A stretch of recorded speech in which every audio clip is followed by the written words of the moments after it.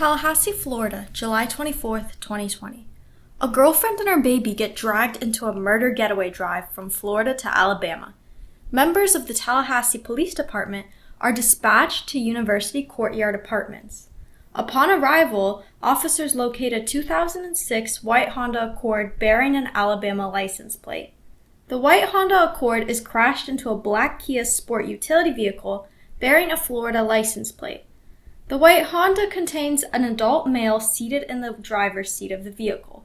The male appears deceased, and it was later determined that he had succumbed to a single gunshot wound to his head. The license plate on the white Honda is bent upward. It appears that someone made a quick attempt to remove the license plate and failed. In canvassing the area, the crime scene officers locate two .22 caliber pistols, body armor, documents, hat, and packaged cannabis. Items are located in a wooded area near South Monroe Street and appear to have been hastily discarded. Some of the items are covered with what appears to be blood. Located near the scene are spent .22 caliber casings as well as one unspent round of rifle ammunition. Members of the Tallahassee Police Department Violent Crimes Unit assume the investigation. It is discovered that the white Honda belongs to Jacob Davis from Dothan, Alabama. The black Kia is found to be associated to the deceased victim, the victim who is dead in the other vehicle, the white Honda. After search warrants for the vehicles are obtained and executed, detectives locate the victim's phone inside the Kia. The victim's phone is processed, and it reveals that the victim had arranged to meet with a person utilizing a phone with a 334 area code, the area code for Dothan, Alabama. Detectives determined that the number belongs to Jacob Davis. Detectives also determined that a phone with that phone number was geolocated in an area of the murder when the murder happened. 2 days after the murder, on July 26, 2020, detectives traveled to Houston County, Alabama, in an effort to locate and interview Jacob Davis. With the help of local law enforcement, they are able to set up an interview with Jacob, who is dropped off at the Houston County Sheriff's Office by his mother. During the interview, Jacob implicated his friend, known as Z. Zatoriyan Gould did not talk to the cops. Jacob did. But also, Z had a girlfriend with whom he shared a child. This is the lady, Jilian. So let's get back to Tallahassee. July 24th, 2020. Jilian has a boyfriend, known as Z, and she had a baby with him. She and Z and their baby, along with Z's friend Jacob Davis, are visiting Tallahassee. But Z and Jacob have bad intentions. They want to rob a drug dealer. A murder ensues, and all four quickly leave the area on their way to Alabama. In this deep dive, we look at the investigation into this murder. Be sure to join us for this getaway. Now you know the facts of the case. The trial was March 8th through the 10th, 2023, so very recent. And today we are looking at the last day of trial, which includes the testimonies of Jacob Davis and Sergeant Christopher Corbitt, TPD, the cell data expert. Representing the state are Brittany Fox and Joe Gilday. Representing the defense are Joe Bodiford and Cannon Cohens. The defense didn't call any witnesses. You will also see the closing argument and a reading of the verdict, as well as the sentencing. Let's begin. All right.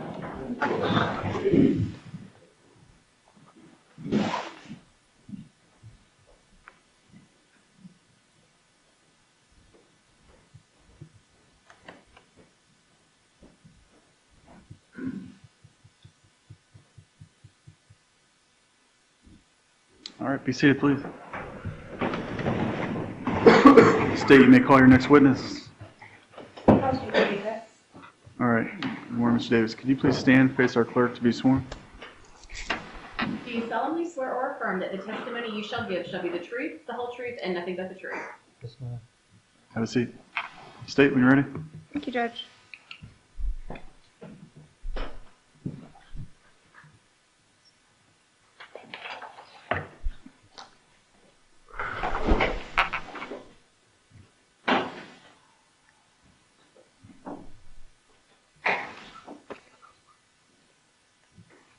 Good morning. Could you please state and spell your name for us?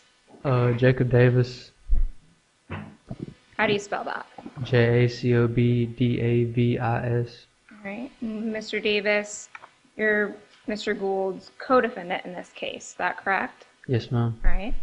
You look like you're in some jail clothing. Are you currently serving a life sentence for your involvement in this case? Objection leading.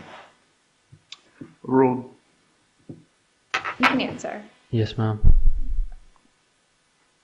Did you take a plea to second-degree murder and armed robbery with a firearm? Objection leading. Ruled. Yes, ma'am.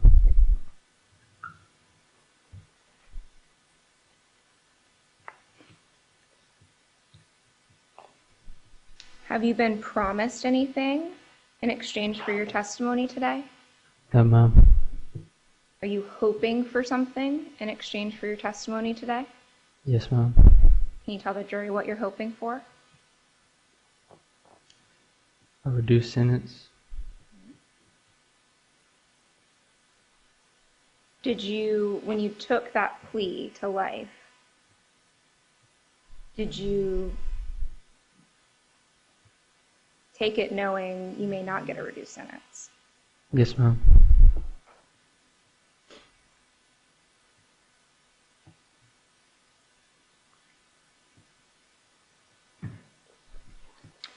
How do you know Zatoriyan Gould? From high school. What did you know him by? Did you call him by his name or by something else? I just called him by Z. Z. Yes, ma'am. Do you see Mr. Gould in the courtroom today? Yes, ma'am. Can you identify him by an article of clothing he's wearing? Blue tie, white shirt, button-up shirt. There's 3 gentlemen at that table. Which one is he? In the In the middle. middle? Let the record reflect the witness has identified the defendant. So reflects. I want to direct your attention to the events around July 24th of 2020.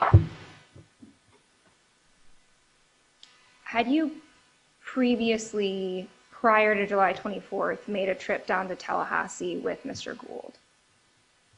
Yes, ma'am. When was that? I'm not sure of the day. Okay. Was it close in time to the 24th or like a long time away? Couple weeks. Okay. Prior to the Yes, 24th? ma'am. Right. And what was the purpose of that trip, that first trip? To pick up drugs. Right. What kind of drugs? Marijuana. Who were you going to pick him up from? Tune. Did you know him by Tune or another name? I knew him by Cal. Cal, like C-A-L? Yes, ma'am. Right. How did you know Tune or Cal? Through Z. All right. Is it okay if we call him Tune? Yes, ma'am. All right. You knew Tune through Z. Yes, ma'am. And so you went to pick up drugs. What was your, is that something you and Z did together? Objection leading. Ruled. Just that I've only done that one time with him. All right. Who drove down to Tallahassee that first trip? I did. Why? To pick up drugs with Z. Why did you drive as opposed to Mr. Gould? 'Cause Z didn't have a vehicle. You did? Yes, ma'am. What kind of car did you have? Honda. What color? White. And whose weed was it going to be after you got it from Tune? Z's. Were you driving, like you were his driver? Yes, ma'am. Well, what were you going to get in exchange for doing that? Gas money in the car and some weed to smoke. So you guys do that, it goes according to plan, you get the weed, you go back to Alabama? Yes, ma'am.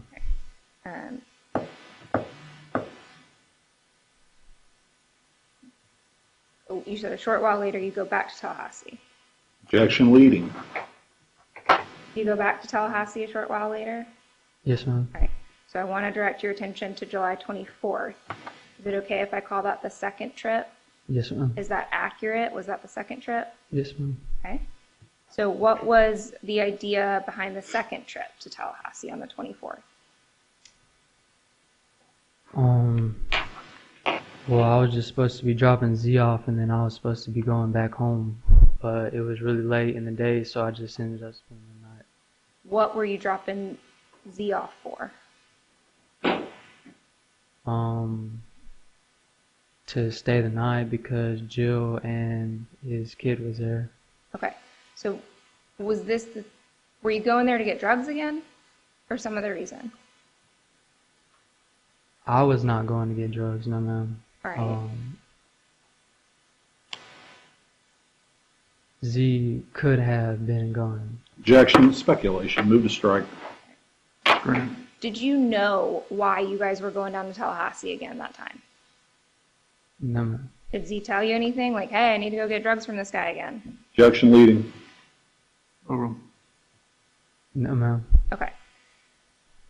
But you end up staying there because it was late. Okay. Yes ma'am. So what happens the next morning? So is this the morning of the murder? Yes ma'am. All right. So you wake up. Tell us what happens. I wake up, it was really, really early. Z asked me to use my car to go to Chick-fil-A.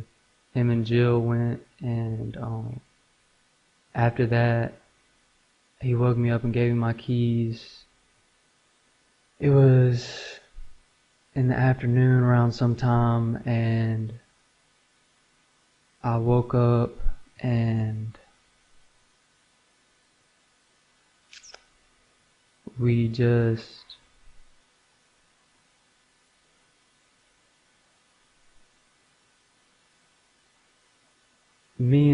I needed some money, and I asked Z if he knew anybody who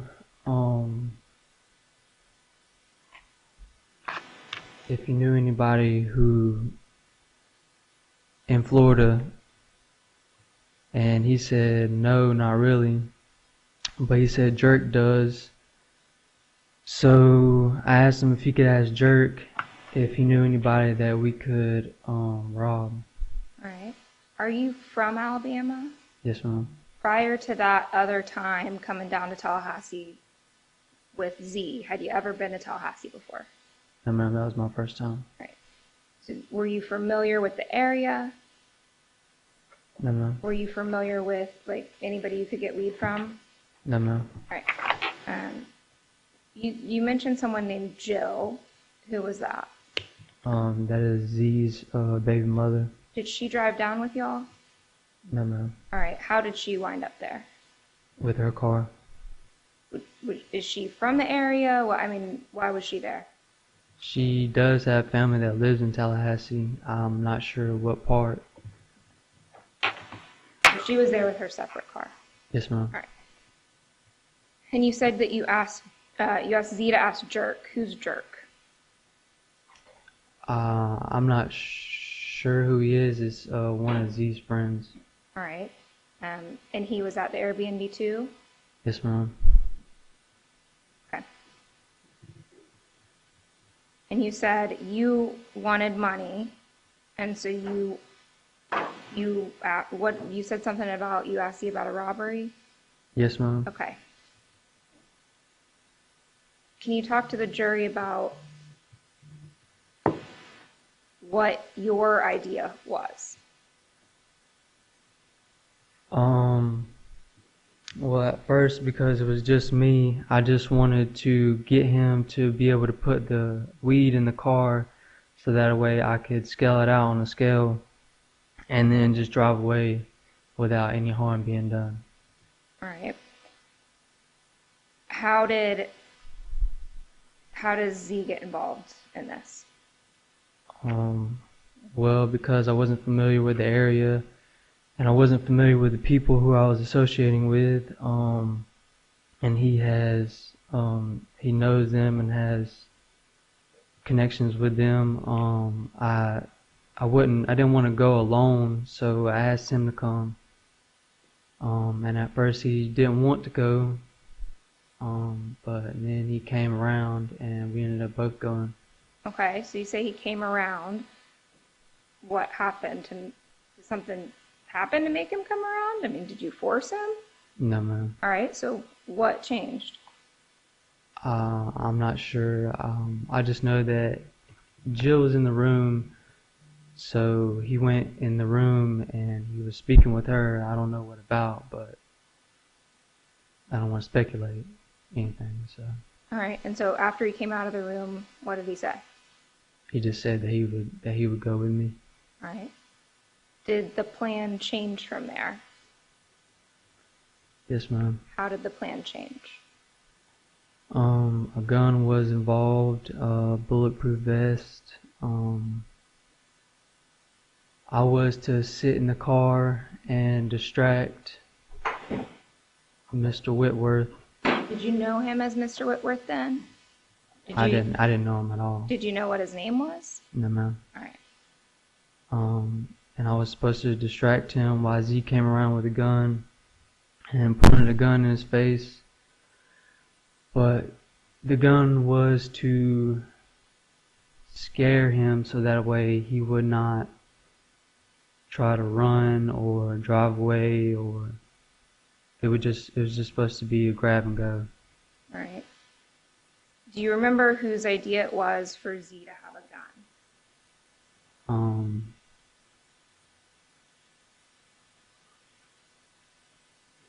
I don't remember. Did either of you bring guns with you? Yes, ma'am. Sorry, that was poorly worded. Did either of you bring guns with you to Tallahassee from Alabama? No, ma'am. All right. Where did you get a gun? There were Toon's guns. Okay. Was Toon in the room with you guys when you were talking about how this was going to go down? Yes, ma'am. Toon and Jerk were. All right. And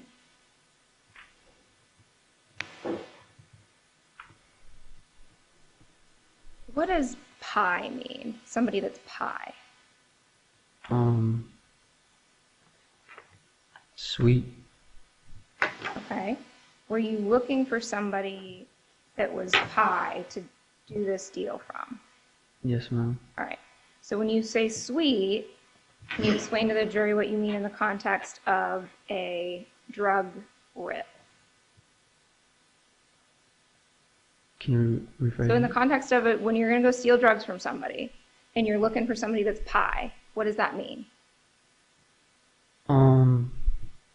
It just means that someone who won't really put up a fight, or it just be easy to get it and go. Use no force. Just an easy robbery. Someone who's not going to fight back. Yes, ma'am. All right.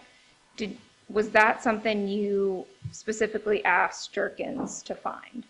Yes, ma'am. So does Jerkins find somebody for you guys?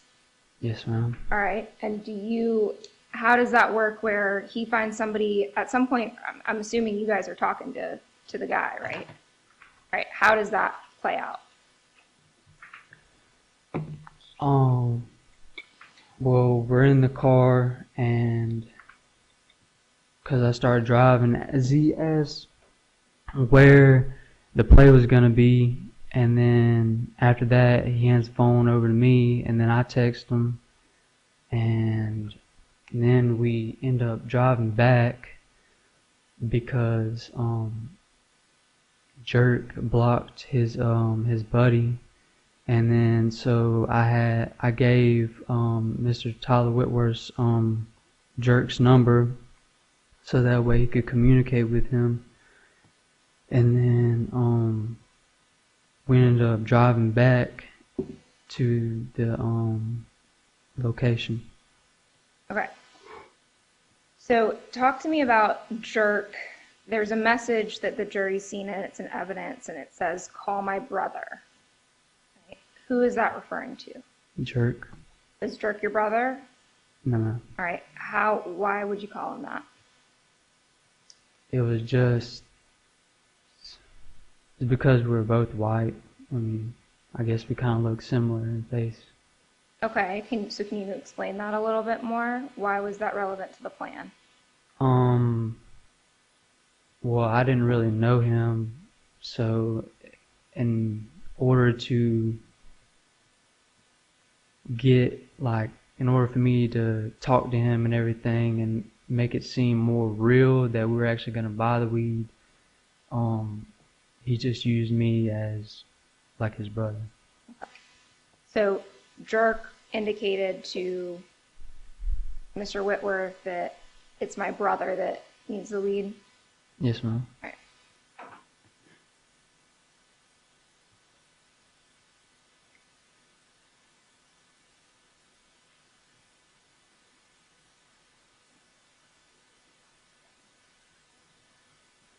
Okay, so you say you leave the house. Do you leave the Airbnb twice? Yes, ma'am. All right, let's talk about the first time. First time, who has a gun? Z. All right, why don't you have one? Because there was no reason for me to. All right, why? Because I didn't feel that it was necessary. At first, if Z had one. But then the second time,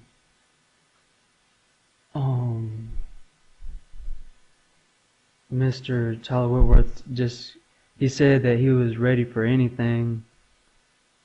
So I thought that he might have brought a gun just in case, because he might have thought that we were actually going to try and rob him. So the second time I did bring a gun. All right. So that was Jerk blocks Tyler off Snapchat. His Jerk blocked his buddy. Okay, Tyler's buddy on Snapchat. And then Tyler reaches out to you. Yes, ma'am. Right. Because Tyler has, whose number does Tyler have? Who's communicating? Tyler has my number. So he reaches out to you. I mean, what happens when he reaches out to you after Jerk blocks his buddy? He just says that he's ready for any funny business, that he's really not on that type of stuff, that he's just ready for anything. Okay. So you and Z decide to go back to the Airbnb?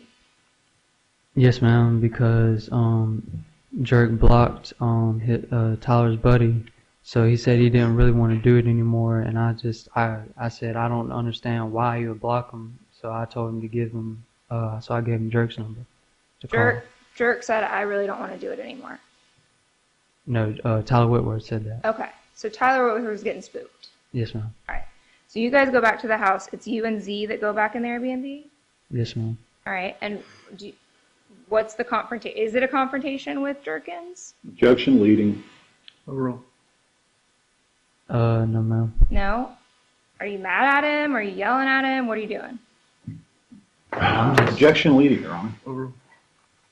I'm just confused at why I asked him why he blocked him. All right. Is that sorted out, the blocking situation? Yes, ma'am. All right. How's it sorted out? I guess he gets in contact with his buddy and unblocks him and explains himself. So then now are you and Z leaving for the second time? Yes, ma'am. All right. And at this point in time, who has a gun? Oh, we both do.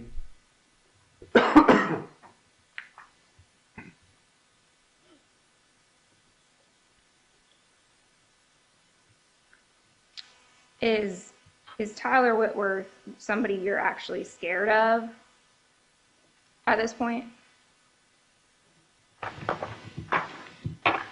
I mean, let me put it this way. Did you still think he was Pi? No, ma'am. No. Okay. But you were still going to do this robbery. Yes, ma'am. Right. And Z was still going to do this robbery. Yes, ma'am. Right. Did you have a bulletproof vest? No, ma'am. Who did? Z. Right. Where did he get that from? Tune.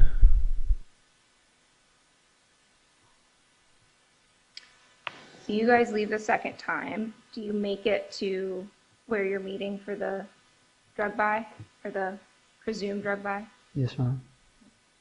And do you remember where it was? It was on the south side of town. I'm not sure. Who drove? I did. Whose car did you take? Mine. Your white Honda? Yes, ma'am. Where was Z? In the passenger side. Okay. And where were the guns? Both right beside us. Okay. Can you explain that? Right beside the glove compartment. Beside the seat belt where you buckle it in. It was stuck in between the seat and the glove compartment area. All right. What was was your car having any kind of issues at that point in time, like that day or around that time? I just had to frequently put water in my radiator. And do you and Z, when you're leaving to go to the robbery, are you doing something to your car? I'm putting water in it.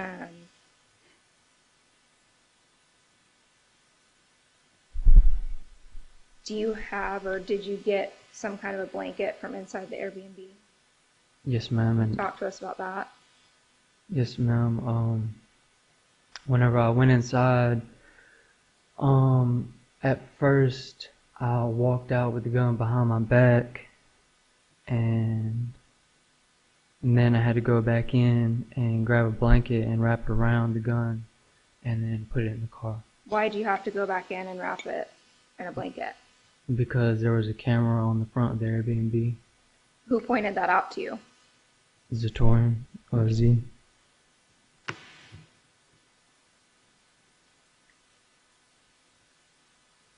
Is that how you put the gun in the car, Yes, ma'am. wrapped in a blanket? Yes, ma'am. Where in the car does it go? Like front seat, back seat, trunk? Back seat. All right. So when you guys make it to, you said it was somewhere on the south side. What, was it a house? Was it a business? Was it something else? It was apartment. Buildings. So when you make it to these apartments, where do you park? Beside, there's like a basketball area. There was trees, and there was really just a lot of trees everywhere. Supposed to be a basketball court, but I didn't see no basketball court. Right. Was Tyler Whitworth telling you where to go? There was an address that I was sent that I put into my GPS. Okay. And how did you know which car was going to be his? Because he let us know. All right. So when you park,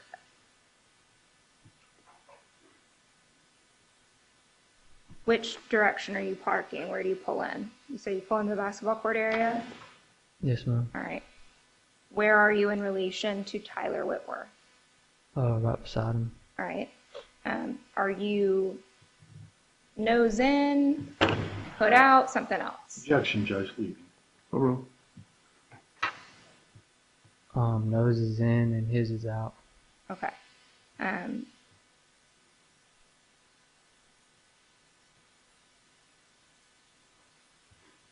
Can you tell the jury, you get there, does it go according to plan at first? Yes, ma'am. All right. What happens? Well, I get out of the driver's side seat and I go and sit in the passenger side seat. The passenger side seat of what? Tyler's car. Do you remember what it was? It was a Kia. I'm not sure what color. But I went and I sat in the passenger side seat and we exchanged greetings. Hey, what's up? And then Z comes around with a gun and puts it in his face, and he turns around and sees it and freaks out, and I puts the car in drive with me in it, and then he drives off and I hop out of the car with the weed in my hand. Okay. So I want to stop you a little bit. So when does the weed exchange hands?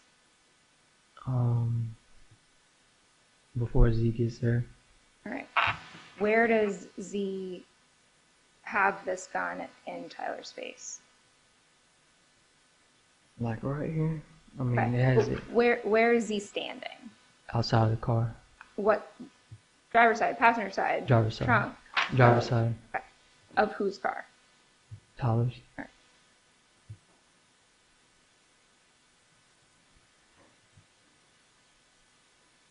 right. And is that when Tyler Whitworth starts to freak out Yes, ma'am. when he sees the gun?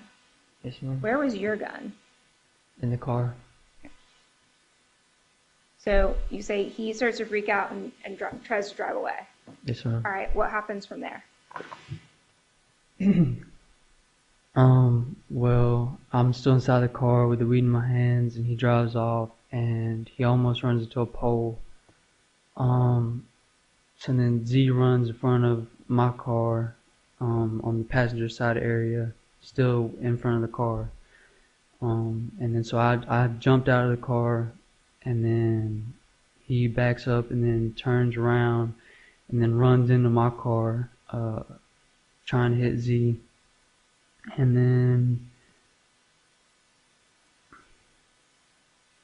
then Z tells me to go and grab the gun, so I run and grab the gun.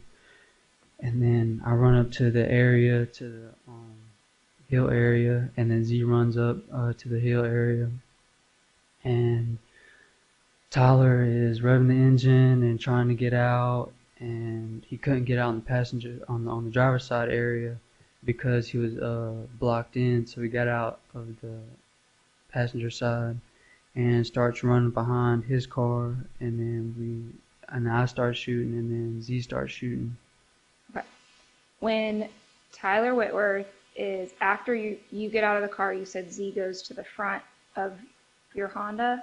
Yes, ma'am. Does he still have the gun? Yes, ma'am. Where is his gun pointed? At the ground. At the ground? All right. And you don't have a gun yet? No, ma'am. All right. So, and you said Tyler is trying to hit Z. Yes, ma'am. All right. Z still has a gun in his hand. Yes, ma'am. All right. He doesn't hit Z. Ma'am. Does he hit Z? No, ma'am. All right. And where do you get the gun, your gun from? The driver's side. Of whose car? Mine. What do you do with the weed that you had in your hands? I threw it in the driver's side.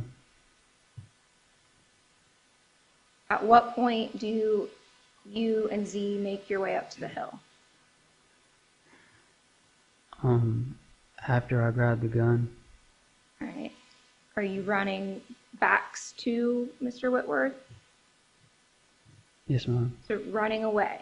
Yes, ma'am. What makes you decide to stop at the hill and turn back around?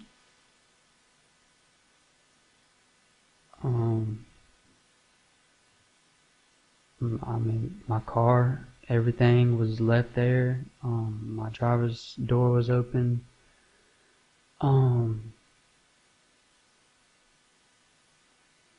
I just didn't want to leave my car there. All right. So, I mean, a robbery had just taken place, and I just didn't want to leave any evidence there. okay. So you decide to turn back around, but you still have your gun with you? Yes, And ma'am. does Z still have his gun with him? Yes, ma'am. All right. And where are your guns aiming? At Tyler. All right. And where is Tyler? He's running behind the car. All right. Not at you guys. He's running to your car. Yes, ma'am. And you said, who shoots? I do. You shoot first? Yes, ma'am. Does Z shoot? Yes, ma'am. Do you remember how many times you shot? More than once. Do you remember how many times Z shot? More than once. Do you remember if you had any issues with your gun? My gun did jam. It jammed? Yes, ma'am. All right. Do you remember when? Not sure.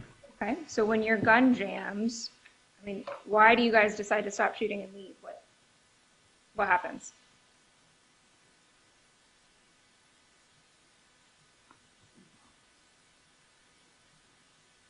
Well, my gun jammed and his, I guess, ran out of bullets. Okay. Well, I mean, you said you're shooting at Tyler. Are both your guns aimed at Tyler? Um, yes, ma'am. Okay.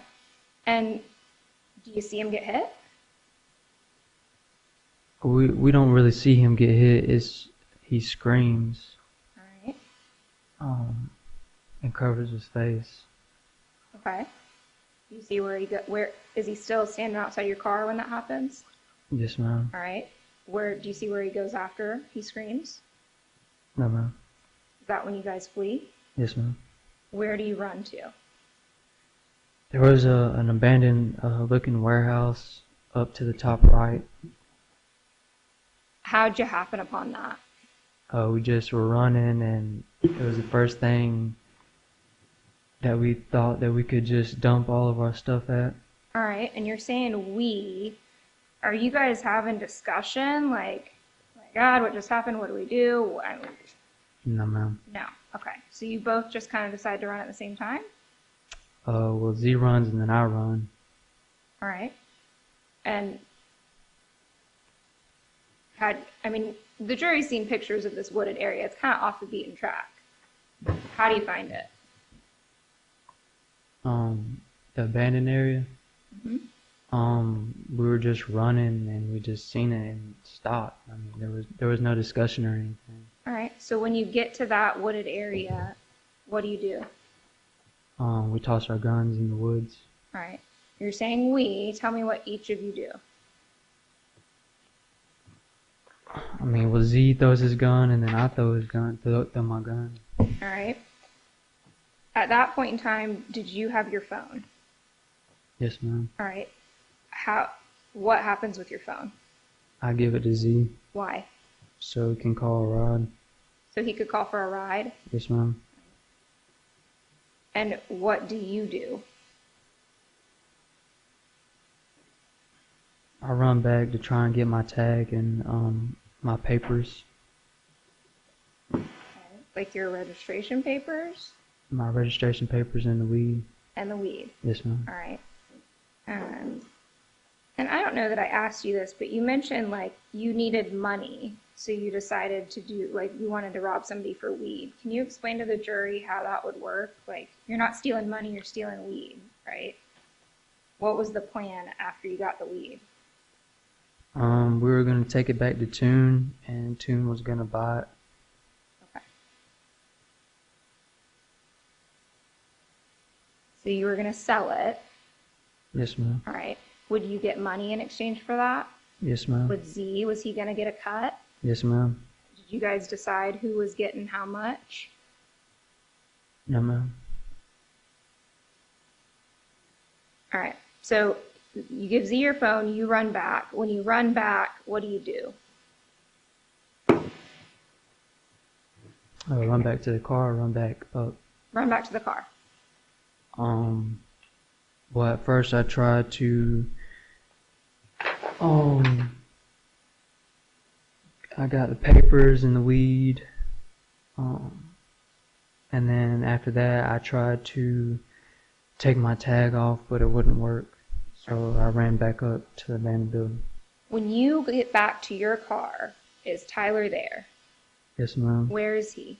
On the driver's side. Is he alive? No, ma'am. Is there a lot of blood? Yes, ma'am. Okay. Did that affect you in any way? Yes, ma'am. How? It made me nauseous. I freaked out.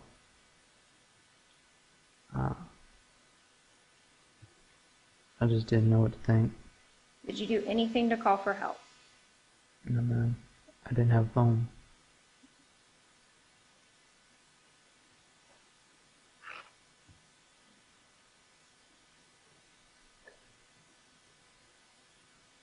Did you ever hear the horn going off? Yes, ma'am. Talk to us about that. That was before I went back to the to get my stuff. All right. So you heard the horn Yes, ma'am. of your car? Yes, ma'am. All right. When you got back to your car, did you still hear the horn? No, ma'am. So you said you tried to take your tag off. That's an Alabama tag. Yes, ma'am. Were you able to do that? No, ma'am. All right. Why not? Because they were screwed in. You didn't have a screwdriver with you? No, ma'am. All right. So what do you do after that? I run back up to the abandoned building. All right. What, I mean, was there any conversation between you and Z? You know, give him your phone. Is there any conversation about what you're going to do when you run back, before you run back to the car? No, ma'am. Okay. I mean, what's the plan? He takes your phone to call a ride. Are you thinking you're going to ride back with him? Yes, ma'am. He got my phone and then asked to call Jill to get a ride, but I asked him to help me grab the stuff, and he said that he was gonna call for a ride and that he would wait for me. Okay. So when you finished getting the stuff from the car, and so you got some paperwork and the weed. Ma'am? Yes, Yeah. ma'am. Okay. So you run back to where you left Z. Yes, ma'am. Is he still there? No, ma'am. All right. What do you do with the paperwork and the weed? I throw it where the guns were. Were you wearing what were you wearing? I was wearing some white shoes, gray sweatpants, gray hoodie, and a pink hat. Okay. Do you remember what brand the hat was? Nike. All right. What was Z wearing? A black hat, a gray hoodie, black pants, and Air Force Ones. All right. When you say black hat, was your Nike hat, what kind of hat was it? Nike. Like a baseball hat or something else? Similar to mine. Okay. What was your hat? What kind of hat was your hat? It was just a regular hat, just the kind of like on the back. It's not like a Velcro hat. It's one that you had to adjust with the. Did it have like a front bill that sticks out like a baseball hat? Yes, ma'am. All right. And you said what was Z wearing? A gray hoodie with white Nike checks on it, and black sweatpants, and a white Air Force Ones. Okay. Did Z have a hat on? A hat? A hat. Yes, ma'am. Okay. What kind of hat was he wearing? It's a black hat. Okay. I don't. Same as yours with a brim on Yes, it? ma'am. Okay. Do you remember if you had your hoodie up over your head or down? No, ma'am. Me? Right. I didn't have my hoodie up. Okay. Did Z? Yes, ma'am. He had his gray hoodie up over his head? Yes, ma'am. All right. So you get back, Z's not there. What do you do? I threw my stuff in the where the guns were. And so I'm looking around, and I'm really looking for him, trying to figure out where he went, where he might have went. Maybe if he was hiding somewhere, waiting for a ride or something. I called out for his name, but he wasn't there. So I ran across there was like a school or some kind of grounds. It looked like a school, but it was some kind of ground. It was something, but I ran across the street and there was some lady, and she picked me up in a green truck and drove me to the Airbnb, or down the road from the Airbnb. Did you know this woman? No, ma'am. I mean, how you like flag her down? Yes, ma'am. How did you know how to get back to the Airbnb? I used her phone. You knew the address? No, ma'am. All right, so how did you know how to get back? Well, I didn't know Jill's, I didn't know how to get back, and Z didn't have his phone, so the only way for me to get up and figure out the address was to, have Bailey get up with Jill and, get the address, and that's how I got the address. You said Z didn't have his phone. What happened to his phone? He didn't bring it. He didn't bring one the whole time? Gotta answer out loud. No, ma'am. All right.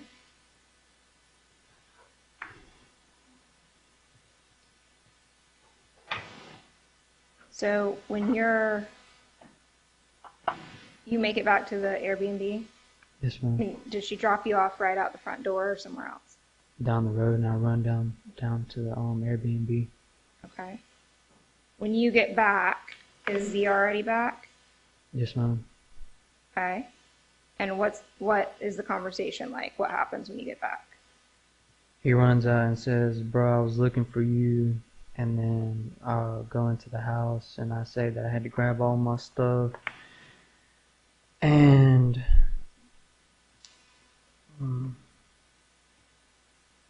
I had blood on my clothes and that I had to change, and we all had to change.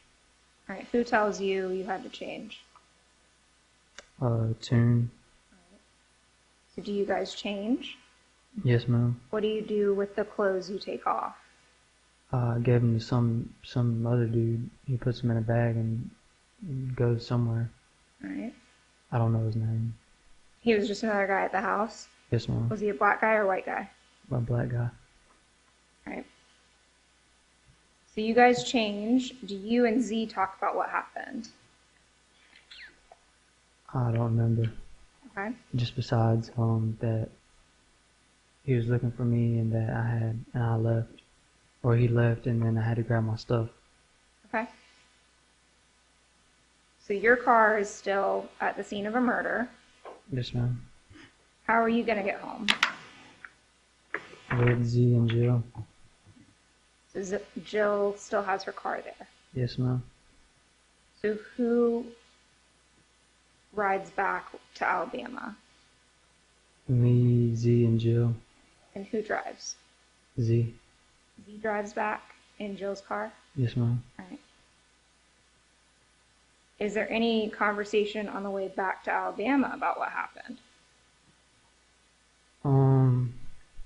Well, he is crying and he just asked me, he's like, "Did I aim down the sights?" And I said no, and then I asked him if he did, and he said yes. All right, so Z asked you if you aimed down the sights. Yes, ma'am. All right, and what was your response? I said no, Okay. and he said yes. You asked him the same question. Yes, ma'am. He said yes. At that point, did you have your phone back, or did Z still have it? I had my phone. Okay. And what happened to your phone on the way back to Alabama? Well, I had to take my SIM card out because he was afraid that the police would track us back to wherever we were going. Okay. Who was afraid? Z. Did he tell you to take it out, or is that something that you wanted to do? He told me to. And did you? Yes, ma'am. Do you remember where? It was right before we left, but around the time that we were in Mariana, we stopped at a gas station. And I put my SIM card back in, and I tried to call some family and friends, and they didn't answer. And so, but when he got back in the car, I told him that I tried to call, and he told me to take it out and throw it away in the trash can. Did you? Yes, ma'am. And you guys headed back up to Alabama. Yes, ma'am. Did you guys have a plan for how to get out of this after you were back in Alabama? Well, they had discussed that they were going to ask Toon for some money and that we were all going to go on the run. All right, who's they had discussed? Jilian and Z. All right. Were you guys supposed to meet up at a certain day or time? No, man. We were all just supposed to, I was originally supposed to ride with them back to Z's house. All right. Did you?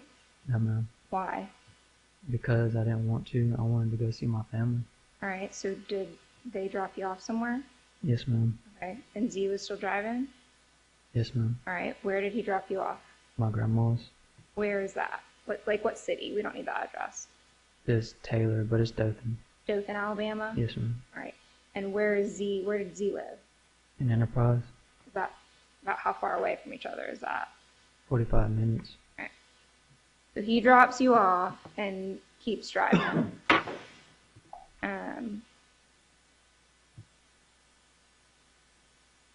Is there ever a conversation about talking to police or not talking to police? He said that if I snitched, that he would kill me. Is that something you were worried about? Yes, ma'am. Did you take him seriously? Yes, ma'am.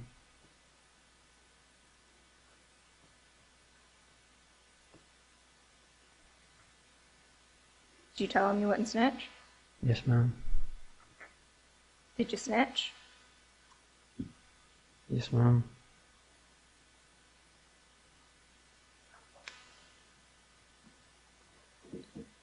You said that Z didn't have a phone. Did he have a phone and just not have one with him? Yes, ma'am. All right. Did he bring a phone with him on that trip? Yes, ma'am.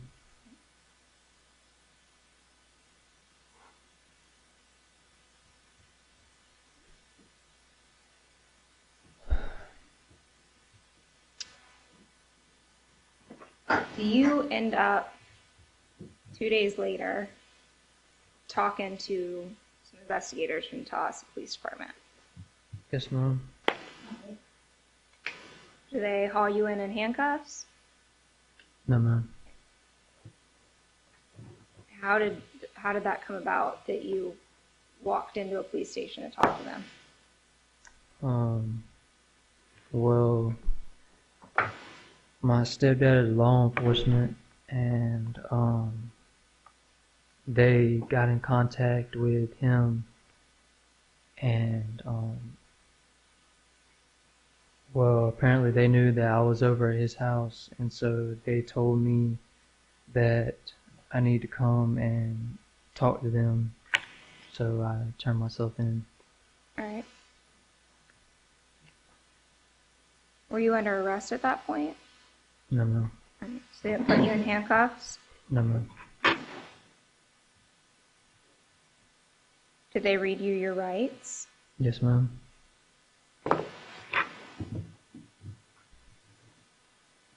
Did they ask you why you were in Tallahassee? Or if you were in Tallahassee? Yes, ma'am.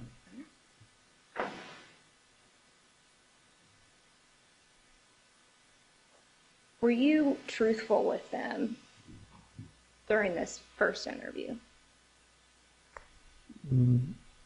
Not completely, no, ma'am. Fair to say you left a lot out. Yes, ma'am. And most of the stuff you left out, did that relate to your involvement? Yes, ma'am. Did you identify Zatoriyan Gould as your co-defendant during that interview? Yes, ma'am. All right. They showed you a photo lineup and you picked him out of the lineup? Yes, ma'am.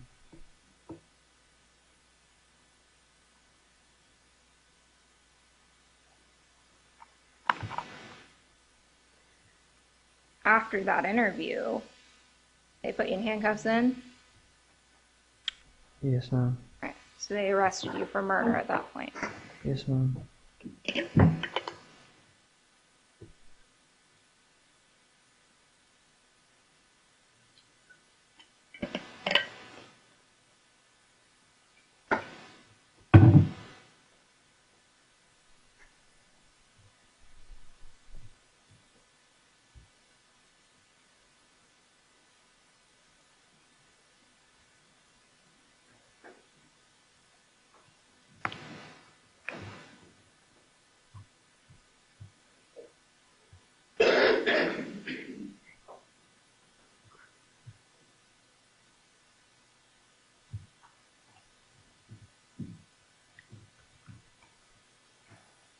I'm going to try to show you some photos that have been admitted into evidence.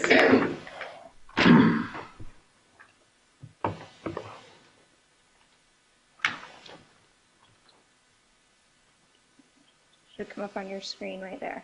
All right.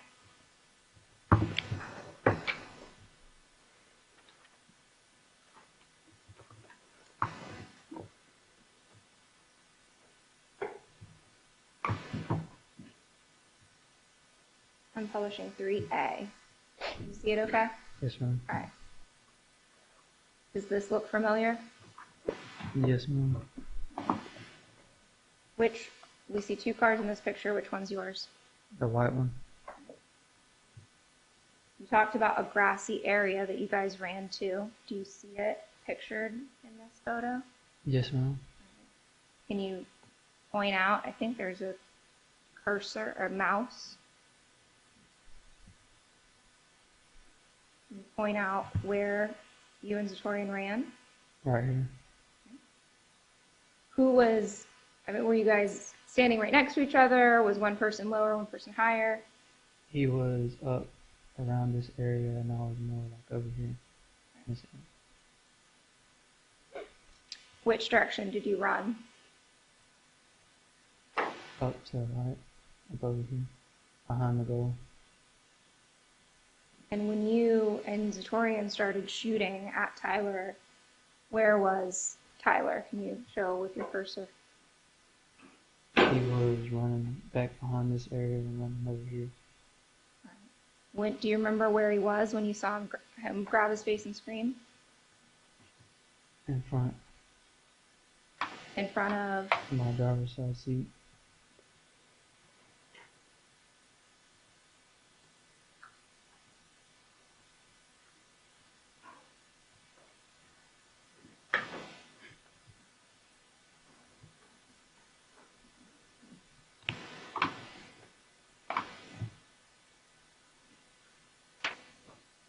Publishing 55A. So, in this ring video, where are you? In front of my car, And where is Zatoriyan? walking down the path, concrete path. When is this? Like time frame, you talked to us about 2 times you left the house, the first time and the second time. This is the second time. Okay, so you had already left the house once. Yes, ma'am.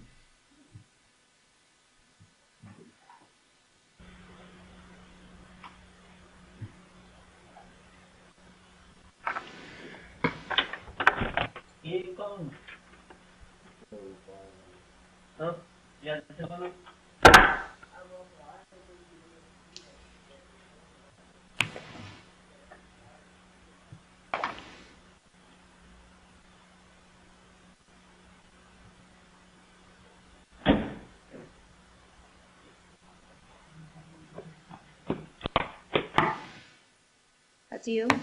Yes, ma'am. Do you have a gun? No, ma'am. Are you about to have a gun? Yes, ma'am.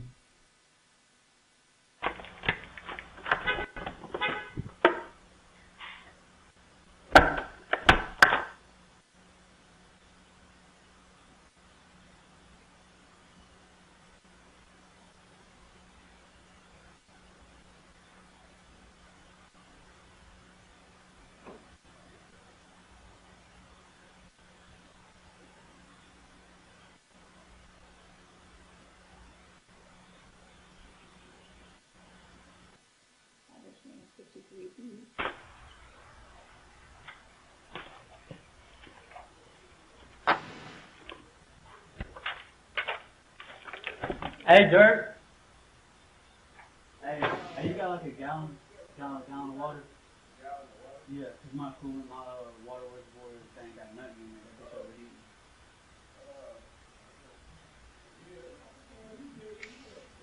Huh? Oh God, bro. Man, and that's why I was gonna tell y'all, bro. Like, oh, come on, bro. What the fuck are you doing?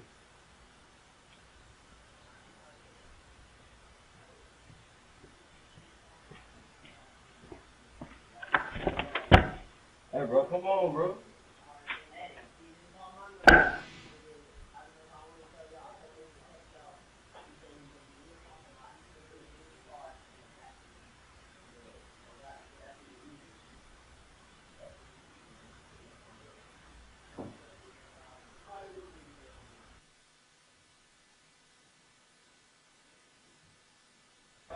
Publishing 55C.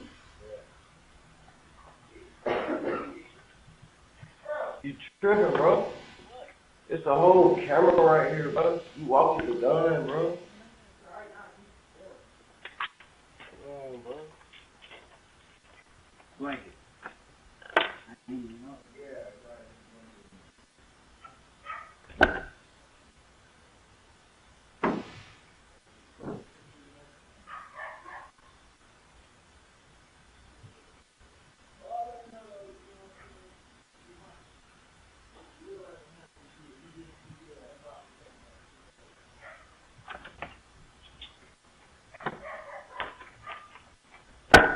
Where's your gun now? Inside the blanket.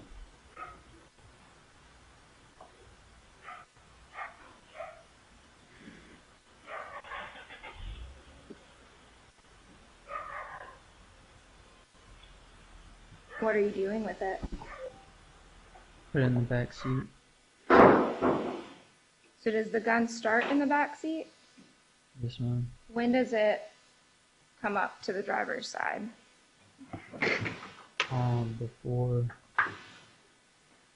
Before we get to the apartment area. Do you remember if Z ever did anything with the gun that you took to the car? Yes, ma'am. All right, talk to us about that. He grabbed it from the back seat and was messing with it, cocking it, making sure there was bullets in it. All right, did you do the same thing with his? Yes, ma'am. You got familiar with guns? No, ma'am.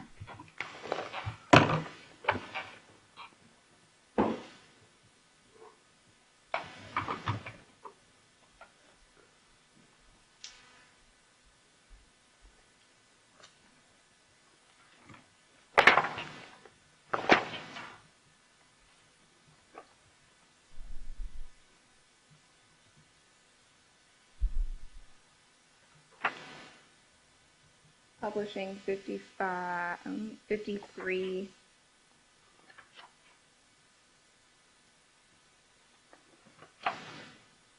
M. Did Z ever tell you what he did with his shoes? No, ma'am. Did Z ever tell you what he did with his hoodie? No, ma'am.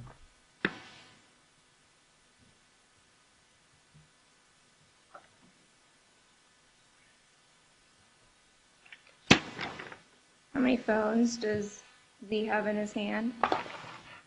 2.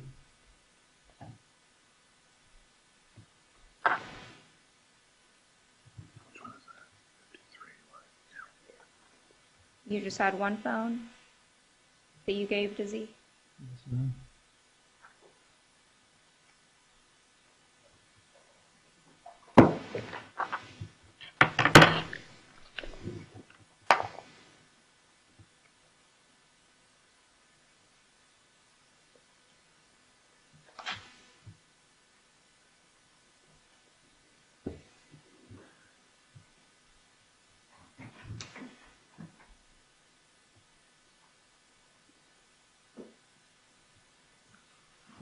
Do you remember how much weed you were trying to buy? Or I say buy, but you weren't really ever going to buy it, were you?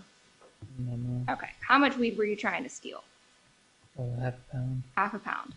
What would be the value that you could sell that for? What amount of money would you get from that? $1,600. $1,600? That wouldn't be your cut, though. All right. That would be the total. Yes, ma'am. All right. Would Toon get some of that money? Or Toon was going to keep the weed and give you money? Well, Tim was gonna buy it from us. Okay. For $1,600? Yes, ma'am. All right. And then you and Z would have split the money. Yes, ma'am.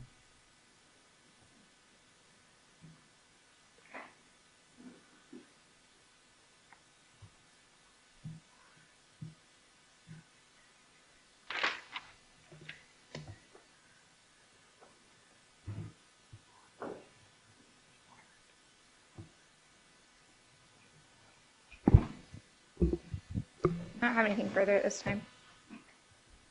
Defense, cross. I do, Judge, but I'm going to need a minute to prepare based on everything that's come out this morning. Would you mind a maybe 10-minute comfort break? Okay, let's do it. We'll take a 10-minute break, and ladies and gentlemen, just remind you not to discuss your opinions or thoughts on the case or this case at all, and we'll meet back here in 10 minutes.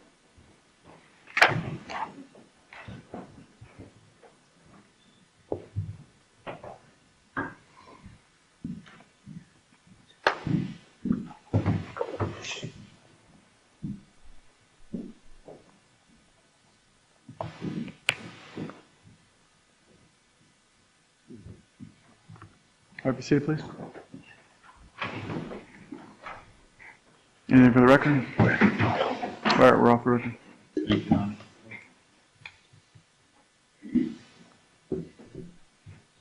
All right.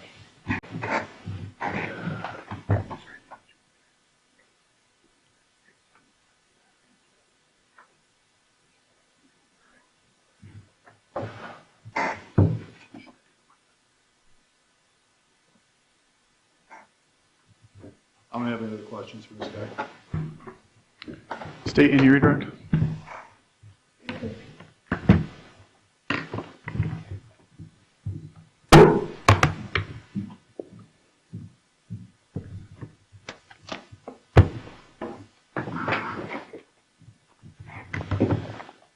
You want us to move the podium back, Ms. Knox?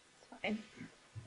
Mr. Davis, have I ever told you to say anything specific? No, ma'am. What have I told you that you should tell this jury? Nothing. Nothing? Have I told you? The truth. I mean, tell me the truth. Tell me the truth. Yes. When we met on Tuesday, you and I had never talked about the facts before, right? That was the first time you and I had sat down and gone over your testimony, right? Yes, ma'am.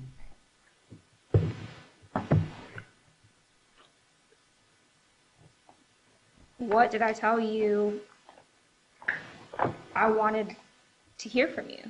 Objection, asked and answered. Over. The truth. The truth. Yes, ma'am.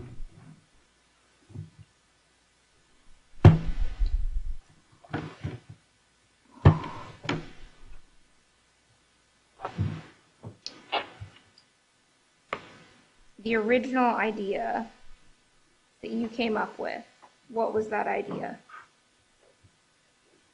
with this drug deal? What was the original idea that you came up with before you guys left the Airbnb? Well, just by myself or for the both of us? Well, walk me through it. Walk us through the process. So you had the idea, hey, jerk, you know anybody that can whatever, right? Yes, ma'am. What at that point in time, what was your plan to do? Just to get the drugs from, get it in the car and scale it out, act like I was scaling out, and have my car still running, but it would be in drive and not in park. So that way, whenever it got inside the car, I could just drive off. All right.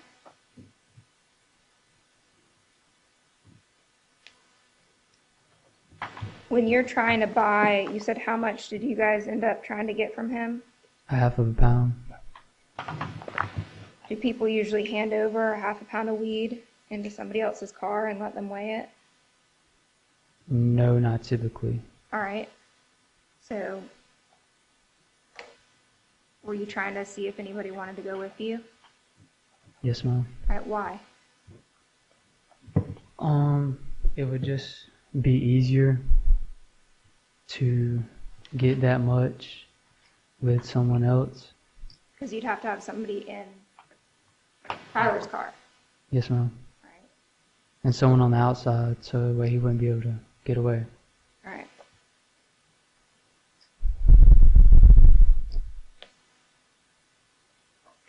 And Z agrees to be that person on the outside. Yes, ma'am. Mr. Bodiford went through a lot of your prior statements, right? And that's fair. Yes, ma'am.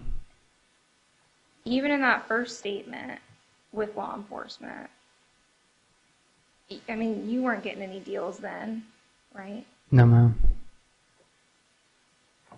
You told them that Z was at the window with a gun Yes, ma'am. and that you were in the passenger seat of Tyler's car, right? Yes, ma'am. And that you took the weed, right? Yes, ma'am. That's the same thing you told Investigator Lewis, right? Yes, ma'am. Objection to leading, Judge. Sustain. Did you also tell that to Mr. Bodiford during the deposition? Objection leading, Your Honor. Sustain.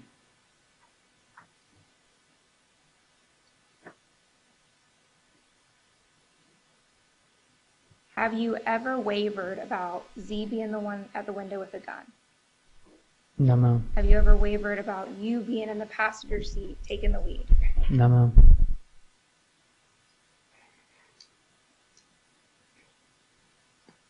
Have you ever wavered about Tyler Whitworth trying to drive away?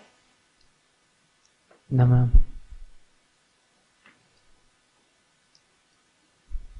About Tyler Whitworth trying to hit Z? No, ma'am.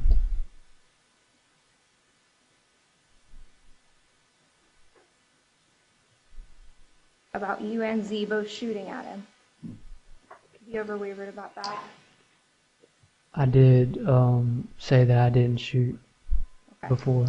And that was in the first to Alabama with Warren and Bridges. By the end of that interview, did you come clean about you shot too? Yes, ma'am.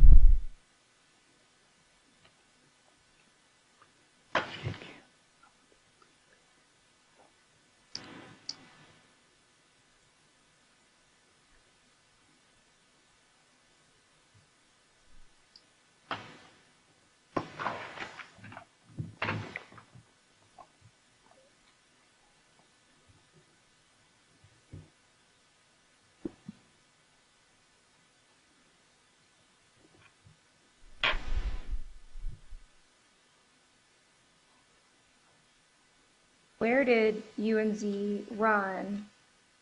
Which direction? You pointed kind of to the right of that photograph we were looking at. Did you run on the sidewalk? Did you run on the road? Did you run through the woods? How'd you get to that wooded area? Well, there was a sidewalk right there. We ran on the sidewalk over to that area.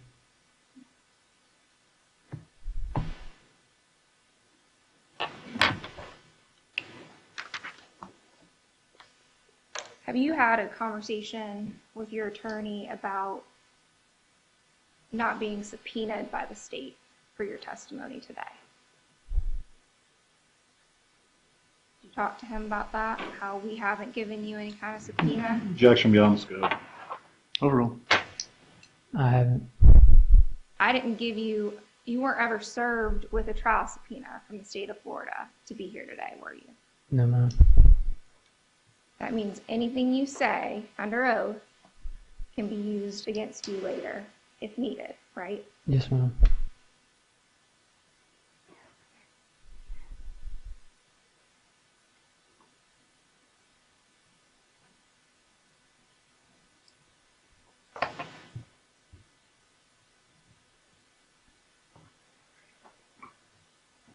Why should this jury believe you?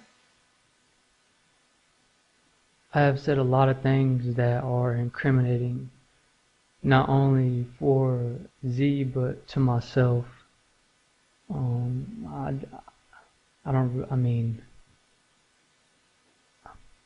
I do have a lot to lose, but I don't at the same time. I do because I haven't been subpoenaed, and I don't because, well, I have a life sentence, and, but, I mean, y'all professionals. I believe that y'all can see whenever Objection narrative. Overruled. y'all professionals, and I believe that y'all can see whenever someone is lying and when someone is telling the truth. I have lied, yes, that is obvious. I can't take it back, but I can only do what is right, which is tell the truth. I know that I have told the truth here today, and I believe that y'all should believe me. That's all I have to say.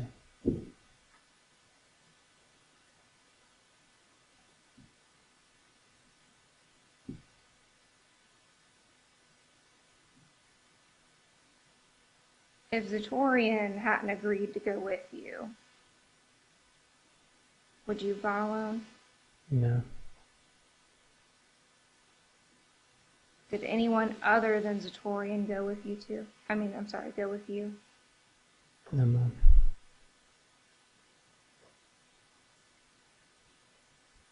I think at one point during your cross with Mr. Bodiford, you were saying Zatoriyan wasn't even there, and there was some confusion. You said at the basketball court or at the house, or what were you saying about Zatoriyan not even being there?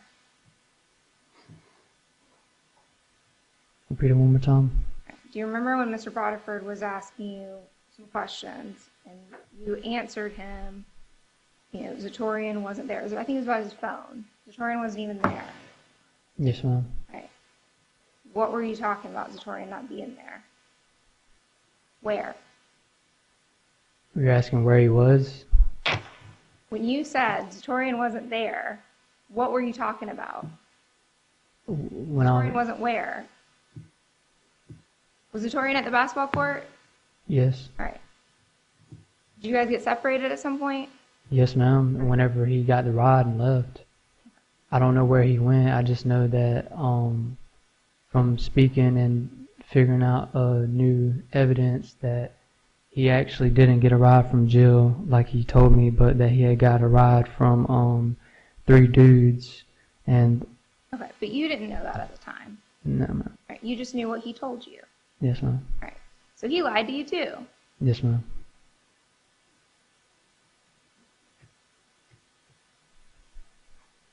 Did you take accountability for your role in this? Yes, ma'am. Did Z have a role in this too? Yes, ma'am. How long were you and Z friends? I've known him since I was in 9th grade. But in 9th grade, we both went to the same old junior high school. It was a junior high school because 9th grade was separated from the 10th and 11th and 12th. Did you guys hang out a lot? Yes, ma'am, frequently. Would you have any reason to throw your friend since high school under the bus if he wasn't involved with you? Objection, proper bolstering. Sustain. What reason do you have to say Z was involved in this? Objection, cumulative. Overrule. Because he was involved.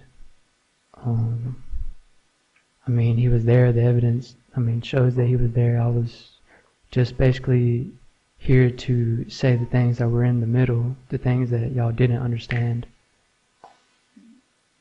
Because how many people were at the basketball court? 3. Objection asked and answered. Overrule. 3.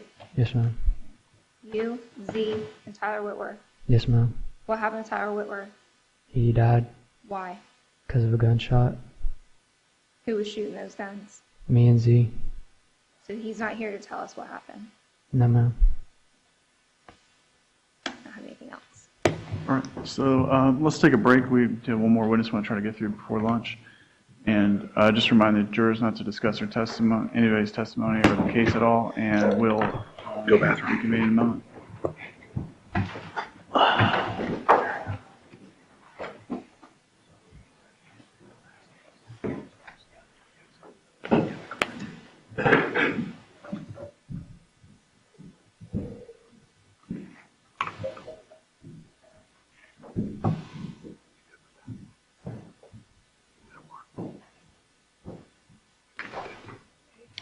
Please be seated. Is Mr. Davis free to return to the judge? Mr. Rocker, I'm sorry? would you need him? Or, I do not. okay.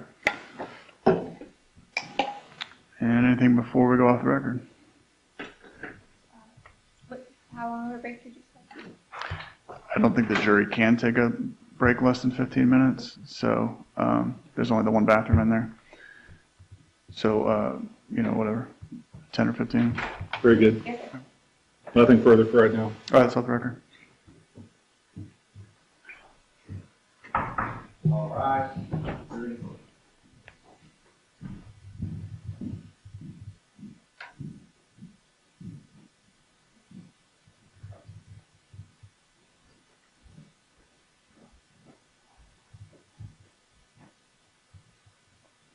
Please be seated.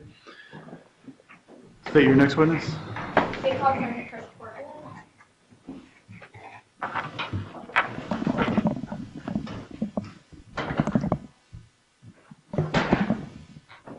Good afternoon, sir.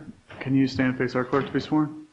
Do you solemnly swear or affirm that the testimony you shall give shall be the truth, the whole truth, and nothing but the truth? I do. All right, have the seat there. And stay when you're ready.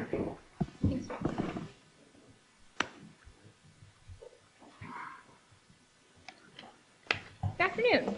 Good afternoon. Can you please introduce yourself to the jury and spell your last name? Certainly. My name is Christopher Corbitt, and that is Corbitt. I'm a sergeant with the City of Tallahassee Police Department. And what do you do for TPD? I currently supervise the Technical Operations Unit, and that is the section of the department that is responsible for all the technological ways that we assist in criminal investigations. It includes things like computer forensics, audio, video, mobile device forensics, tracking, and then what I spend most of my time doing, which is the analysis of communication records or phone records. And how long have you been with TPD? I've been with TPD since 1995. How long have you been doing the technical operations side of things? Since 2012. And what kind of training and experience do you have to go through in order to be able to do that type of analysis on mobile forensics? A lot. I have right at 800 hours of training specific to the analysis of phone records, plotting locations, analyzing call activity, that sort of thing. I have over 1,500 hours of general technical training revolving around the other aspects of technology, but again, over 800, or right at 800 hours of training specific to the cell phones. Do you also teach? I do. I do provide classes on communication record analysis to other law enforcement, prosecutors, analysts. What's historical communications record analysis? Historical communication record analysis is taking those historical records that the phone company is able to provide to us and then conducting some analysis on that. That may include who's calling who at a particular time. It often comes down to locations or estimated locations of a handset, saying if a handset could be consistent with an incident location or not. And there is a number of other analytical things that we can do with the records, such as frequency reports. Who does someone communicate with the most, which may help to establish relationships and those sorts of things. Have you previously had the occasion to testify as an expert in the field of communications record analysis, and including mapping and location information? I have, yes. Approximately how many times? 90. I would tender the witness. No objection. Witness is accepted. So, Sergeant Corbitt, you said handset. What's a handset? A handset is sort of my name for a phone, a cell phone, a cellular device.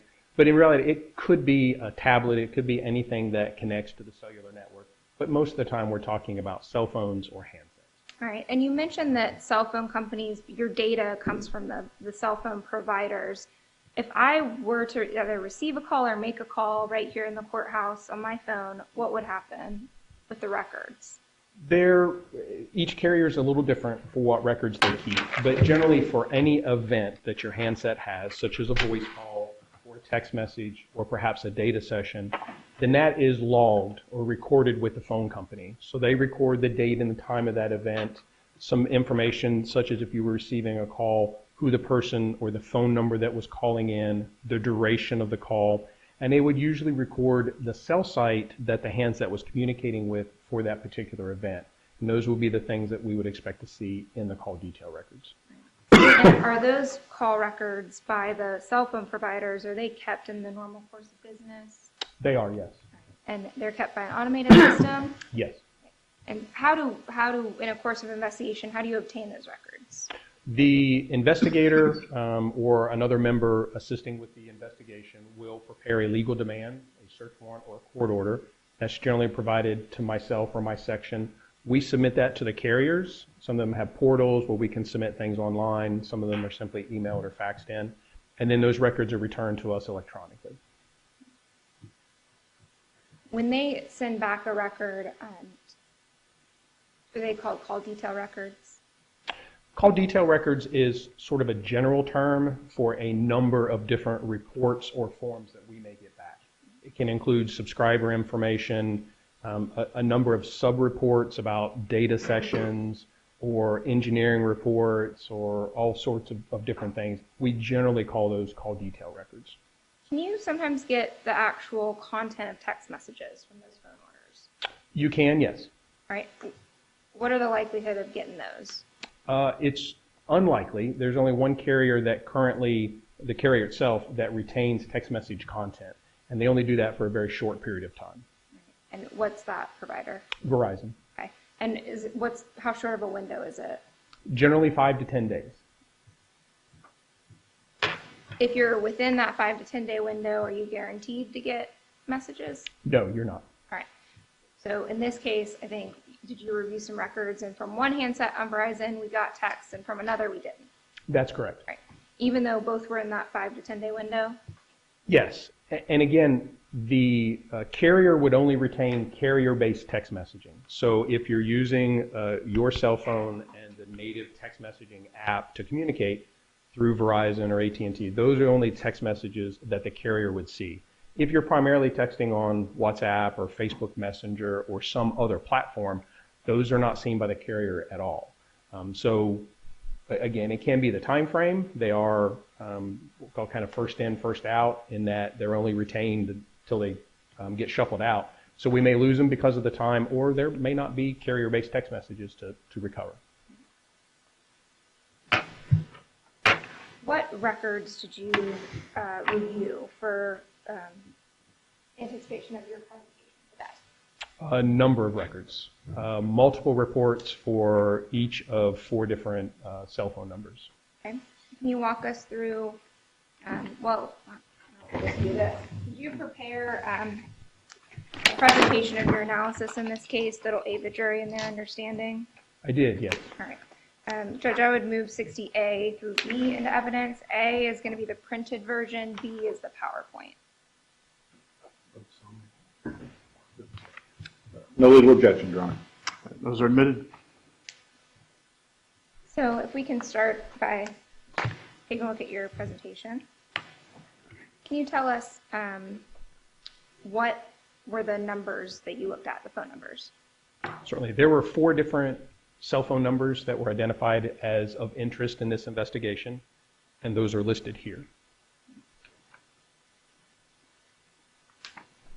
And everybody's Verizon. In this case, yes. Every handset was serviced by Verizon. Okay. What's your next step? So this is an example of the call detail records. This is what the voice report looks like from Verizon. And we can see that there's a lot of information here, but we kind of break it down into a few sections. And the first section would be the date and time of events. And we can see that most of the carriers provide records to us either in UTC, Coordinated Universal Time, or sometimes in our local time zone. But we do have to be careful to adjust the records to make sure that the time zone is accurate for our location. The next section of the records would include the who's calling who part. And so we have a number that's doing the calling and a number that is being called. It gives us an indication if this is an outgoing call. In Verizon, that is an MO, or mobile originating call. And then this section also gives us the duration or length of a phone call, and that's in seconds. So I see something called CPN. What does that stand for? Calling party number, so that is the person that's actually doing the calling. And as opposed to called number? Is the number that is dialed. So from that, if one of those was our target number, we could deduce if this was an incoming or outgoing call. Yeah. But they're nice enough to give us that classification with the MO or the MT. Right. And the SOU? Is the duration. That's our seconds of duration. And then the final section is the location information. And again, this would be the cell site or cell tower that a handset was communicating with for this particular event. We have another record key that lists all of these cell site locations. It gives us an address, a latitude, longitude, the directions that the sectors are pointing. It gives us all that information about the tower. So we're able to cross-reference the location information in this report and then place that on a map and start to make some determinations about where a handset may have been. Okay. What's the average range for a cell tower? There really is not an average range. So cell sites, the cell network is designed to be efficient. It is a business. So the highly populated areas like downtown here, we have lots of cell sites relatively close together within blocks of one another. So the range is relatively short. As you get out into the rural areas, into the county or into the panhandle, cell sites are much less dense and they're miles and miles and miles apart. So the range is a lot greater in those areas. So it is, the towers are designed to provide efficient coverage to the subscribers dependent upon the density. And does that mean that if I have, if I have event incoming, outgoing call, incoming, outgoing text message on my phone, that my phone's network is going to try to hit at the closest tower that's available? It's going to hit the tower that it sees with the best available signal. And generally, strength or how strong that signal is one of the primary determinations of the best quality signal. And so generally, yes, you will communicate with the cell site that you're physically closest to. But there are lots of other things that play into that. Topography, landscaping, the structures. If you were outside of this very large, very dense building on the back side and there was a tower on the opposite side, your handset would probably not talk to that tower, even though it was the closest one. It may seek something in that direction that it has a much clearer line of sight to. So we take all that into consideration when we're estimating where a handset may have been. Okay. So what are we looking at on this slide? Are we actually getting to the mapping? We are, yes. So these are events from July 23rd and 24th of 2020. And from the records that we just saw, this is just plotting where those cell sites are located. And so we see that we have events earlier in the evening, 7:23, some more events after 9 p.m. That are consistent with the southeast Alabama area. And then we see down here after 11 o'clock, we have events consistent with the Tallahassee area. Okay. And whose events are these? These are Mr. Gould's events. All right. And those are in red? They are. Okay. Did you get a chance to look at Mr. Davis's records and see how his records lined up with Mr. Gould's? Yes. His records here are represented in blue. And again, we see the same general pattern. We have events in the early evening consistent with southeast Alabama. And then we have events later that night consistent with travel towards Tallahassee. Based on your review of the records, would it be consistent that they traveled together from Alabama to Tallahassee? It would be. We see here that Mr. Davis has an event with a cell site along I-10 at 11 p.m. Mr. Gould has an event that begins at 11:18, and that event is here on a tower on North Monroe Street. So just given the distance and the approximate travel time, it certainly could be consistent that these two handsets were together. Okay. Did you take a look at any events on July 24th as it related to a Maple Court address? Yes. And those are not depicted here at this time, but yes, we do see where the handset's consistent with that address. So I guess talk to us about the difference between a cell write and a CDR, or a call detail record. So the call detail record and any subsequent analysis is based on records provided to us from the carrier, AT&T, Verizon, whoever that may be. The other aspect or the other pool of information available to us often comes from a forensic examination of the handset. So if you have the actual device itself, then we can connect it to some forensic equipment and we can extract information from that phone. And this is, of course, much different information, usually much more information. We're able to see text messages and pictures and all the things that we have in our phones. So we're able to use that source of information in conjunction with our carrier records and sometimes get a much better picture. Okay, and did we have a Cellbrite extraction from Mr. Whitworth's phone in this case? We did, yes. All right, and were you able to look at some of the text that happened through TextNow? Yes, I was. Okay, and how does TextNow work? So TextNow is what we call an over-the-top app, but it's just an app that we have on our phone, and we can communicate with other TextNow or other cellular devices. And TextNow exclusively uses the data network. It does not use traditional carrier call routing. So we don't see those text messages, we don't see those calls in the carrier's infrastructure. It may happen over the carrier's data connection, or it could happen over Wi-Fi if you're connected to Wi-Fi in a home. So that app, while it allows you to communicate, does not really do so through the carrier or traditional call detail records. We would not see those. All right, and with TextNow, does the TextNow user have a different phone number? It does, yes. Okay, so the phone that it's the carrier's phone number, it's the person's phone number would be one thing, and then the phone number on TextNow would be something else. That's correct. Okay, so when we're looking through someone's call detail records to see if they've communicated with a TextNow subscriber, what phone number would we be looking for? We would be looking for the actual TextNow number. All right, and in this case, it was ending in 0268? That's correct. And that was the TextNow number. That's correct. Okay. Did you take a look at that? Well, I guess the investigation pulled out some messages relevant between the TextNow number and 2127 number. That's correct. All right, and that was Mr. Davis's phone number? Correct. All right.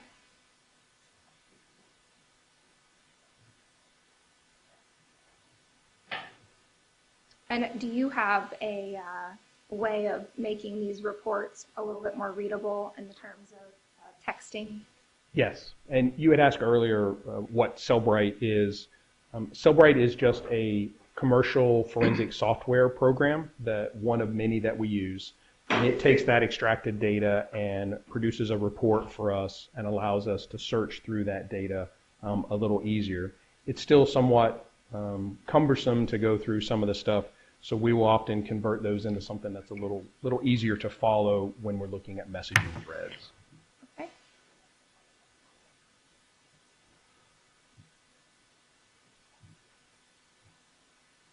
All right, so we have a location of a potential meet for drug deal.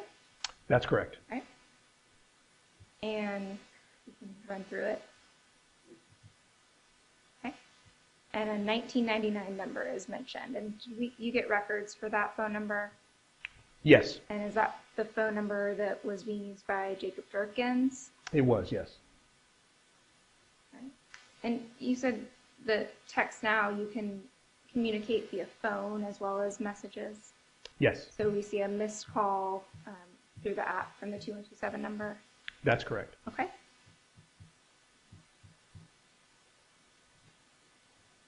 And is that 5:46 p.m. the last text we have between these two numbers? Yes. Okay. So you know we have 2127. Did you look and see if those TextNow messages were in the 2127 Mr. Davis's call detail records? Yes, we did. Okay. What did you find? So again, just very simply sorting or searching through those call detail records, we identify that we do have that phone number in there. Just as Cellbrite is a program that allows us to more easily analyze the forensic stuff, we also have software that helps us analyze the call detail records. So we're able to take those records and print out in a much easier to read format. We can assign names to phone numbers and just a little easier for us to follow. So this is a summary of those, of Mr. Davis's records and communications with the TextNow phone number. Okay, so now that we have a general time frame of when some of this communication took place, and did you have a general estimation of the approximate time of the homicide? Yes, Okay, and what was that? it was around 6:15 or after 6 p.m. on the So 24th. 6:15 was a 911 call, and that was kind of the marker you were using? Yes. All right. So did you then look, going back to mapping, to see from the Mayapple Court address to the crime scene, and if anybody's records put them anywhere close? Yes, I did. All right. Can you talk to the jury about your findings? So the first we see, again, for Mr. Gould's records, he has an event at 5:32 p.m. that is communicating with a cell site that is in the general area, actually very close to the Mayapple Court address, and will be consistent with that area. The next events that we see are at 6:09 and 6:10 p.m. We see now the handset is communicating with two cell sites located on the south side of Tallahassee and would be consistent with travel from the Mayapple Court towards the area of South Adams Street.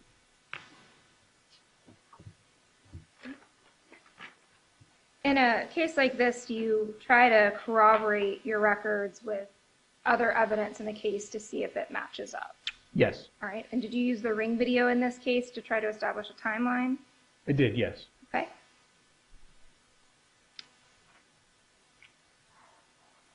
So we can see that this video lists a time of 5:43 p.m., which is in and around our events that we just looked at.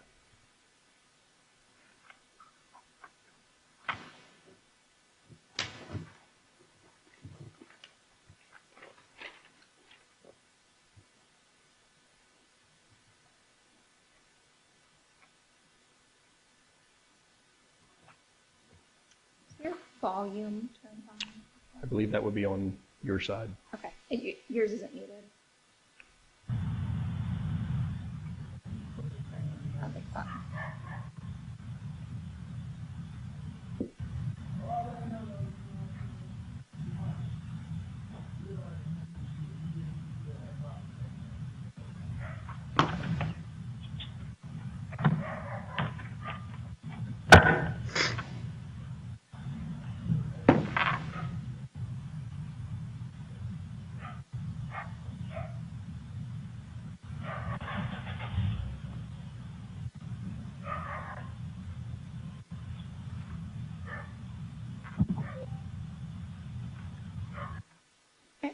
So is the ring video at around 5:43 p.m. consistent with Mr. Davis and Mr. Gould's handsets leaving the Mayapple location around that time?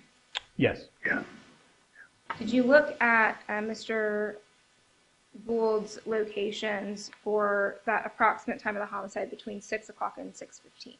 Yes. All right, and what did you find?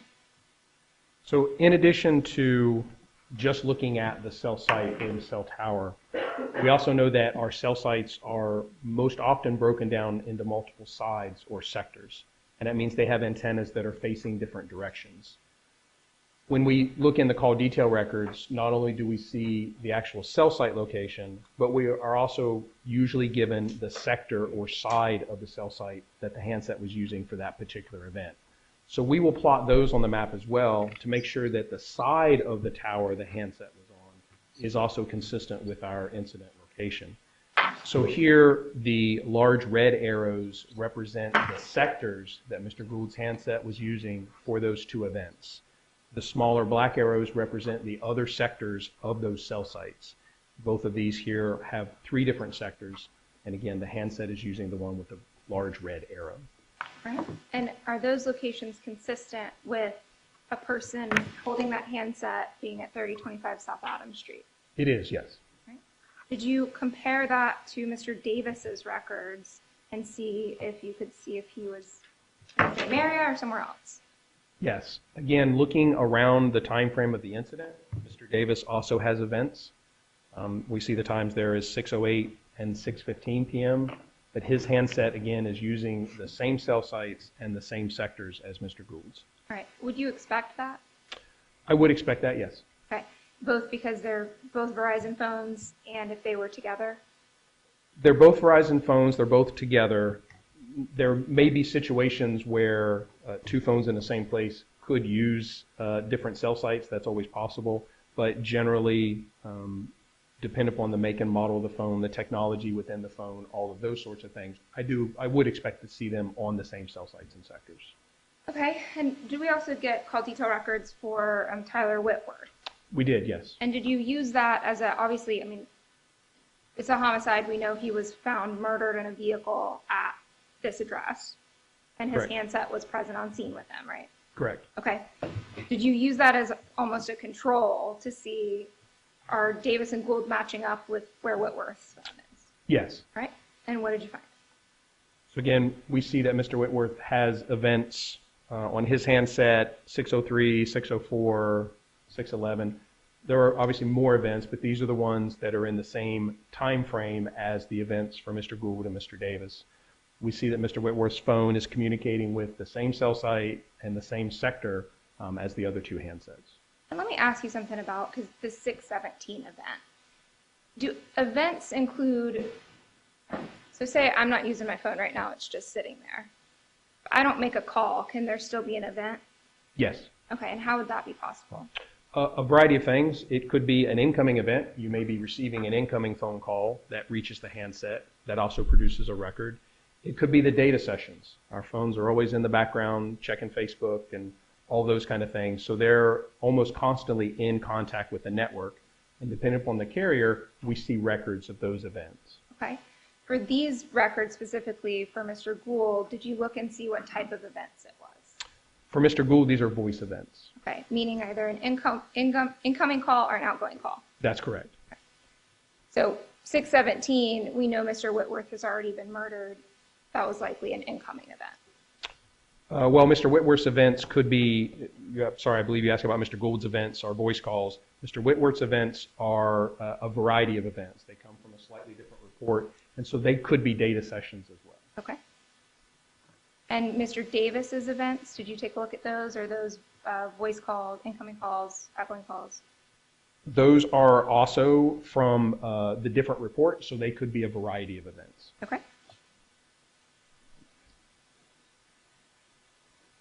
All right. Now you mentioned that we got records for the 1999 phone number, Mr. Jerkins. Did you do any mapping or analysis regarding his location between 6 o'clock and 6:30 or ish? Yes. All right. Can you tell us what you found? And again, just looking at the cell sites that his handset was communicating with, they are consistent with the Mayapple Court area around 6:11 p.m. And then we can see from the times and the locations of the cell sites, it would be consistent with travel towards the South Monroe Street area. All right. And that last event by the South Monroe Street area, is that at 6:27 p.m.? Yes. All right. Did you see where Mr. Davis's handset put him around that time? Mr. Davis had an event on his handset at 6:20 p.m., which was using the same cell site as Mr. Juergens. Okay. And would you expect that the handset of Mr. Davis and the handset of Mr. Juergens to be in the same location, or is it consistent with that? It is consistent with them being in the same location, yes. All right. Did anything about that 6:20 p.m. event, could you tell what was going on with the phone after that, or at that time and after? Again, for Mr. Davis's events, these come from what's more of an engineering report that has a variety of events, including the data sessions. What we see at 6:27 in Mr. Davis's records is that there is the end of an extremely lengthy, over a day data session. Generally, when we see that in the records, it indicates that the handset has left the network for some reason. It may have been powered down, it may have run out of battery, it may have been destroyed, whatever else, but that generally indicates that the handset has left the network.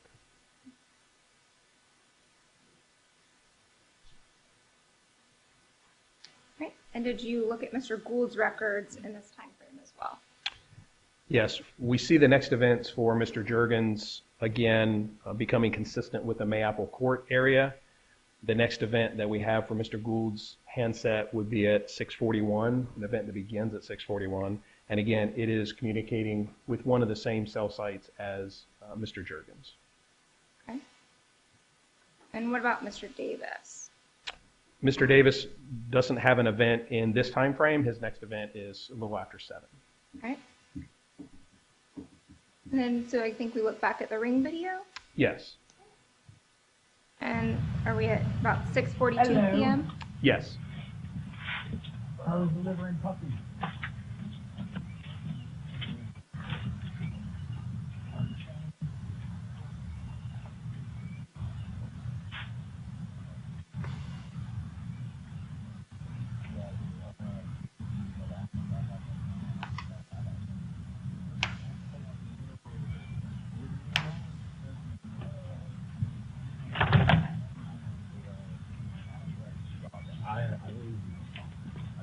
That's what I was telling Jerk. Okay.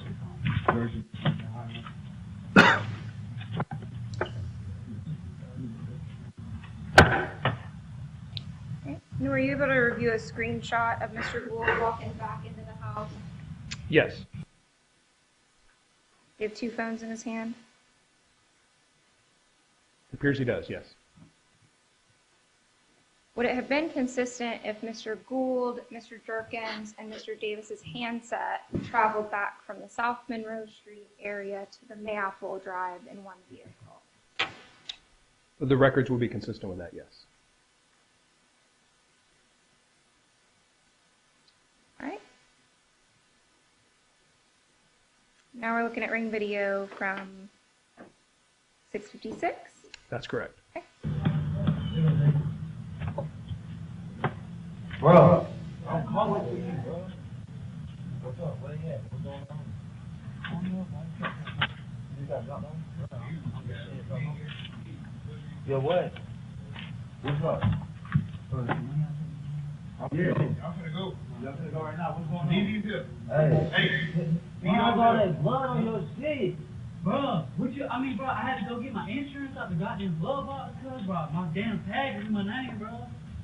Alright. You got your tag? Yeah. Okay. What's our next video timestamp? Next video is 6:59. When she dropped me, she come back.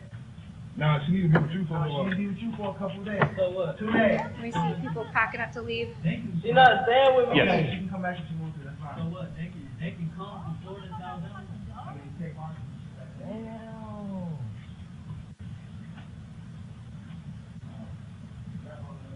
Hey, bro.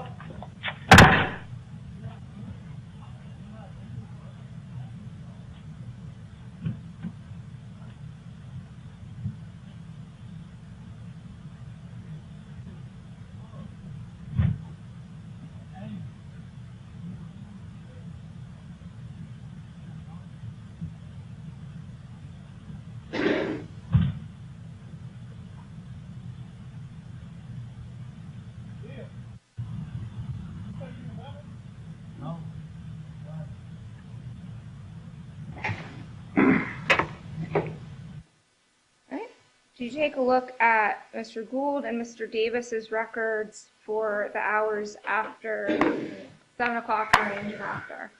Yes. All right, so looking at Mr. Gould's, can you tell the jury what the records indicated? Yes. So here, starting off in Tallahassee, we see the same 641 event that we saw earlier. And then his next events are 719, 727, and at that point, we see the handset is now communicating with cell sites on the west side of Tallahassee that will be consistent with leaving. And that pattern continues with cell sites down the interstate and proceeding back to the southeast Alabama area. Did you compare that with the data you had for the 2127, Mr. Davis's handset? Yes. We see that he has an event 806 or 808, 809 that's communicating with same cell site that Mr. Gould's handset was at approximately the same time. Mr. Gould has an event at 810. What happens around that time? Did you see if it was consistent with any other outgoing events from Mr. Davis's handset after that 808, 809? There were no additional events after that 808, 809. There were no more events in his records.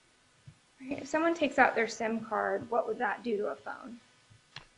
It would disconnect it from the network. Again, the phone, depending upon if it was Wi-Fi enabled and in a Wi-Fi network, it may still be able to function. It may still even be able to function on the carrier side, but that would generally disconnect it from the network. And that means no more outgoing events That's correct. or incoming events? That's correct. Right. And was that consistent with what you saw after the 808, 809 with Mr. Davis's records? That would be consistent, yes.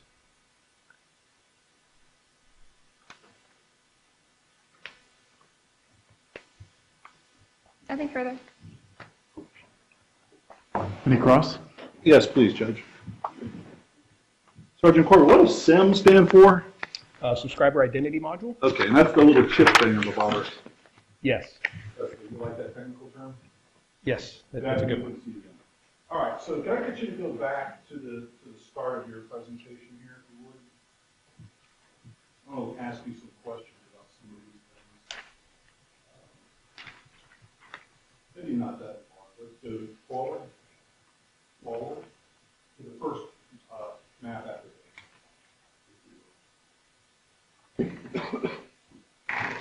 Oh, back up. I hate to do this. Back up. These little, that's an arm flex. That's called an emoji. That's correct. Would that show up on the data side as opposed to the fancy-looking text now side? I'm asking a good question. You understand what I'm saying? I do. So it depends. In this case, in this particular case, for this event, this again was through the TextNow application, and everything went across data. On the carrier side, we have a lot of different technologies for texting. There's SMS or short message.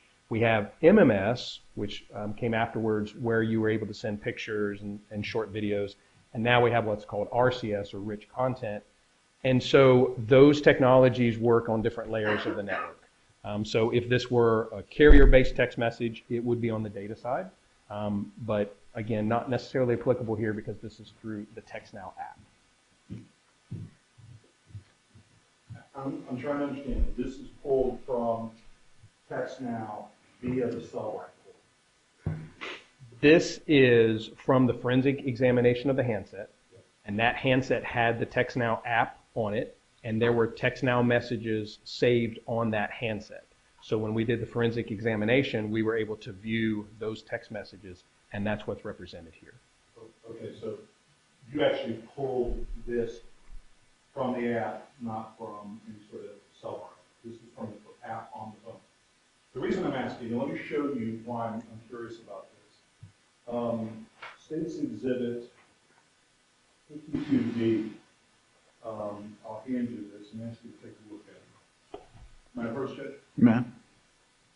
52D that's in evidence has been represented as a Cellbrite extraction. You're familiar with this format and all of the stuff that's contained therein? Yes. Okay. Have you had a chance to look at this particular document in preparation for this? I have not looked at this particular document, no. My question is that the emojis that are on this slide and the one before it don't appear to be in the Cellbrite extraction. Why is that?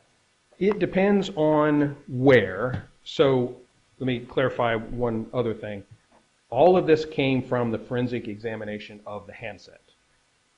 We don't go in and take an app out, or we don't open up an app and just take text messages out. All of it comes out in a big chunk of data, and that forensic software goes through and sorts it all out and says, here's some TextNow messages, here's some phone calls, here's some messages. So I'm just trying to answer your question as far as, did it come from the TextNow app? Yes, but through the overall forensic examination of the handset. So, but I don't know the answer. I'm not suggesting there is one, but there is out of it. Why don't the emojis show in this when they're not in that, but they're the same line of message? Because it totally depends on where in the report. So the Cellbrite software is wonderful and it helps us analyze things. But there are many, many different places where data is kept. And so there may be a section for chats, and there may be a section for text messages, and sometimes there's overlap. There are timeline events.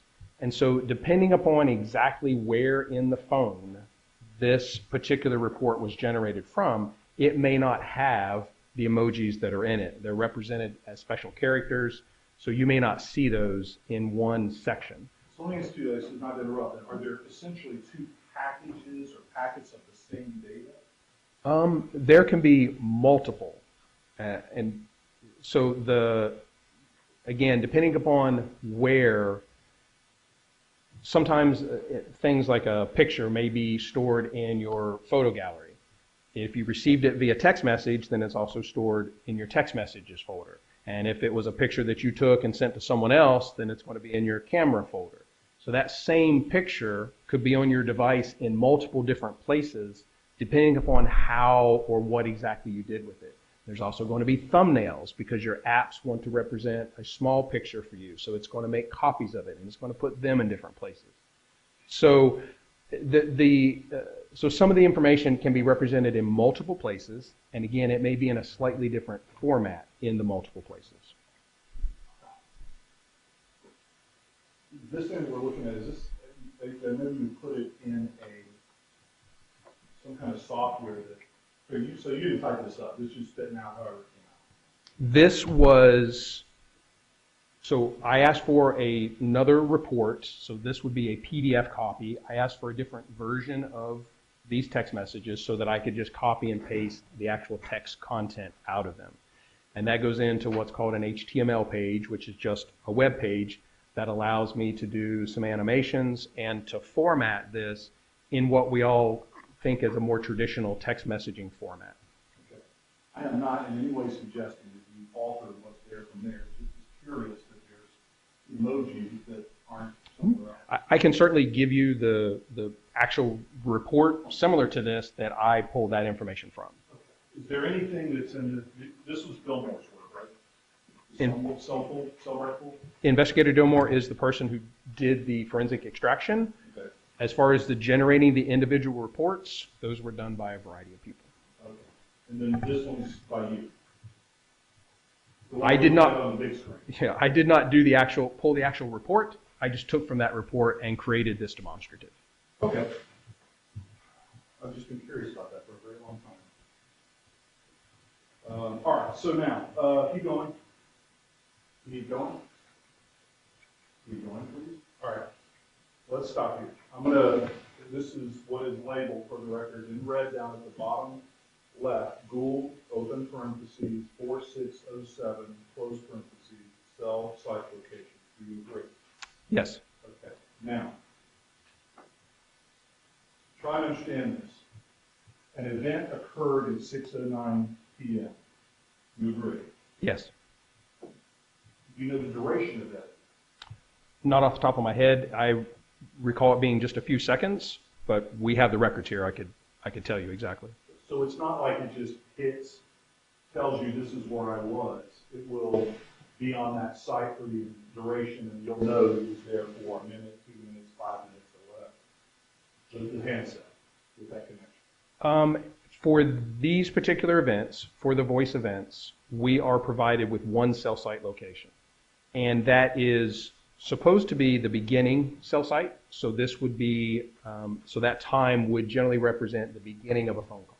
So if this phone call was 5 minutes long, then this location would be for 6:09. And at 6:14, when the call ended, we would not really know which cell site the handset was communicating with, if it had changed at all, because for these records, they only provide one. Most other events and most things, we get a beginning and an end, so we can see both the connection and disconnect. All right. So if somebody, so we're clear, when this 609 is a red dot here and the 610 red dot there, that's not an exact location. That's the cell tower. That's correct. That is the cell site that the handset was using for that event. So go to the one that shows I always forget this word, second. Okay, this one, perfect. It's got the same title. This one has the black triangles. By the way, what's this little three-prong thing up here on top, just right at the center? That's another cell tower? That is another Verizon cell site. Are there any other cell towers in this area that existed on September 23rd that aren't represented on? There are not. Okay, so in South Tallahassee, you got 3. Well, in this exact map scale, there are no more. There may be some just off one edge or another, but in this particular scale, those are the cell sites that were present. So there's no Sprint towers or any other towers from any other carriers? Absolutely. There are other towers for other carriers. So they can, with these phones, they can swing from tower to tower, right? They don't always have to be on a Verizon tower. You're speaking of roaming, and roaming is extremely rare. It is very rare that our handsets actually roam off of our carrier. Many, many years ago, when the coverage areas were not as dense, then roaming was more of an issue. And particularly when carriers didn't have infrastructure. So in the old days, if you were a Metro PCS customer from Miami and you came to Tallahassee, your handset would roam on Sprint because there were no T-Mobile towers in Tallahassee. That's back when we had to pay for extra for roaming and nights and weekends, right? Yes. But in this case, it's highly unlikely that the handset would go to another carrier. And we don't see anything in the records that would lead us to believe that events were occurring on another carrier. We don't believe that we're missing events. There's not strange gaps. And again, in my experience, the roaming is extremely unlikely. So if there's two events within a minute of each other, how do you account for it saying, I want to use this cell site up here, which is on Tram, versus the one down here just off of Louisville Highway?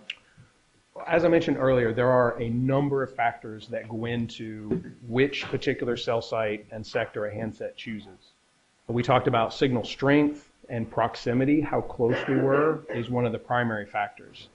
And what we see here is that these two cell sites are relatively close together and approximately the same distance from the incident location.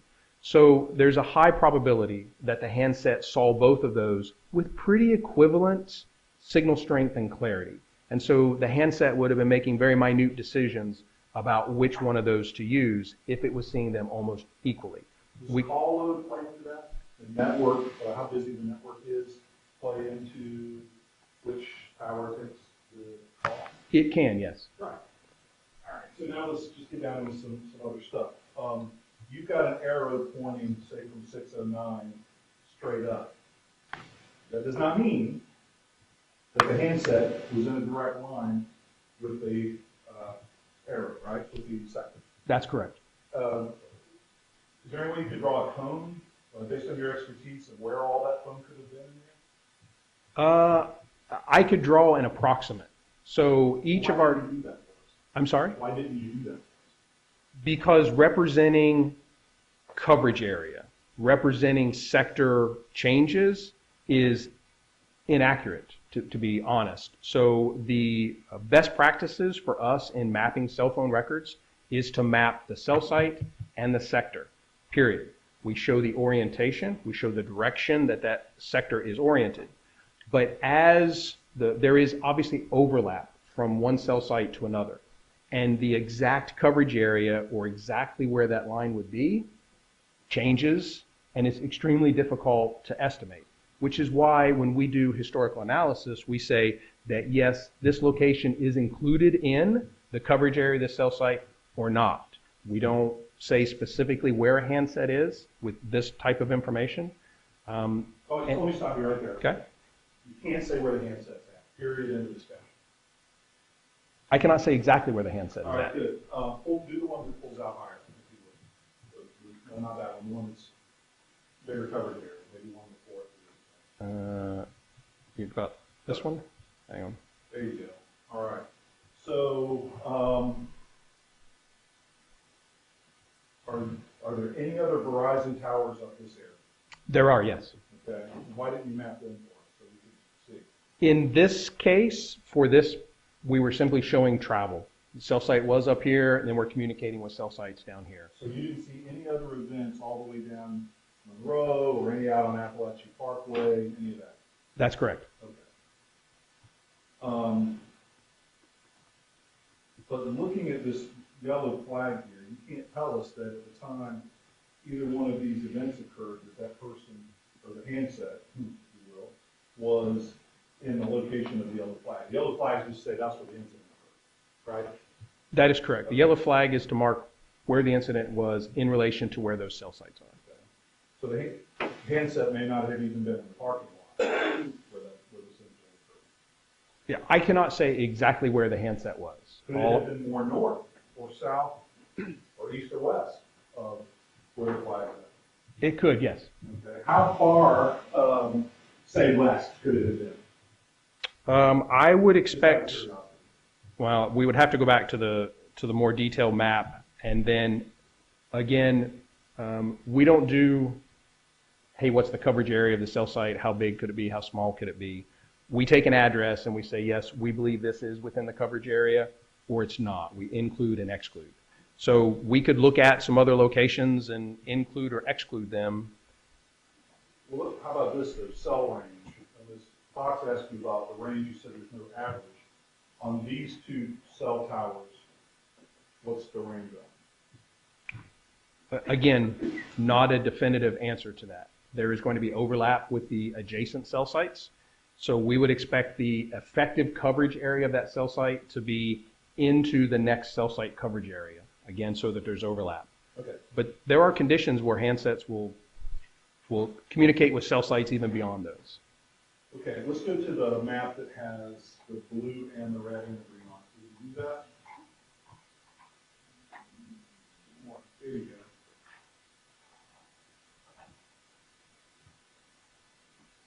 I want to make sure I heard what you said earlier at the 609, 610. Oh, by the way, when you looked at what was reportedly Mr. Gould's phone record, that's just based on subscriber info, correct? No. Match a name or an email up to a phone and the records, and you attribute that to a person, right? Sometimes, not in this case. Okay, you didn't take a phone, nobody took a phone from Mr. Gould, right? Not that I'm aware of. But did you see any contacts in the Gould records with the Whitworth records? I did not. And do you know when these events down here were made, who the event was with? Did you research that? Do you know? I mean, you could probably tell me a number, but do you know who it was? I do not know. I understood you to say, sir, before that there was something with the Davis phone and the Jerkins phone being in the same location. We talking about after the event now? That's correct. Let's go to that, please. Okay, here we are. And for the record, this is the page of the Jerkins, open paren, 1999, close paren, cell site locations underneath that, Davis, open paren, 2127, close paren, cell site locations. You agree? Yes. Okay. All right. And so what you're saying here is that, so this would be a Verizon tower, correct? That's correct. All right. And it has a sector facing south? It does, yes. Now, can you search the cell phone to see if it had contacts with any phones, or you can only search the records for the cell rights? In other words, can you go to the tower and say, hey, tower, who are you talking to? You can. It's what's called a tower dump. If you are unaware of a handset of a specific target number, then yes, you can serve a legal demand and get all of the events that were processed through a particular cell site. Was there any tower dump done on this particular cell tower we have here? I don't know what that street is, but it's South Monroe. Yes, it's I guess it's south of Apple City Country Club. yes, and I'm sorry, it just slipped my mind. It'll come to me in a second. No, to my knowledge, there was no tower dump done of that location. And then I understood you say, we're talking about those two phones. You've got a photo that already shows Mr. Gould holding two phones. You said it's consistent. Yes. Okay, agreed. Whose two phones do you think those are? Well, they could be Mr. Davis and Mr. Gould's phones. Okay. What about Jerkins and Gould's phones? The Jerkins phone is there too, right? I would assume that would be with Mr. Jerkins. Okay. Well, wait. Let's go to that cell tower page. We've got Jerkins on there. Pretty cool. Don't you have one with all three? There you go. All right. So what we're seeing here is that Davis's handset is still pinging off of South Monroe at 620, but Gould and Jerkins are still back up there, right? No. So this would show the travel from the South Monroe area back to the area of Mayapple. So we see the events at 620 and 627, which were the events from the last slide. clarification, Jergens and Davis. That's correct. And then the next events that we have in any of the records are the ones that we see. So the next event would be for Mr. Jergens. It's at 640 Joel Brown Road off Capitol Circle. His next event, 648, which is consistent with the area of the Mayapple Court. The next event for Mr. Gould is at 641. So we don't have events for Mr. Davis's handset at this same 640 to 648 time frame. So we don't know where it is. If there are no events, then we can make no determinations about where the handset may be. Okay. And that's kind of, there's some really cool electronic wizardry that goes into this, but what happens in between the events is anybody's guess.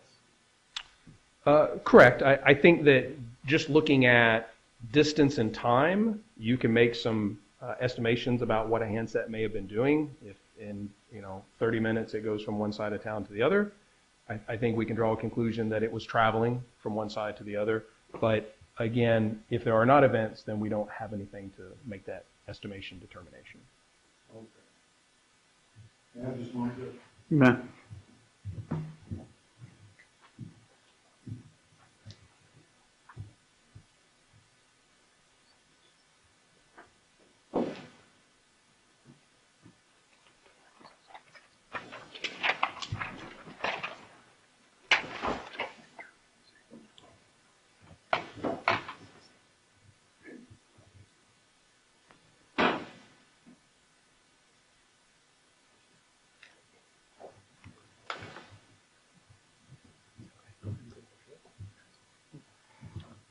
All right, thanks, Sergeant Corbitt. Thank you. Will you redirect? Sergeant Corbitt, I'm going to stay on this slide for a minute. So to clarify, what we're looking at right now, when we see in red 6:41 to 6:42 p.m., can you explain what the difference is between that and its relation to the 6:20 p.m.? Does that mean when that event is happening at 6:41 p.m., Davis's handset is like behind it or something at 6:20? No, again, probably easier just with Mr. Jergens, the stuff that's in orange. We see he had an event at 6:27 p.m. And so for the minute of 6:27 p.m., his handset was communicating with the cell site on South Monroe Street. His next event is at 6:40, and now it is communicating with the cell site on Joel Brown Road. The 6:27 event is in the past, and that location is in the past. So this will be consistent with his handset traveling from somewhere in the South Monroe Street area to somewhere in the Capitol Circle Southeast area for that time frame. Same with Mr. Davis's event. That event was at 6:20, and so that location is for 6:20.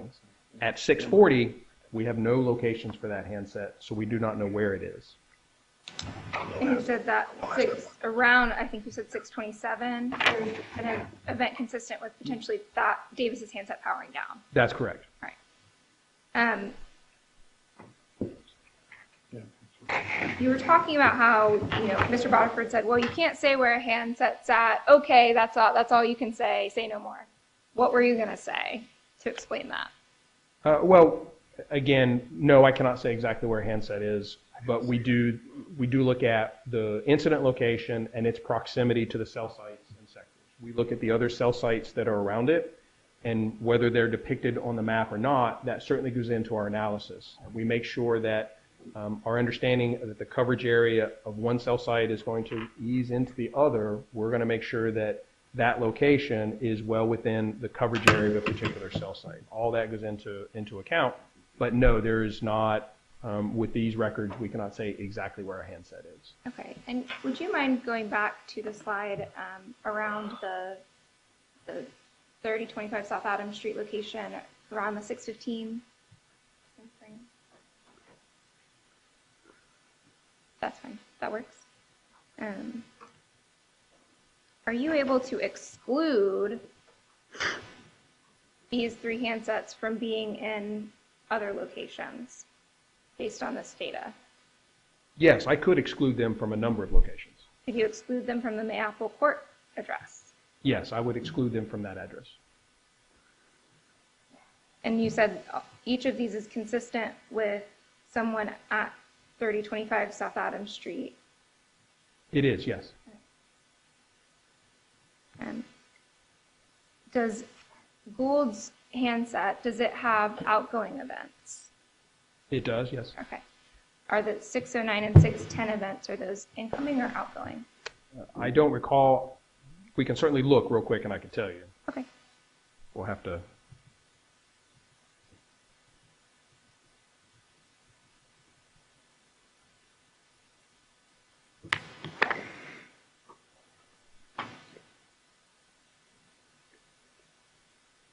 So we actually, these are the call detail records from that time frame. We can see on the left that there is an event. We see the 609 and 610 as we come across. Those appear to be both outgoing calls. So those are both outgoing calls from his handset to this same 850 area code. And one lasts 7 seconds, one lasts 2 seconds. Okay. And an outgoing event means the person holding the handset in whatever location that it's calling the tower is inputting things into a phone to make a phone call. It is an active event, yes.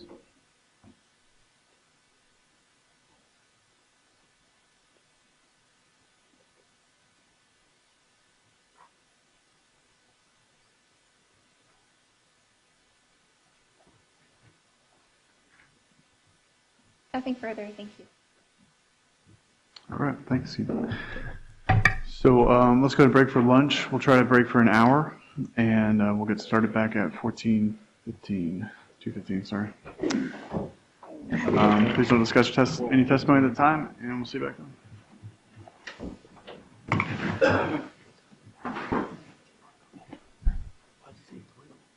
No, 2:15. So we're going to move on.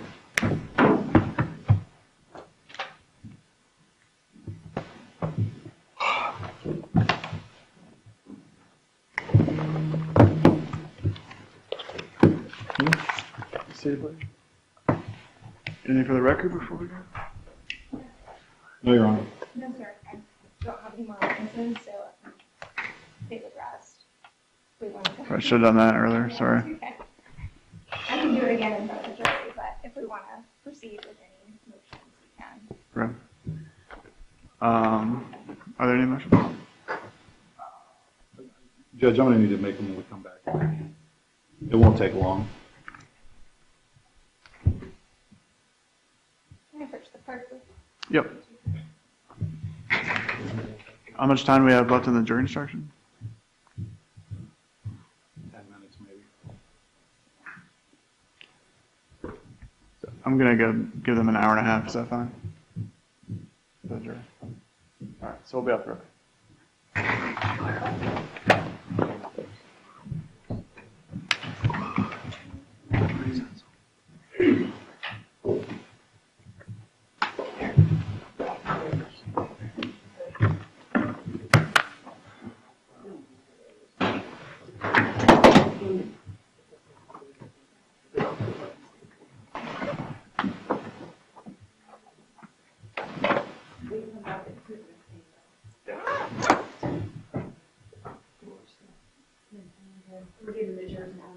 Yeah.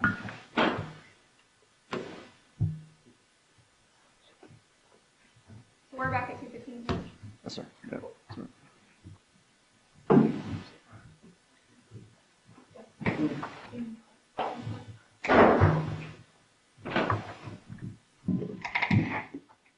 I don't think we do. Yeah, if I could, Your Honor, move for a judgment of acquittal. And even in the light most favorable to the state, the evidence does not establish that Mr. Gould intended to, attempted to, or in any way attempted to participate in a robbery. The credible evidence, I know the light has to be taken in the most favorable light. The most favorable light is Jacob Davis is kind of a liar, as opposed to a total and complete liar. So taken in the light most favorable to the state, they have not proved that he in any way, shape, or form intended to or attempted to take place or participate in a robbery of Tyler Whitworth. That would also apply to count 1. As to count 2, the credible evidence is that the projectile that ultimately killed Mr. Whitworth was fired from the gun possessed by Mr. Davis. There is no evidence that at the time or during the commission of this crime or in the parking lot that Mr. Gould himself possessed or fired any of the weapons. We have some video that suggests that he had it in his hand at some point in time 45 minutes earlier. There's no evidence to show that he's the one that in any way did or acted as a principal or accessory to second-degree murder. So I would ask for judgment of acquittal be entered as to all the charges.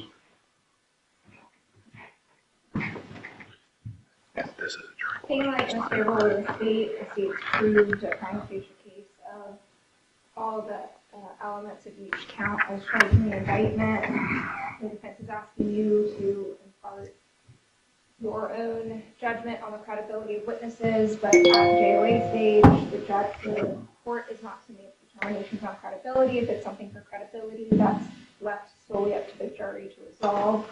Even without Mr. Davis's testimony, there's still a prima facie case, more than a prima facie case, but at this stage, a prima facie case in the light Mr. Gould state, given the ring video, given the DNA evidence, given the items of evidence, including the guns and the vest that were dumped right outside the scene of the crime, and the witness testimony from Mr. Jerkins that implicates the defendant and his involvement, including that he stated he shot someone, and the cell phone evidence as well. The state has met its burden at this stage in trial. Okay, those motions are denied. And we'll be in recess for 10 minutes.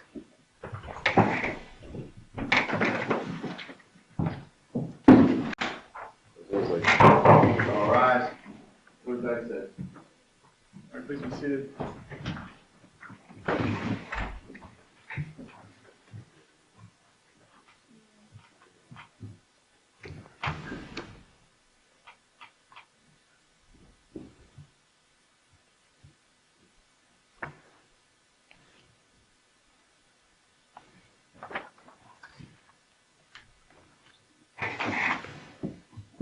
Okay, so I have the jury instructions. If I could have you, Mr. Gilday, come up and pass these out.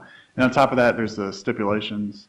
I have one copy of the stipulations up here that I will submit to the jury, and then you guys can look at that. Let's just go back on the record. This is case number 2020 CF 1897B, State of Florida versus Zatoriyan Gould. Defendant is present in the courtroom with his counsel. We're passing out jury instructions and the stipulation, copy of the stipulations right now. Anything before we bring the jury back in? Oh, sorry. No, sir. We got an extra one. All right, so we need to, Extra one. Oh,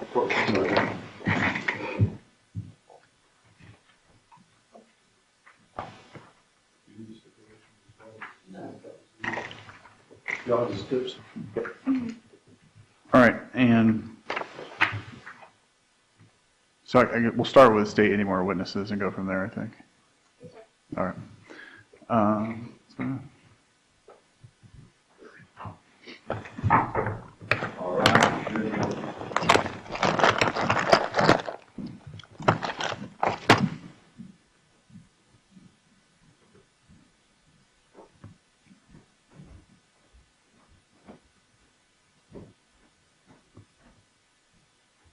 Okay, let's be seated, please.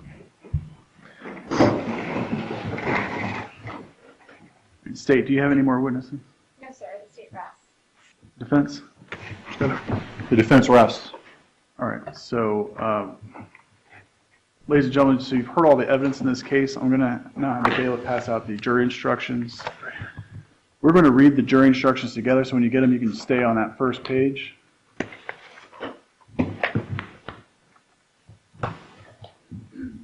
And I'll wait till everybody has a copy.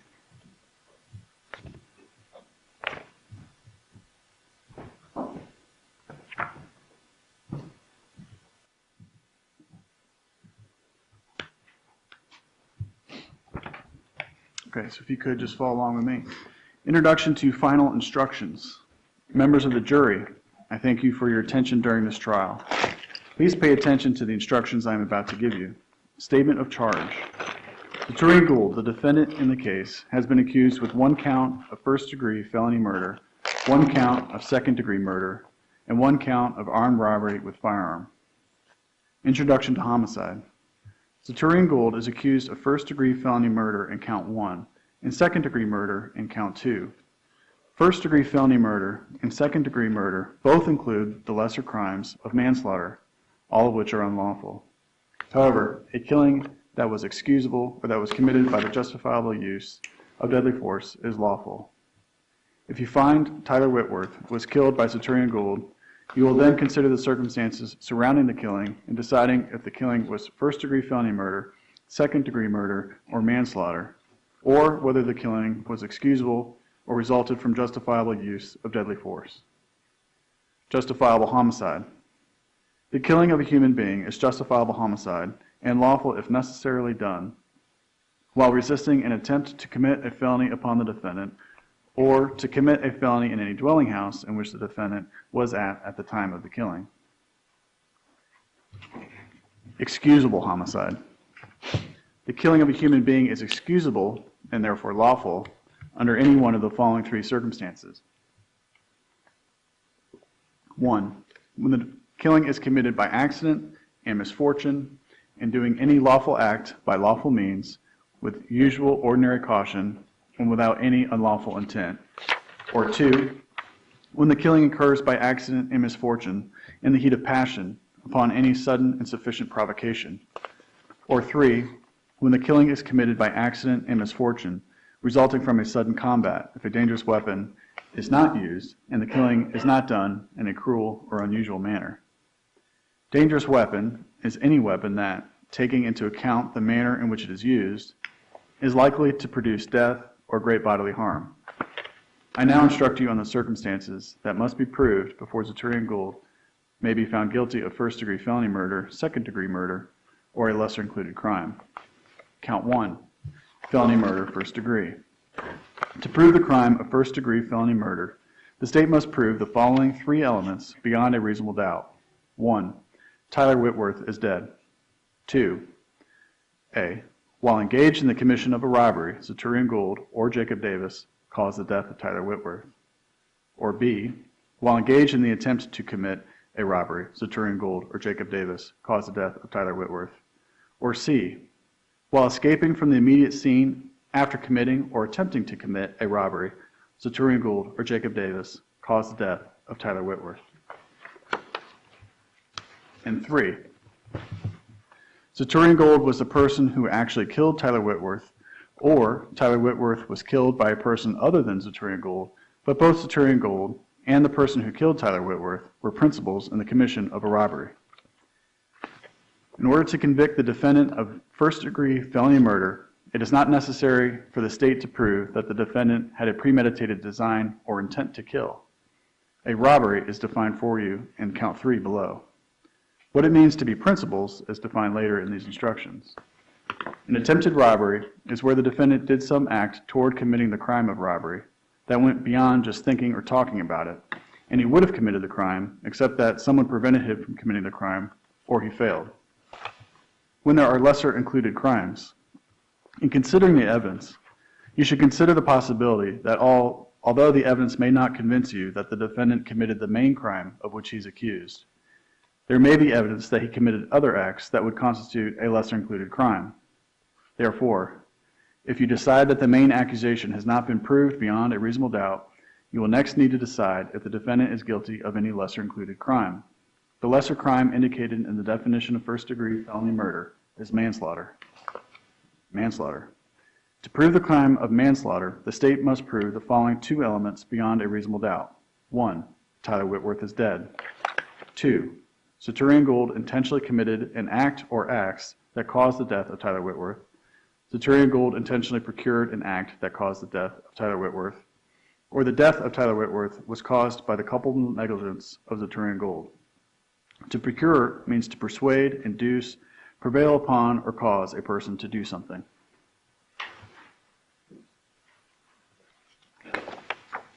Every person has a duty to act reasonably toward others. If there's a violation of that duty without any conscious intention to harm, that violation is negligence. The defendant cannot be guilty of manslaughter by committing a merely negligent act, or if the killing was either justifiable or excusable homicide, as those terms are defined in these instructions. In order to convict of manslaughter, it is not necessary for the state to prove that the defendant had the intent to cause death, only the intent to commit an act that was not merely negligent, justified, or excusable, and which caused death. I will now define culpable negligence for you.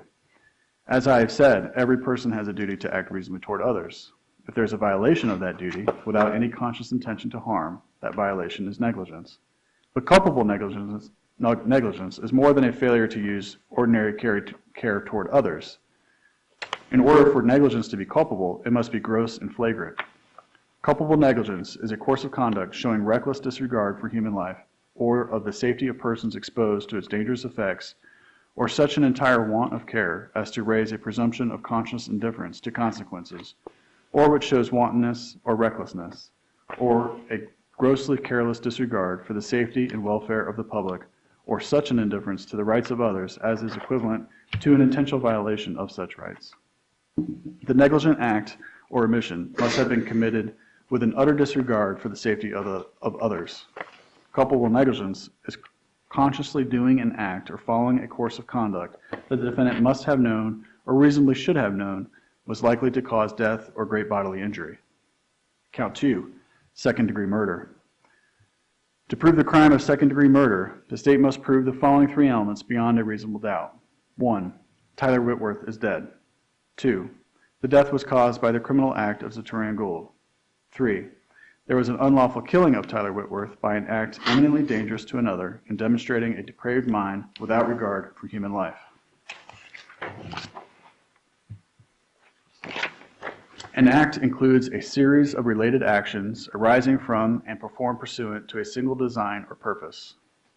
An act is eminently dangerous to another and demonstrating a depraved mind if it is an act or series of acts that, 1, a person of ordinary judgment would know is reasonably certain to kill or do serious bodily injury to another, and 2, is done from ill will, hatred, spite, or an evil intent, and 3, is of such a nature that the act itself indicates an indifference to human life. In order to convict of second-degree murder, it is not necessary for the state to prove the defendant had an intent to cause death. When there are lesser included crimes, in considering the evidence, you should consider the possibility that although the evidence may not convince you that the defendant committed the main crime of which he is accused, there may be evidence that he committed other acts that would constitute a lesser included crime. Therefore, if you decide that the main accusation has not been proved beyond a reasonable doubt, you will next need to decide if the defendant is guilty of any lesser included crime. The lesser crime indicated in the definition of second-degree murder is manslaughter, and manslaughter has already been defined for you. Count 3. Armed robbery with firearm. To prove the crime of robbery, the state must prove the following four elements beyond a reasonable doubt. 1, Zatoriyan Gould took marijuana or other property from the person or custody of Tyler Whitworth. 2, force, violence, assault, or putting in fear was used in the course of the taking. 3, the property taken was of some value. 4, the taking was with the intent to permanently or temporarily deprive Tyler Whitworth of his right to the property or any benefit from it, or to appropriate the property to his own use or to the use of any person not entitled to it. An assault is an intentional and unlawful threat, either by word or act, to do violence to a victim when it appears the person making the threat has the ability to carry out the threat, and the act creates in the mind of that victim a well-founded fear that violence is about to take place. If the circumstances were such as to ordinarily induce fear in the mind of a reasonable person, then a victim may be found to have been in fear, and actual fear on the part of the victim need not be shown. In the course of taking means that the act occurred prior to, contemporaneous with, or subsequent to the taking of the property, and that the act and the taking of the property constitute a continuous series of acts or events. In order for a taking of property to be a robbery, it is not necessary that the person robbed be the owner of the property. It is sufficient if the person has the custody of the property at the time of the offense. The taking must be by the use of force or violence so as to overcome the resistance of a person, or by putting a person in fear so that he or she does not resist. The law does not require that a victim of robbery resist to any particular extent, or that a victim offer any actual physical resistance if the circumstances are such that a victim is placed in fear of death or great bodily harm if he or she does resist. But unless prevented by fear, there must be some resistance to make the taking one done by force or violence. In order for a taking by force, violence, or putting in fear to be robbery, it is not necessary that the taking be from the person of the victim. It is sufficient if the property taken is under the custody of a victim so that it cannot be taken without the use of force, violence, or intimidation directed against a victim. If you find the defendant guilty of the crime of robbery, you must further determine beyond a reasonable doubt if, in the course of committing the robbery, the defendant carried some kind of weapon.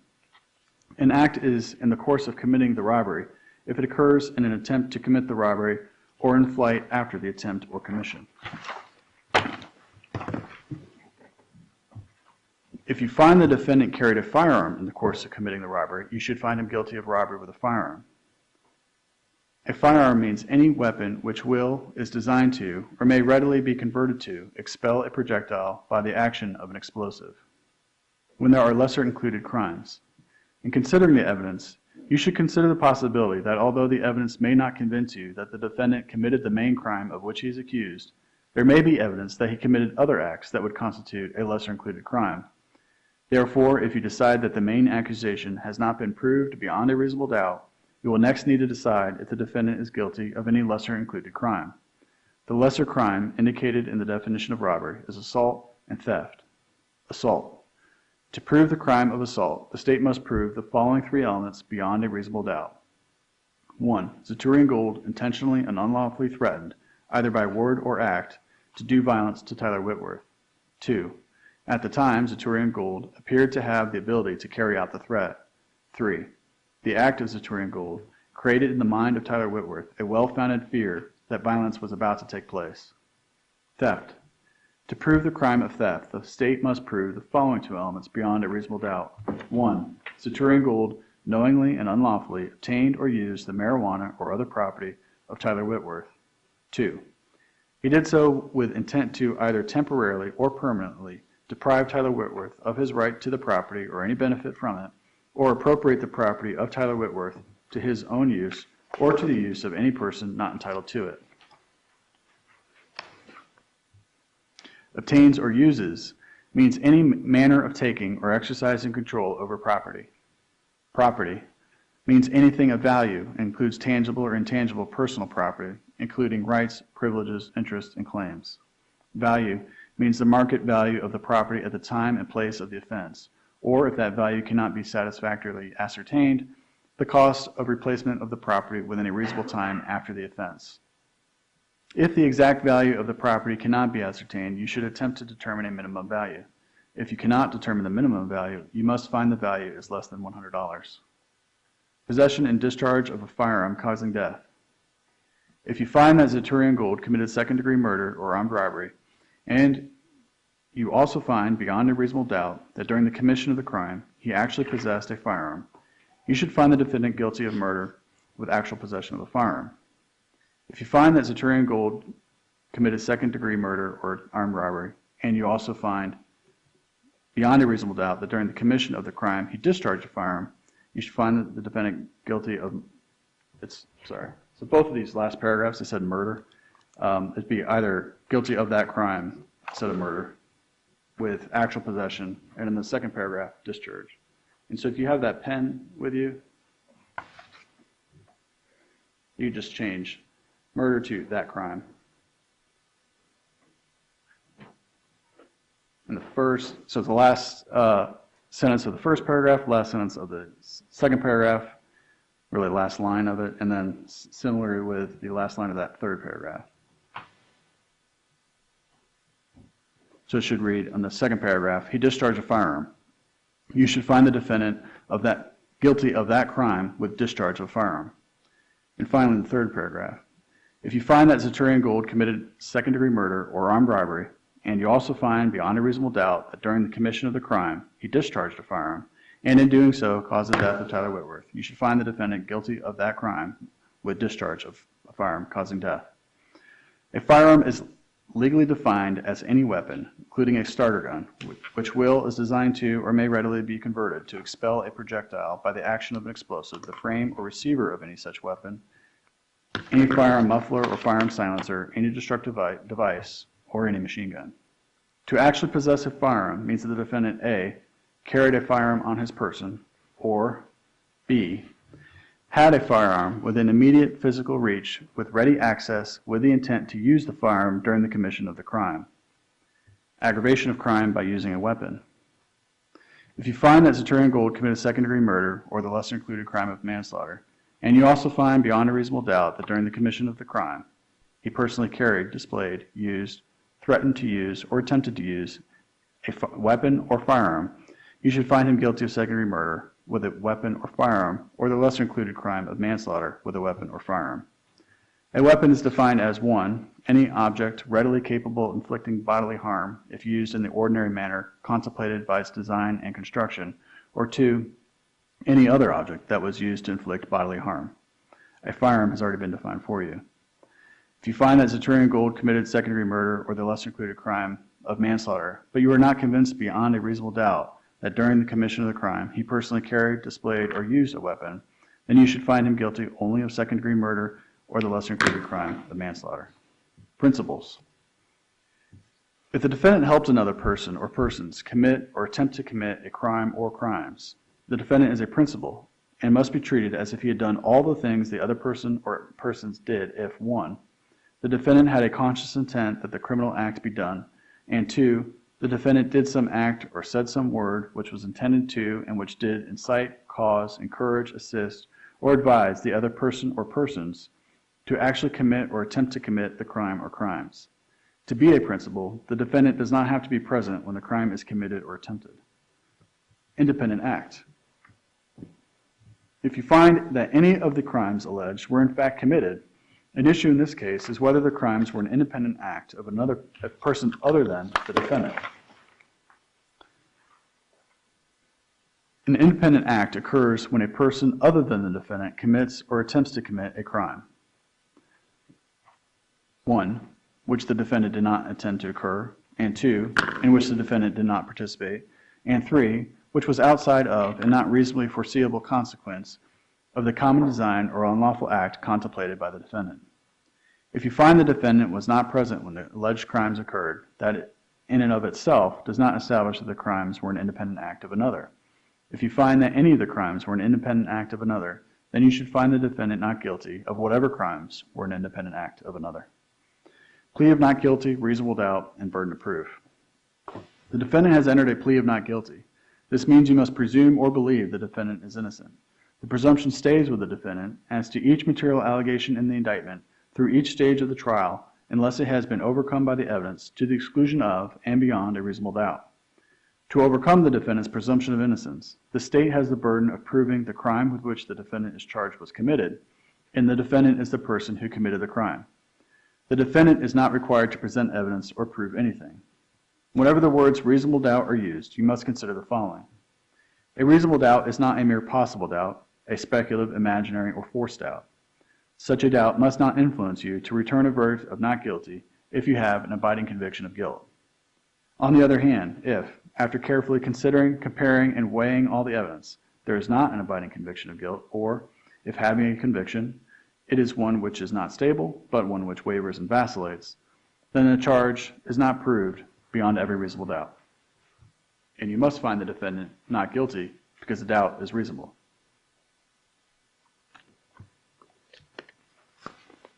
It is to the evidence introduced in this trial, and to it alone, that you are to look for that proof. A reasonable doubt as to the guilt of the defendant may arise from the evidence, conflict in the evidence, or the lack of evidence. If you have a reasonable doubt, you should find the defendant not guilty. If you have no reasonable doubt, you should find the defendant guilty. Weighing the evidence. It is up to you to decide what evidence is reliable. You should use your common sense in deciding which is the best evidence and which evidence should not be relied upon in considering your verdict. You may find some of the evidence not reliable or less reliable than other evidence. You should consider how the witnesses acted as well as what they said. Some of the things you should consider are: 1. Did the witness seem to have an opportunity to see and know the things about which the witness testified? 2. Did the witness seem to have an accurate memory? 3. Was the witness honest and straightforward in answering the attorney's questions? 4.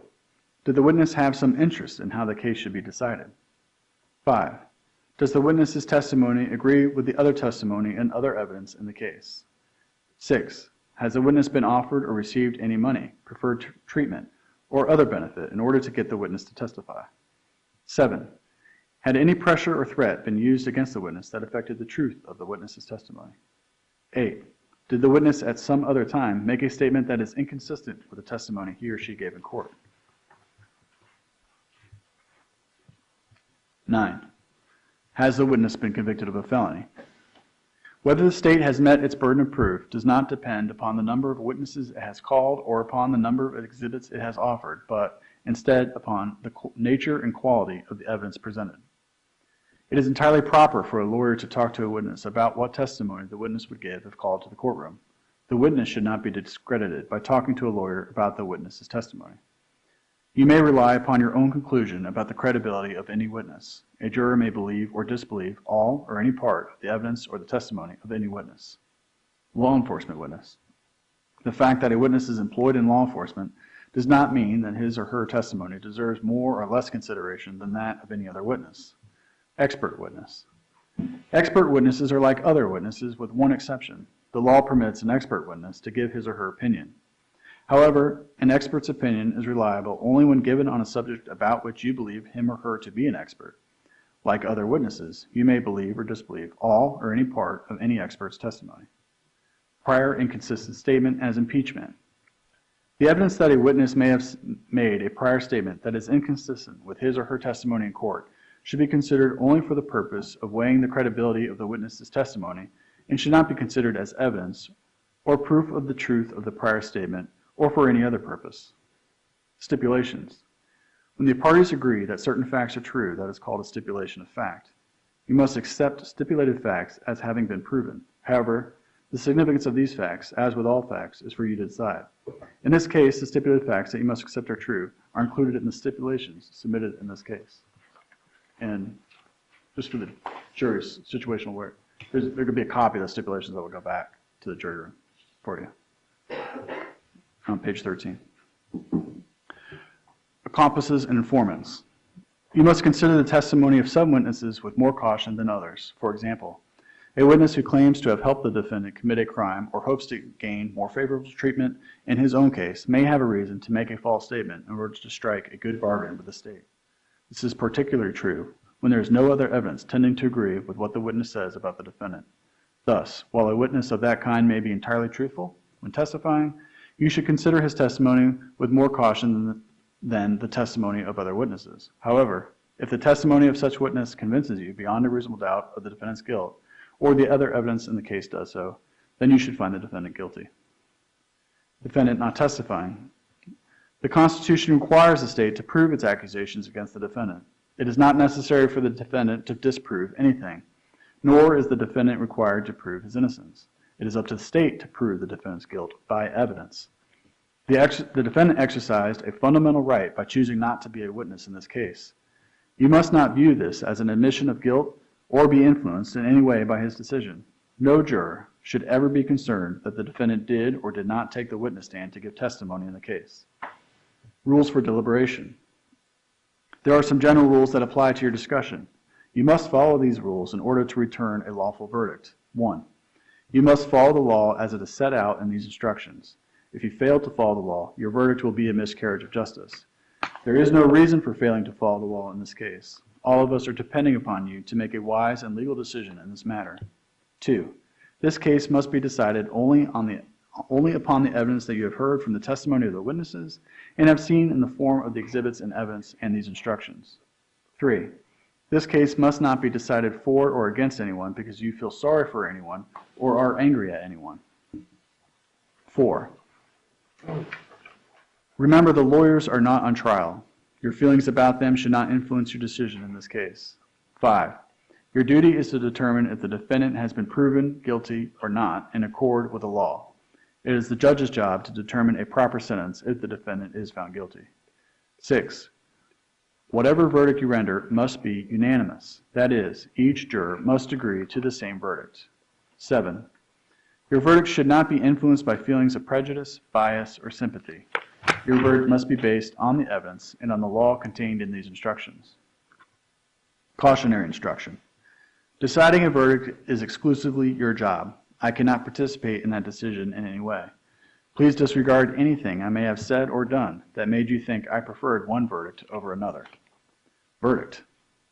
You may find the defendant guilty as charged in the indictment, or guilty of such lesser included crime as the evidence may justify, or not guilty. If you return a verdict of guilty, it should be for the highest offense that has been proven beyond a reasonable doubt.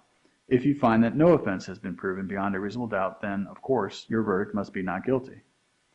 The verdict must be unanimous. That is, all of you must agree to the same verdict. Only one verdict may be returned as to the crime charged. The verdict must be in writing, and for your convenience, the necessary verdict form has been prepared for you.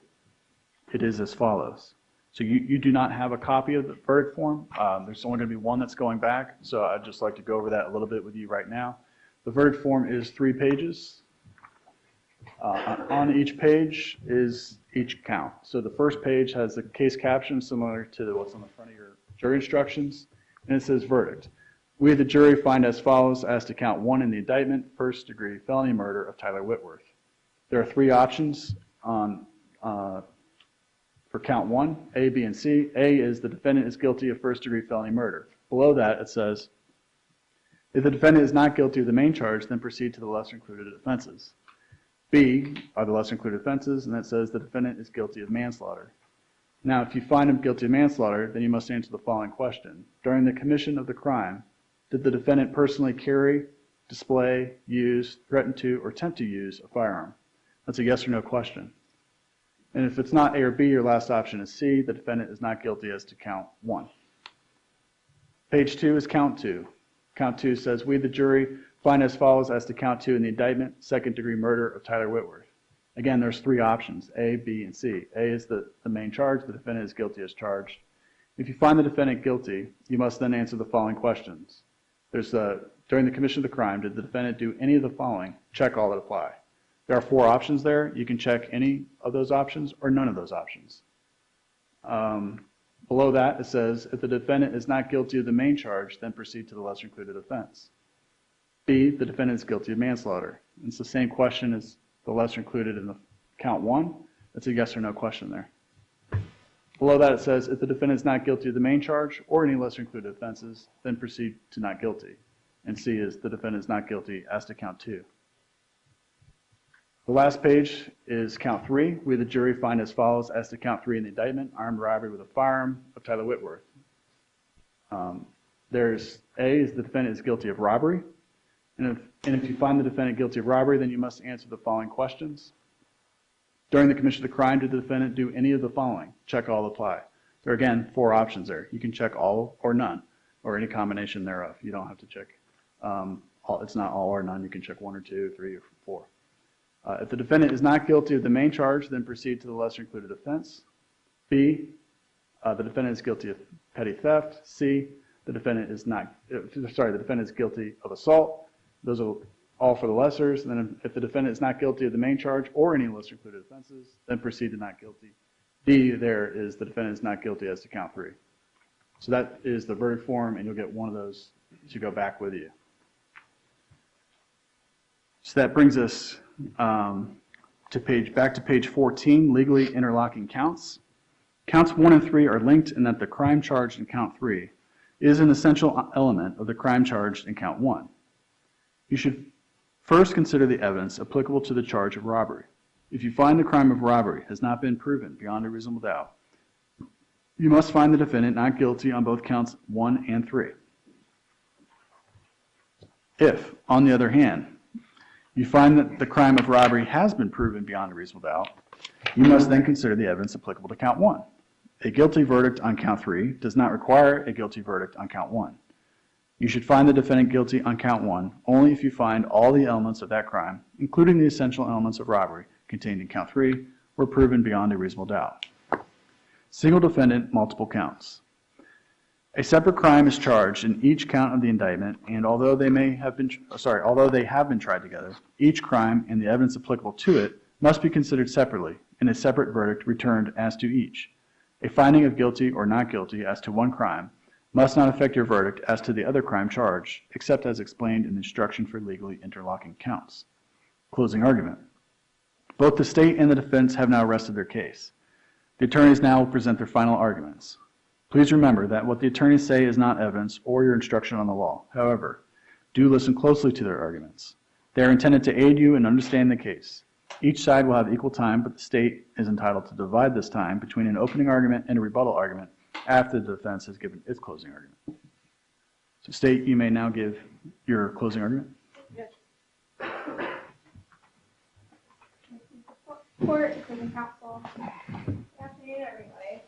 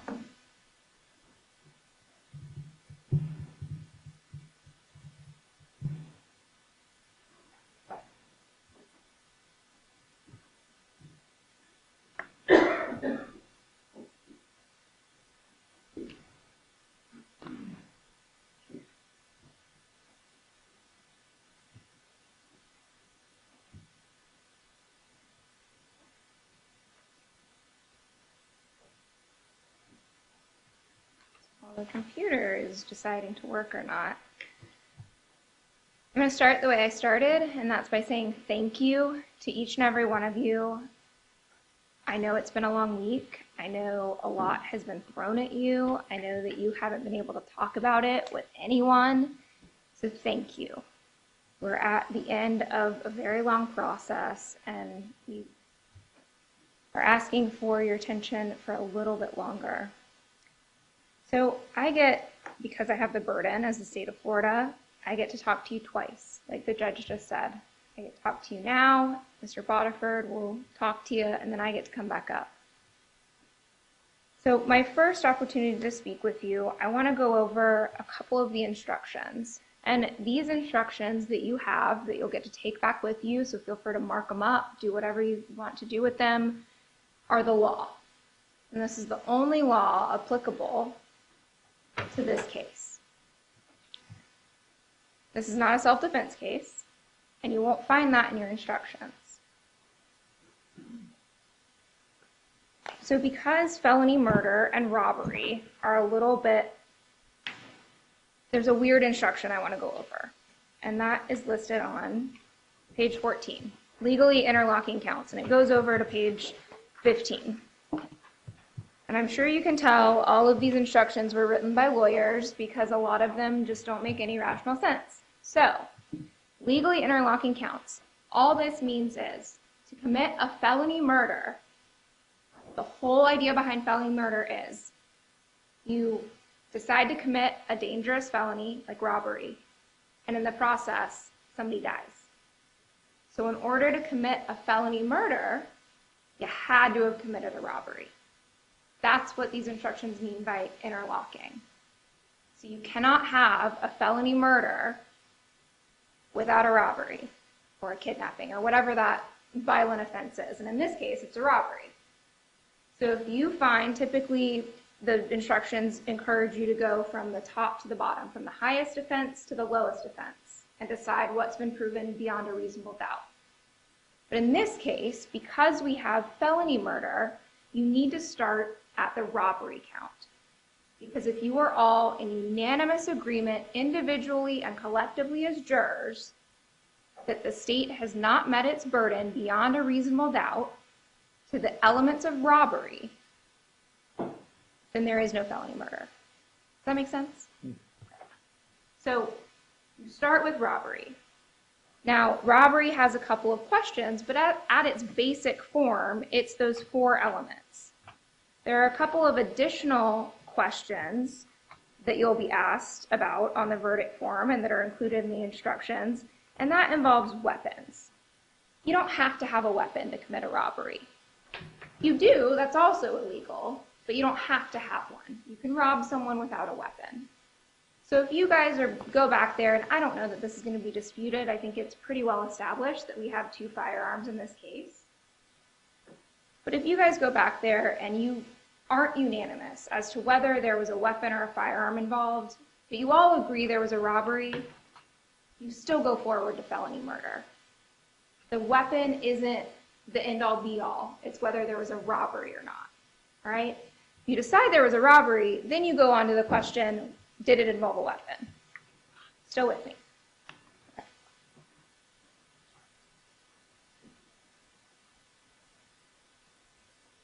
The other instruction that I want to point out to you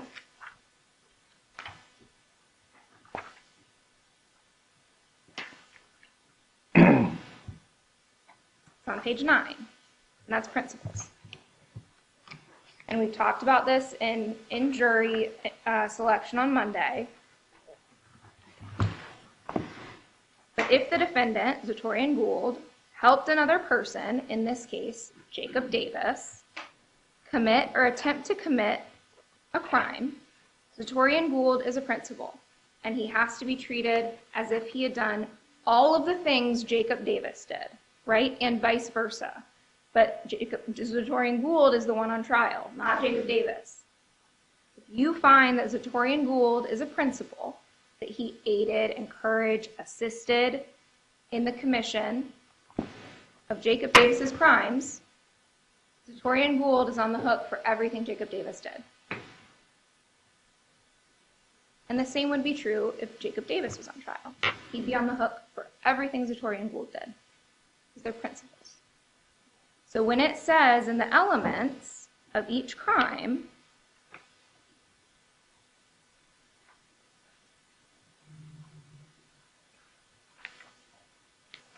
like for robbery, which is on page 5, element 1, Zatoriyan Gould took marijuana or other property from the person or custody of Tyler Whitworth. You may look at that and go, hang on a minute, Jacob Davis is the one that took the marijuana from Tyler Whitworth, not Zatoriyan Gould. The principal instruction applies to every count, right? So if you find that Zatoriyan Gould is a principal with Jacob Davis, Zatoriyan Gould's name is interchangeable with Jacob Davis's in these elements. It could just as easily read, Jacob Davis took marijuana or other property from the custody of Tyler Whitworth as element number 1, because they're principals, and they become interchangeable with each other as far as their level of legal culpability. So you don't have to find in armed robbery under element 1 that Zatoriyan Gould, you don't have to decide who did it. You don't have to be unanimous about who did what. You just have to be unanimous that Zatoriyan Gould is a principal to Jacob Davis. And once you get there, it doesn't matter whose name is in element 1, because he's guilty for everything Jacob Davis did.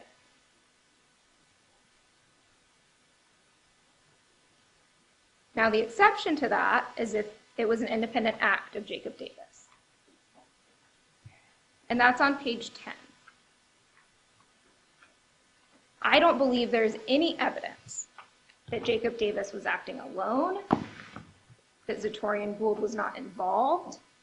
And if you read numbers 1, 2, and 3 of what you would have to find, and that's an and, not an or. We've got a lot of ors in the instructions, but for independent act, all 3 have to be there, right?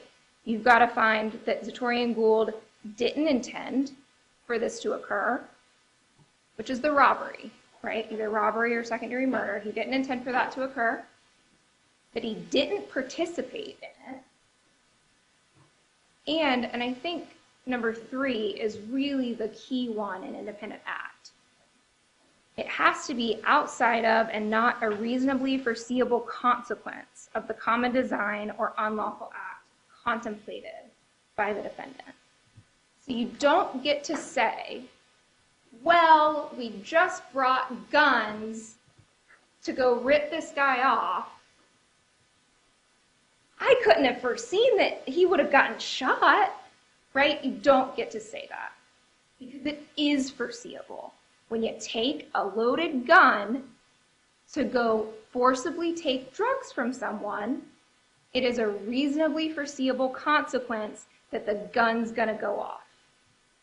And I think that's common sense, but that's what number 3 is talking about.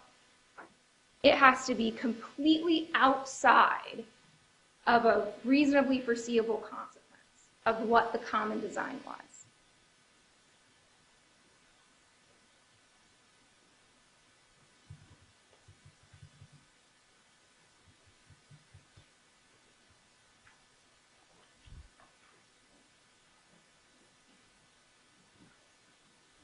So page 1 and 2 talk about justifiable and excusable homicide. I'm not going to spend a lot of time on those because I don't believe there's any evidence that supports that either of those are applicable, right? This isn't a self-defense case. A felony or an attempt to commit a felony was not being committed.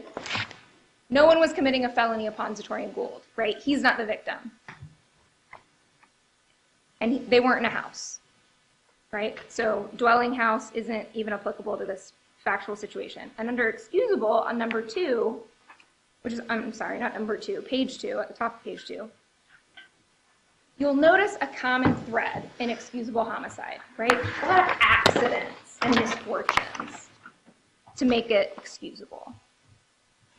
But the key to that is in 1, the accident and misfortune in doing any lawful act by lawful means. You're going to rip some drugs, you're not doing something lawful. So you can cross off number 1. 2, when the killing occurs by accident and misfortune in the heat of passion upon sudden and sufficient provocation. When you go plan to rip someone, you are not being provocated upon. You are the provocator, right? I don't know if that's a word, but you understand what I'm saying.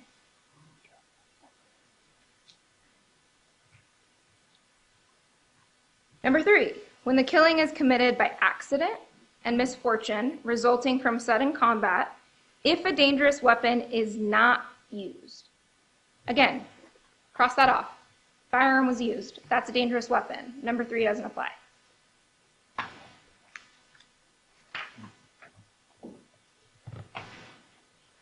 So let's go to, well, let's start with count 2. And I'm kind of taking that out of order because count 1 and count 3 are linked. So I want to talk about those together.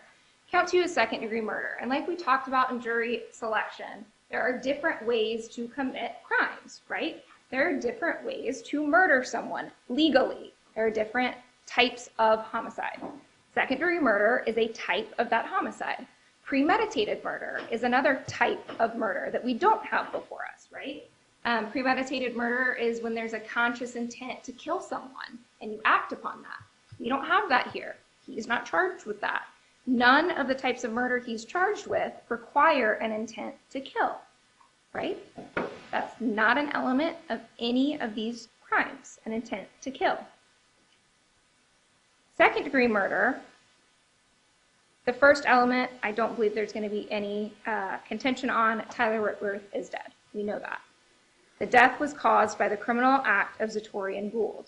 Now remember, like I was saying before, if he's a principal to Davis, the death could have been caused by the criminal act of Davis. If he's a principal, he's still culpable.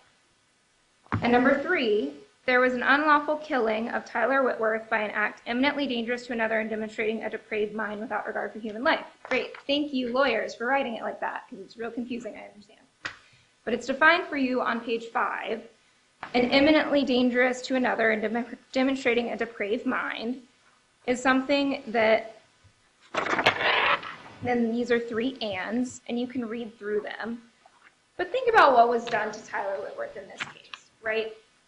Even taking the whole drug rip context out of it, if you're shooting at someone with rifles, from a distance away, that's an act imminently dangerous to that person and demonstrating a depraved mind, because there's no legal justification for it, right? It's clearly done from ill will, hatred, spite, or an evil intent. And it's absolutely certain to kill or do serious bodily injury to somebody if I'm pointing a loaded rifle at someone and firing. And this whole case indicates an indifference to human life, right? So all of those three things are there. I would submit to you that each of those elements have been proven.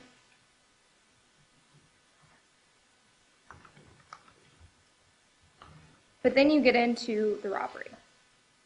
And so count 3 starts on page 5 as far as the instructions. And again, like I was saying, robbery itself is only 4 elements, and then you can add on if you decide if a weapon was used or not. But your base charge that matters for felony murder is robbery.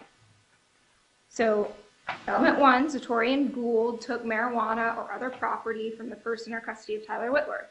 Again, you can believe Jacob Davis did that, and if Zatoriyan Gould's his principal in this plan, in this what they're doing together, he's guilty of it.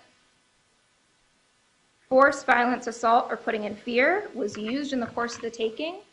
And whenever you see, like in the commission of, in the course of, that means legally, and it'll be defined for you, before, during, or after, right? Either before you got there, while you were there, or if you were escaping from it. That's in the course of encompasses all of those things. Holding a gun to somebody's head is using force to take property. The property taken was of some value. Well, we know this was very valuable property. That was the whole reason they wanted to steal it, so that they could then go sell it to Tune and make more money. I think Jacob Davis said it was like $1,600 for half pound. Now, we don't have a half a pound. It was, I think, 28 grams or less. Still valuable property. It's still something of value. You don't have to put a dollar amount on it. It's just something of value.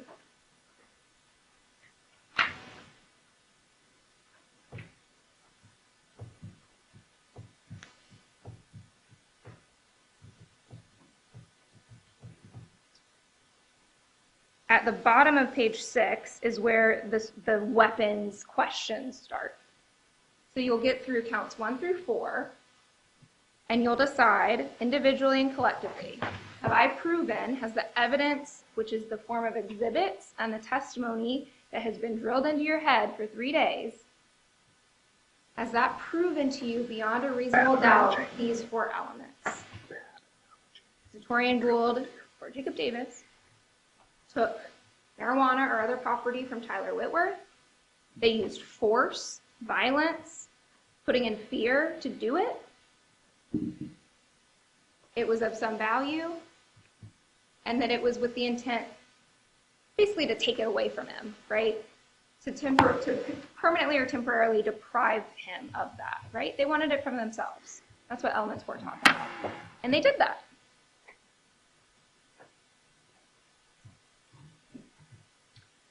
So if you find all 4 of those are proven beyond a reasonable doubt, then you ask yourselves the questions if a weapon was used in the course of the robbery. Before, during, after, right? That's what in the course of means. If you find that the defendant carried a firearm, you would indicate it on the verdict form. Yes, he did. And that's where it gets a little bit different from principle. There's going to be some questions on the verdict form about whether the defendant, specifically the defendant, Zatoriyan Gould, personally displayed, carried, used, threatened to use, attempted to use a firearm, right? If you find that he specifically did that, you would select yes on the verdict form. If you find that he specifically actually possessed a firearm, you would select yes on the verdict form. If you find that he actually discharged, meaning pulled the trigger, the gun went boom with a firearm, you check that. Those are the questions where principle doesn't apply. That's to him specifically. And I know that's a little bit confusing, but it's if he personally carried a firearm, right? That's the question.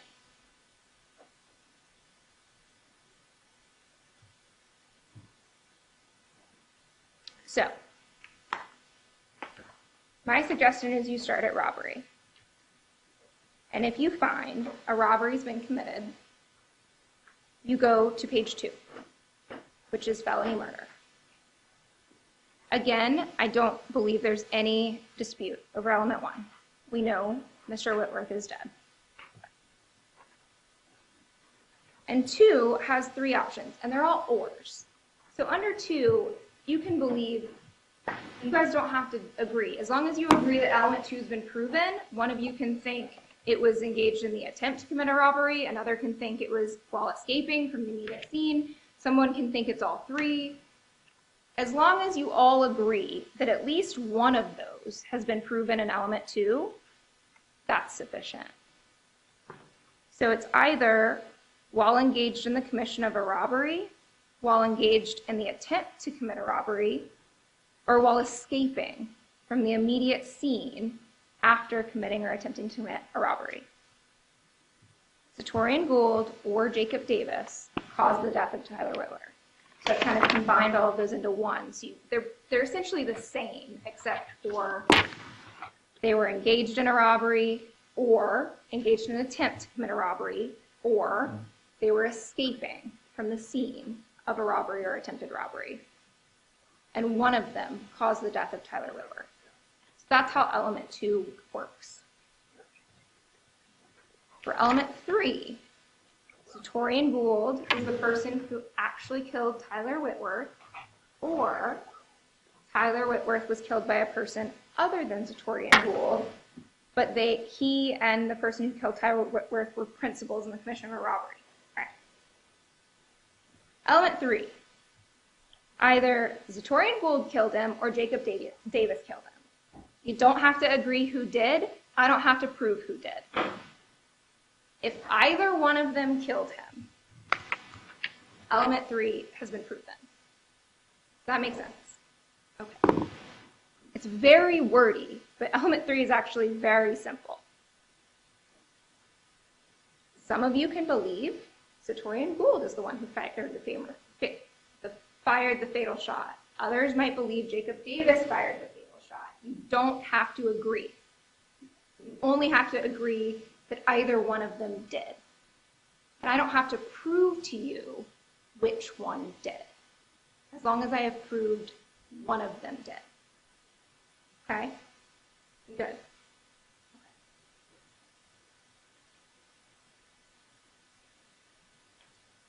Now, the lesser included crimes for second-degree murder and felony murder are manslaughter. Manslaughter is something I like to explain as, and we don't call it this in Florida, but a lot of states have involuntary manslaughter. Like you'll hear about, a father was cleaning a loaded gun and, it went off and there was some really horrific culpable negligence involved, that he knew it was loaded and decided to clean the trigger instead, and his child was sitting right in front of him. That's manslaughter, right? It's when you are not intending, it's more of an accident. But there's something that's more than mere negligence involved that makes you guilty of manslaughter. When you go to commit a drug rep and a robbery, that's not manslaughter. Now, a lesser included crime means it's included in the higher offense, right? So first-degree felony murder includes manslaughter. It's encompassed in it because it's a higher charge than manslaughter. And I know it's confusing, but that's why I would recommend you start from the highest offense that's been proven, and then you go to the lessers. You don't need to look at the lessers unless you all individually and collectively believe the highest offense hasn't been proven. You don't even have to spend any time on the lessers. If all of you agree, yes, the main charge has been proven, you don't have to keep going.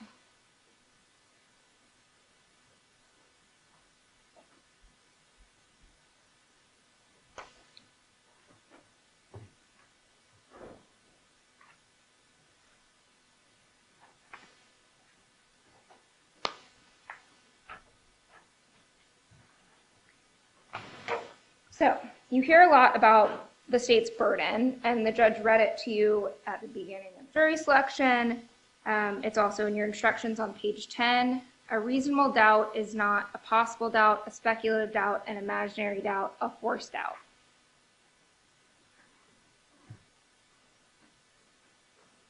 It requires you to have an abiding conviction of guilt. And we talked about that in jury selection, right? It's not 100% absolute certainty. Maybe you have that in this case. Maybe you say, no, I'm 100% certain he did it. Maybe. But not everybody can be 100% certain. And some people think, oh, but I'm not 100% certain. That's not what reasonable doubt is. Reasonable doubt is where you will have an abiding conviction of guilt. And if you have to say, but what if he wasn't even there? And you have to ignore all of the other evidence you found credible to come to that conclusion, that's an imaginary doubt. It's not a reasonable one. It's a speculative doubt, not a reasonable one.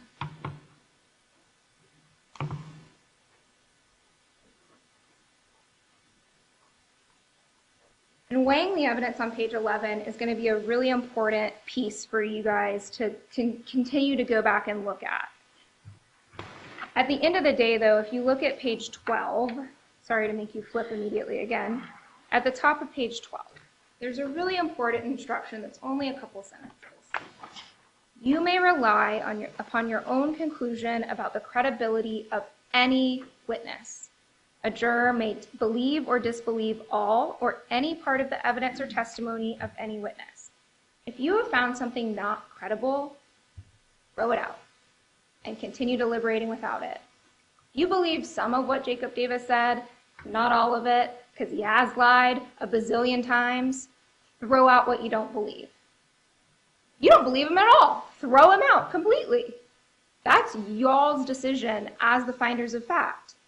I believe that there are things that he has testified to that are credible because they're supported by other evidence in the case. And you don't just have to take his word for it. But if you disagree, throw everything he said today out the window and look at the evidence you still have. Because even without him, I firmly believe I've met my burden in proving Zatoriyan Gould is his principal.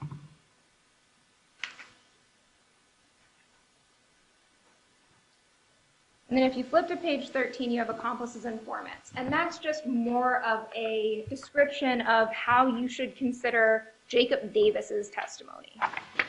And you take it with a grain of salt. I'll sum it up for you. That's what that instruction says. Test it, compare it with what the other evidence is, compare it with what the other witnesses have said, and then make your decision. Because just because he's hoping for a reduced sentence doesn't mean you can't believe anything he says. Otherwise, we would never be able to have any co-defendants come up here and testify about what went down. You don't get to just automatically disbelieve him. He admitted to his role in it. He took a plea to life. He's in prison for life. Is he hoping to get something out of this? Sure. And you should take that into consideration. You absolutely should. But it doesn't mean that he can't also be telling you the truth about what happened.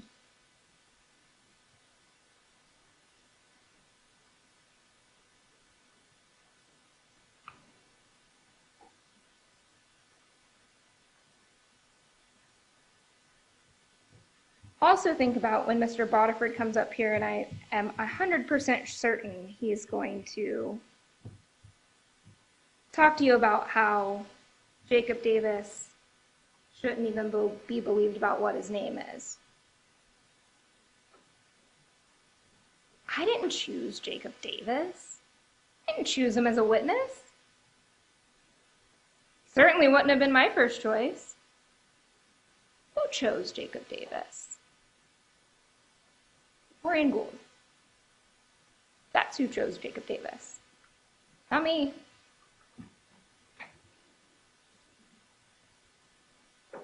Thoughts hatched in hell don't have angels for witnesses.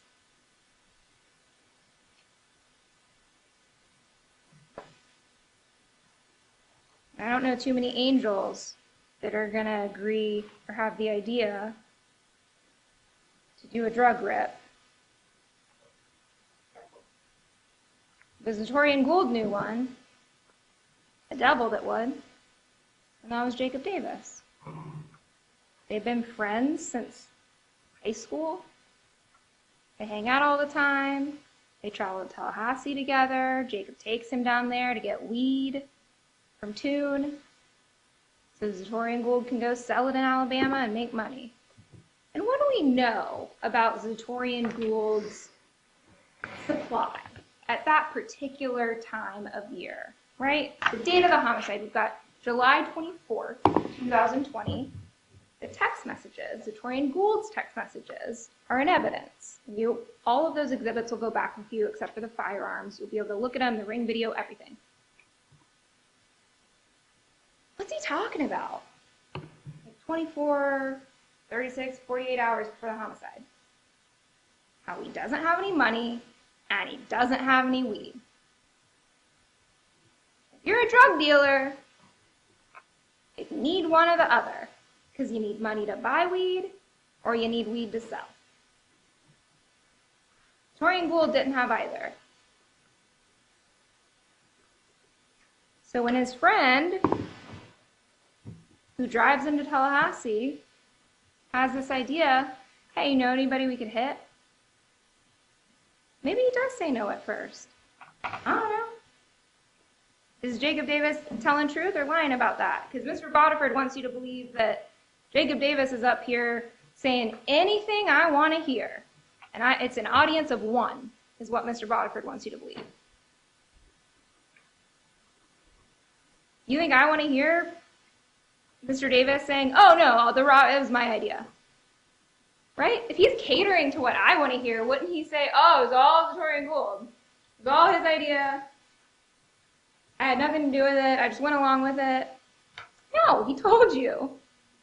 I was the one who first asked Jerkins, nobody we can hit. And then he followed that up by telling you, and Zatoriyan Gould didn't want to do it at first.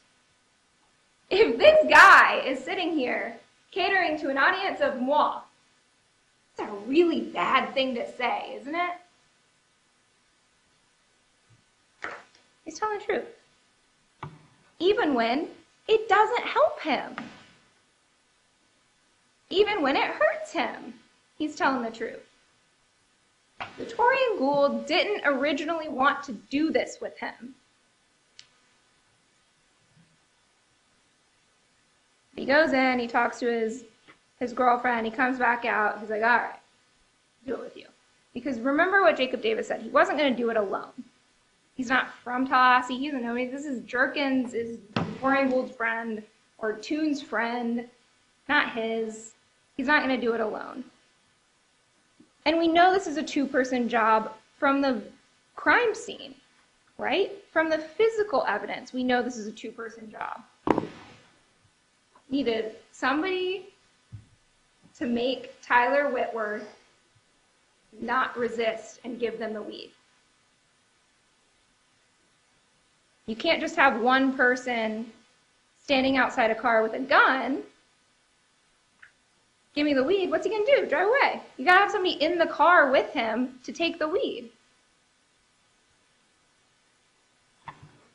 If Tyler Whitworth sees one person get out of the car with a gun, he's not doing business with that guy. He's going to be booking it out.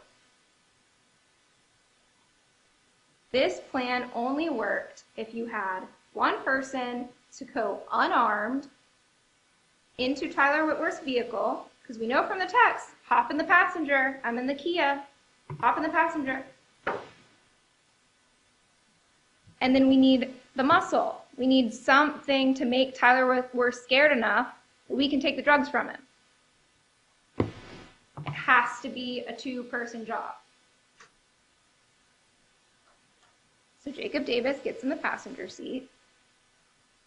Zatoriyan Gould stands outside with a rifle pointed at Tyler Whitworth. And looking at the scene, how do we know that's what happened? Why does that make sense? Compare it with the physical evidence. Compare it with the photos we have, right? How does Tyler Whitworth's car end up crashed into Jacob Davis's? What would cause that? What would cause cars parked right here next to each other? What would cause one to drive around and crash into the other?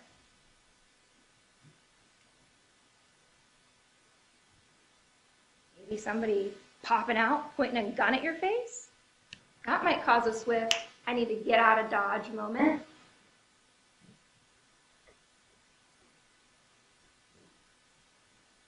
And then we know Tyler Whitworth gets stuck because you can see it in the curb. And when police come, the engine is still running, it's stuck in reverse. He's trying to reverse out of there, but he can't because his tires are stuck over the curb. So what does Tyler Whitworth have to do? He's a sitting duck now. He has two people with rifles pointed at him. Sitting duck in his car. What does he do? Well, there's another car. Maybe I can try to get into that car and use their car to leave. He has to climb out of the passenger seat. We know from witness testimony that it's corroborated that this is what happened by Ms. King. And Mr. Davis, who says the same thing. I don't think Ms. King is lying, but somehow their stories match up. So Tyler runs around towards Jacob Davis's car, and by this point in time, Zatoriyan Gould and Jacob Davis are over in the grassy area. And how do we know that? How do we know that?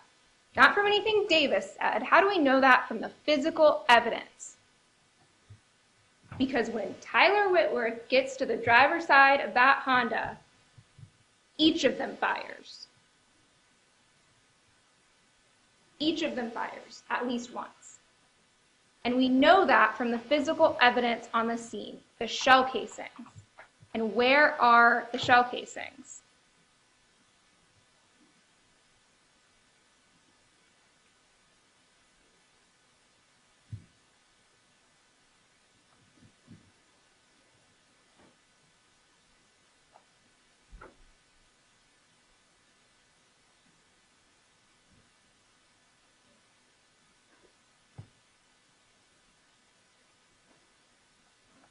Ever decide to work, I would love to show you. You have to change the input over here.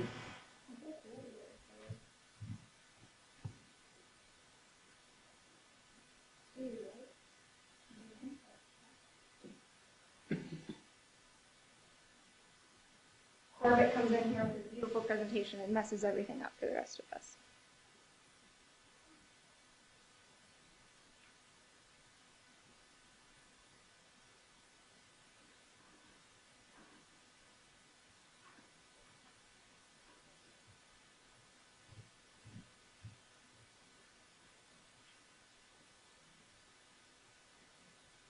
I think it's about to go.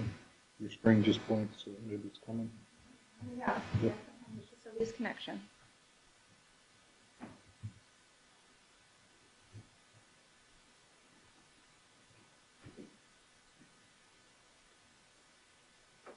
All right.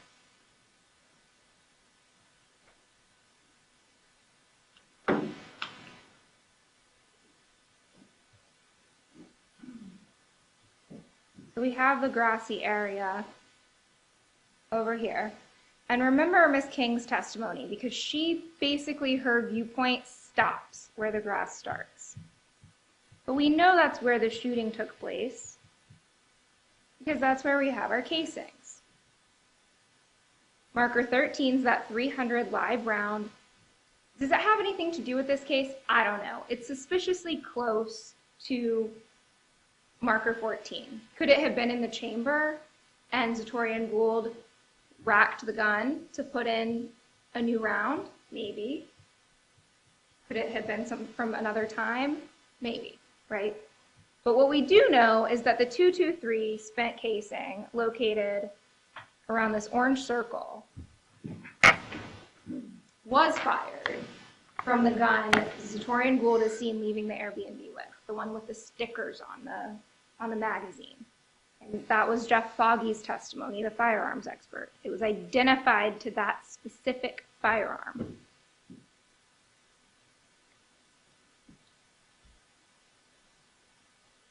We're looking at the vantage point from that spent casing. And then the next day, another 5.56 casing is located. And I want you to, in this photograph, think about this area right here. And the trees are helpful as a marker. So you've got like a fatter tree and a skinnier tree. Because the next day, Nick Roberts locates a spent 5.56 casing right where this circle is. Remember that blue glove that pointed it out? All these photos will go back with you. You'll be able to see them. So that is located in between the trees. Remember the 223 is going to be kind of just above that.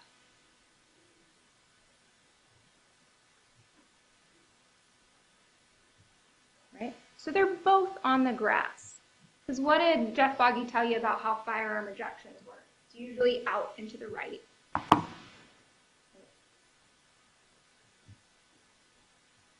There are no shell casings on the pavement or in the parking lot. They're all in the grass. Now, there's a casing located in the rifle Jacob Davis is seen leaving the Airbnb with.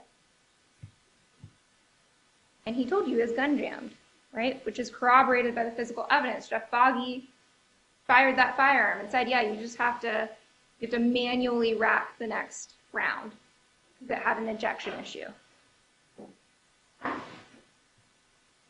But we know the 5.56 spent casing in this blue circle was fired by the gun Jacob Davis had when they were leaving the Airbnb. They went to the grass and fired from there.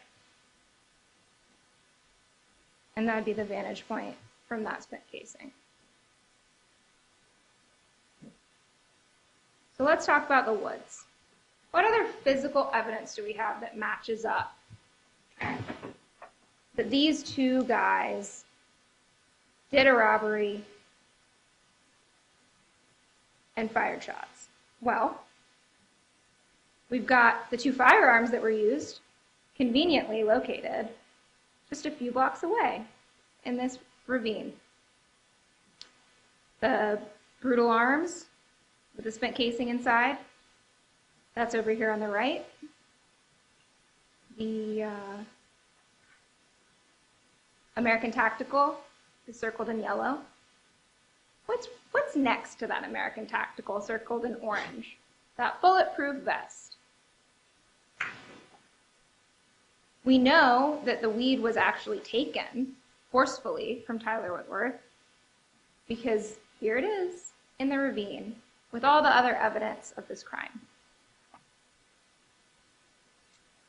Also, the Honda manuals, the Honda registration, Jacob Davis's red hat. Let's talk about DNA. There was a lot of DNA testing that went on. Not a whole lot of great results, right? And Ms. Hyatt was talking to you about that. DNA is finicky. I could sit here and rub my hands all over this podium. Could swab it. There might not be DNA. Does it mean I wasn't here rubbing my hands on this podium? No, right?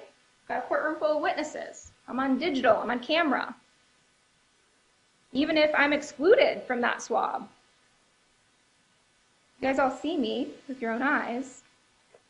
So DNA isn't this magic bullet that we sometimes like to think it is.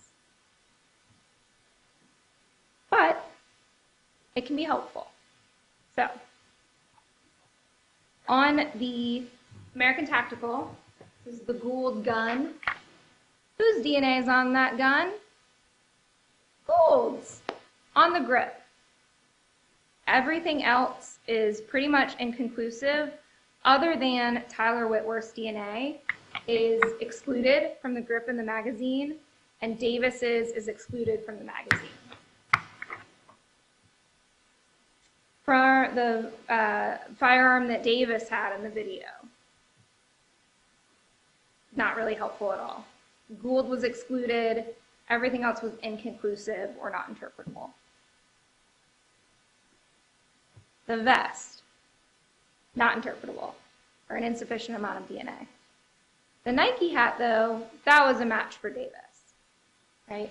I mean, we see him in the video wearing it. It's a match. Gould was excluded. Whitworth was excluded. What's interesting is when you get to the Kia swabs. Because who do we know for sure was in the Kia? Tyler Whitworth, right? It was his car. We know that's how he got there. It's his car. He's excluded from these swabs. That's why you got to take DNA with a grain of salt. Because if you only believe the DNA, oh, well, Tyler Whitworth was excluded, that would mean that Tyler Whitworth was never in that Kia. But we know that's not true, right? Because it's his car.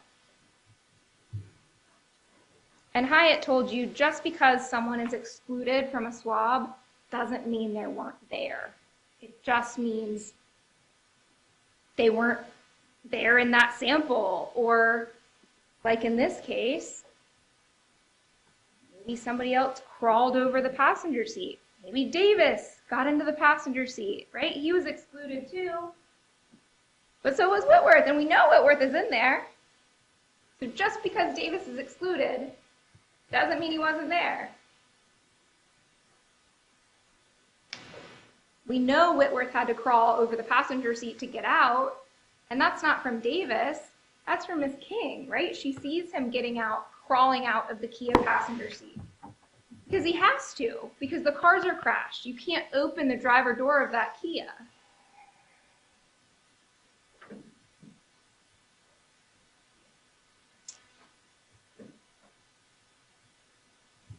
And a lot of the swabs, most of the swabs, are just not interpretable. There wasn't enough DNA there, or there was too much, and it was too confusing, and they couldn't make an identification. Now for the Honda, the front passenger door pull and armrest, Tyler Whitworth's included. But remember, Tyler Whitworth was bleeding out in that seat, right? That is just, DNA is quite literally pouring out of him. So it's no surprise that we should see a match there. Davis and Gould are excluded from that swab. But we know they were both in the car. First of all, it's Davis's car. Second of all, Gould's seen getting into it in the ring video. And remember the fingerprints? That'll be on their stipulation. Their fingerprints are in the car. Gould's fingerprint was found inside the Honda passenger side of the car. Davis's was located on the tag that he tried to rip off after the murder. But if you just looked at the DNA, you wouldn't believe that. And so that's why DNA is great. We love DNA. It doesn't get us there sometimes. So you have to really look at all of the circumstances and the facts and the evidence. Sometimes DNA can be misleading.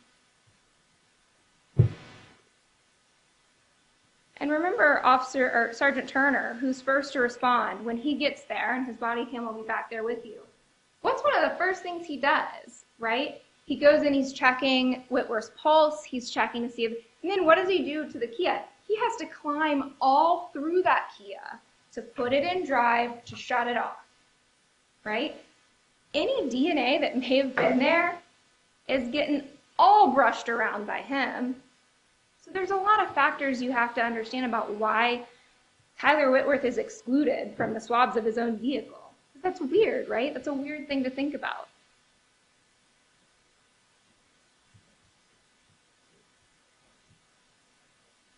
But when we look at the timeline, the ring video is really instrumental. All right? We know that at 5:35, Gould is the only one with a gun. Because Davis is at his car and you see him walk back up to the front door with no firearm. And when he walks back out the next time, he's carrying it behind his back. Right? Which is consistent with both him and Jerkins. Because remember Jerkins' testimony yesterday, they did leave and come back. And they were getting real mad at me because I had blocked Tyler's buddy, and that was about to blow up the whole thing, and they came back at me and yelled at me, and I unblocked them. That was what Jerkins said yesterday. And then they left. Again. And that's corroborated by this.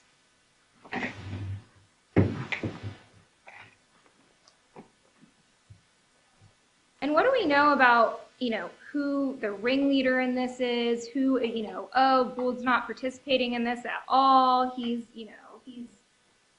this is all Davis's thing. What do we know about the ring video?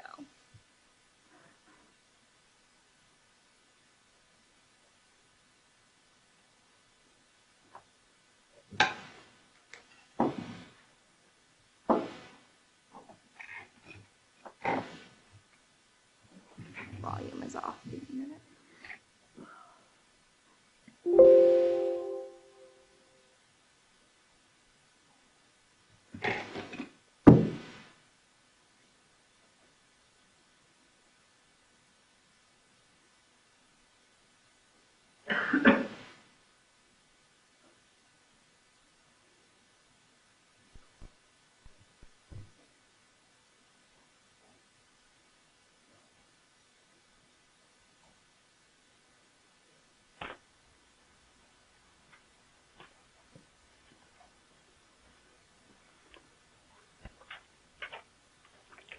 Hey, Dirk.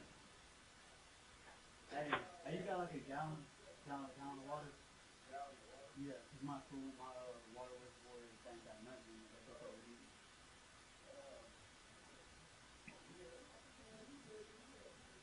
Huh? Man, that's why I was like, oh, come on, bro. What the fuck are you doing? Who's saying that? That's Zatoriyan Gould. Come on, bro. What are you doing? Hey, bro, come on, bro. Come on, bro.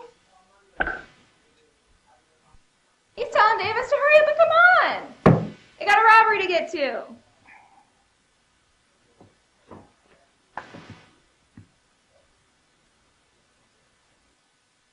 And when Davis does hurry up and come on,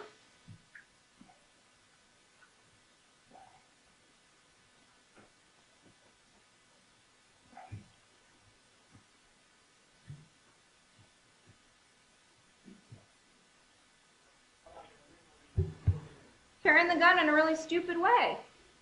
And who points that out to him? You tripping, bro. It's a whole camera right here, bro. You walking with a gun, bro. Who points that camera out to him? Mr. Gould. What are you doing with the gun, man? There's a whole camera right here. And so what does Mr. Davis do? He does what Mr. Gould tells him.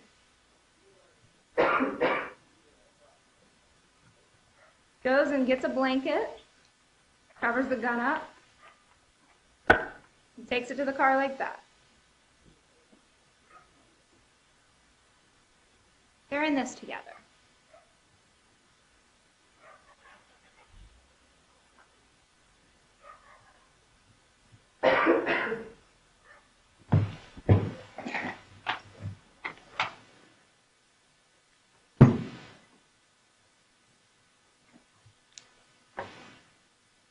Got DNA on the hat? Even if we didn't, his hat. Even if Davis didn't stand up here on the stand and tell you it was. We know it's that gun. It's that blanket. It's that water jug. And what about Gould? Same gun. And what is he wearing underneath his sweatshirt? You might not be able to see it on these screens. You can see it in the jury room. You can pause it. You can blow it up, whatever you need to do. But you'll be able to tell there's a hint of camo on that bulletproof vest he's wearing. And how convenient that just outside the scene of the crime, in addition to this gun, we should find a bulletproof vest that has camo on it.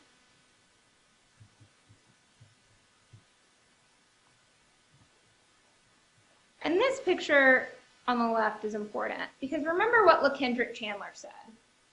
He saw someone higher up on the hill, gray hoodie on with the hood up. You know Davis has his hood down and his red hat on. LaKendrick Chandler saw somebody in a gray hoodie with his hood up and a big black gun. And he said it was kind of shadowy. You know, the hand. Originally he said the hands were black. Another time he said, he can't remember. It's been 3 years. That's fair. That's really fair. He wasn't sure if it was the shadows on the hands from the gun making it look like a black male or something else. But that's pretty darn spot on with what we see Gould in this image. And that's also consistent with where we believe Gould to be on that hill, where that 223 casing is.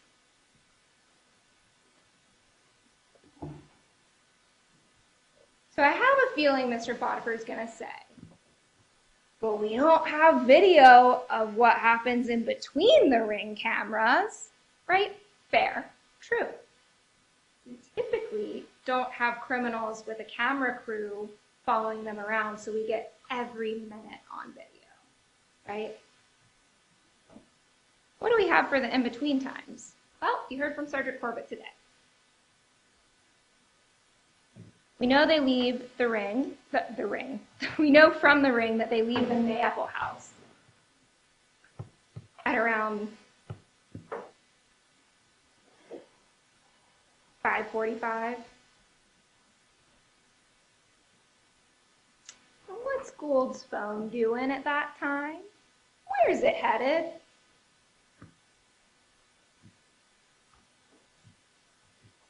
And remember what Sergeant Corbitt told you today, that 609 and those 610 events, those are both outgoing calls.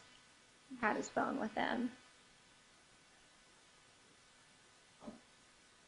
And what can we do to corroborate that? Well, we definitely know someone's phone that was in that parking lot, Tyler Whitworth's phone, because his phone was located in his Kia on the floorboard.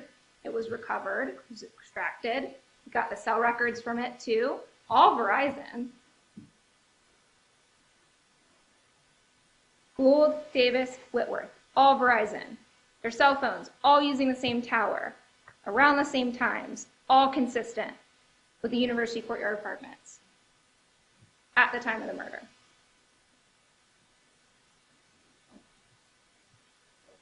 And how do we corroborate what Jerkins has to say? Well, we also got his records. And he tells you, Toon gets a call, he's like, we gotta go. And even Dante Walker, who definitely lied through his teeth about a lot of things, confirmed that that's what happened. And they all pile up in Dante Walker's car, and they head down South Monroe.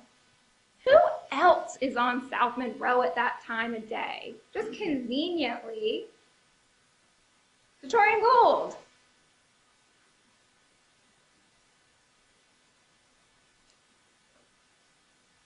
Jerkins told you they picked him up, and what did Mr. Gould say? Shot someone. Why would Jerkins make that up? What does he have to gain from this? You know, sure, he played a part, he set up the original deal, he says he didn't think it was going to be a robbery, he goes and picks somebody. What does he have to gain by saying Zatoriyan Gould said he shot someone, right?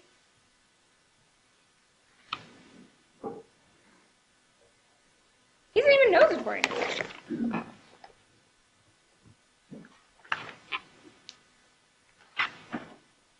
And did he seem like the type of person who was a very good liar? That guy's like 90 pounds soaking wet. And you can use your observations of people who take the stand to see if they're lying or being truthful with you, right? Remember, you don't leave your common sense at the door. We know Jacob Davis's phone has an event right around the same location and the same time as Jerkins.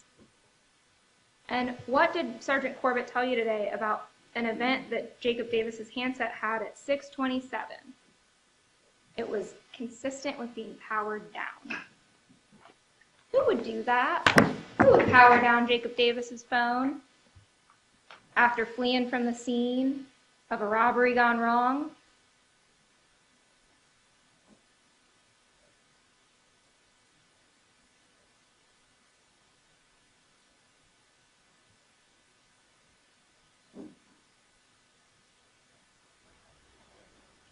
Hello. We know at 6:42, I was delivering puppies.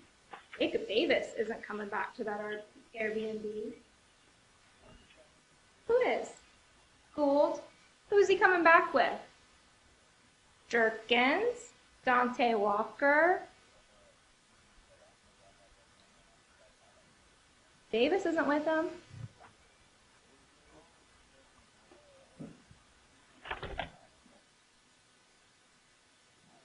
Davis doesn't come back until 6:56. On foot. Again, consistent with his account that he just flagged somebody down and got a ride. How in this day and age people are that gullible, I don't know, but.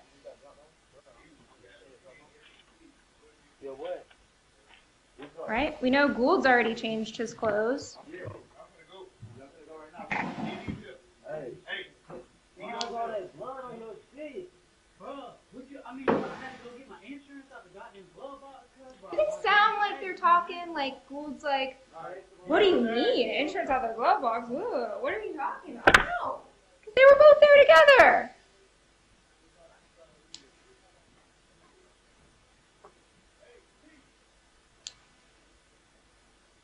Gould comes back with no gun, no bulletproof vest, no hoodie. Guess he lost that on the way back. No shoes. Why you need to lose your clothes and your shoes? You're running from the scene of a robbery gone wrong? You get rid of the evidence?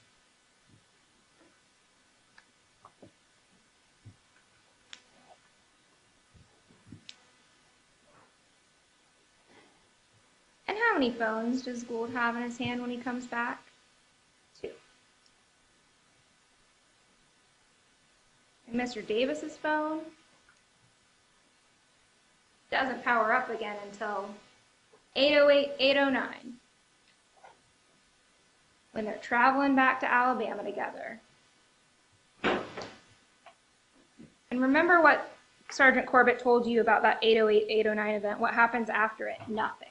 Nothing happens after it, because it was consistent with it being shut off.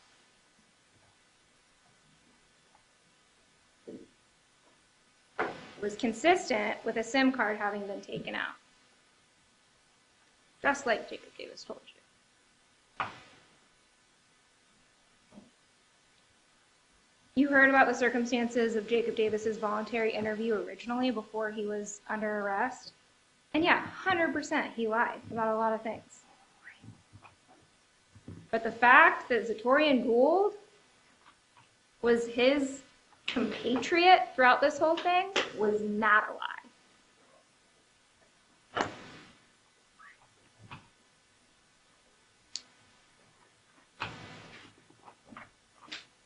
We know that Tyler Whitworth was shot in the head. You know, it was consistent. It was not close range. Dr. Clark talked to you about that. Yesterday? It's getting away from me. I think it was yesterday. Maybe it wasn't. Either way, Dr. Clark talked to you about that, how it wasn't close range, it didn't have soot, it didn't have stippling. It's consistent with a shot from the grass, right? And Ms. Rodford might get up here, well, he said 18 to 36 inches. keep in mind and rely on your own notes about what Dr. Clark said about that. He said, the only thing I can say about non-close range is that it's anything 18 to 24 inches or beyond, right? That's what he said. That's the evidence. He didn't say this was an 18 to 24 inch range of gunshot. He said the only range we can put on anything other than that's not close range is at least 18 to 24 and up, whatever the range of that, gun is. And that they have high-powered assault rifles. They can shoot from a distance.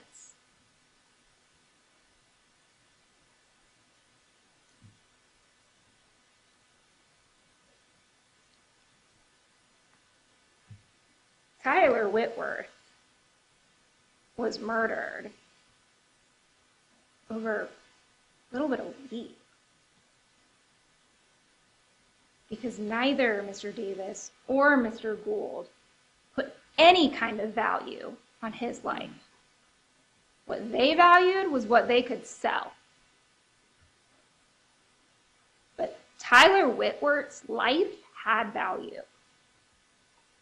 And you do not get to take away someone's life and then walk out the door. Jacob Davis and Zatoriyan Gould are both responsible. They are both the reason that Tyler Whitworth's parents don't have a son anymore. Objection improper. Sustained. The jury disregarded that.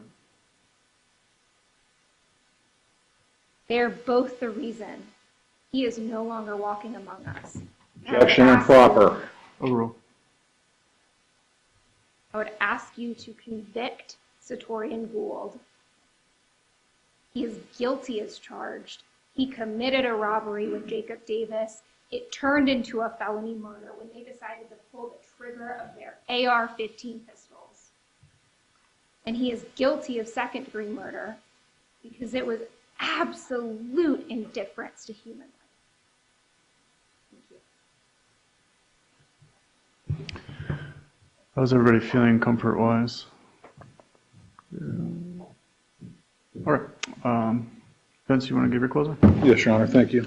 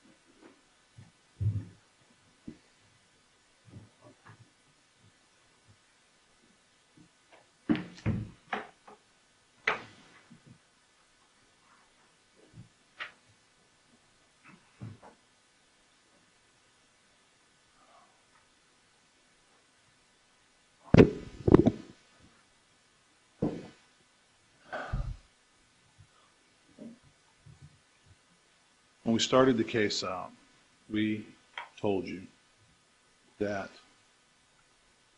there's nothing more deceptive than an obvious fact. We quoted Sir Arthur Conan Doyle, who wrote Sherlock Holmes. I'm not suggesting to you that Miss Fox in the state of Florida is trying to deceive you. The point of that little saying is to point out that sometimes the obvious facts just aren't that obvious.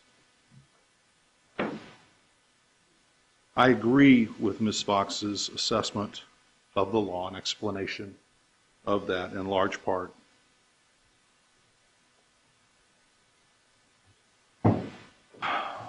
Start with robbery, then look at felony murder, then look at second-degree murder. Felony murder and robbery, they interlock. We get that. If you can't find count 3, you can't find count 1. Principles, she said, well, if somebody does something, then then the other person's on the hook for everything. But look at the very next instruction. She mentioned it. Independent act on page 9. Independent act. That's where I need you all to focus in this. Because as you sit there right now, ask yourself, what happened in that parking lot? What has the state proved to you happened in that parking lot? So again, I'm not suggesting that Ms. Fox is deceiving you. I'm suggesting that the state of Florida is working on a lot of assumptions. The word do it, the words do it, they were going to do it, are tossed about. What were they going to do?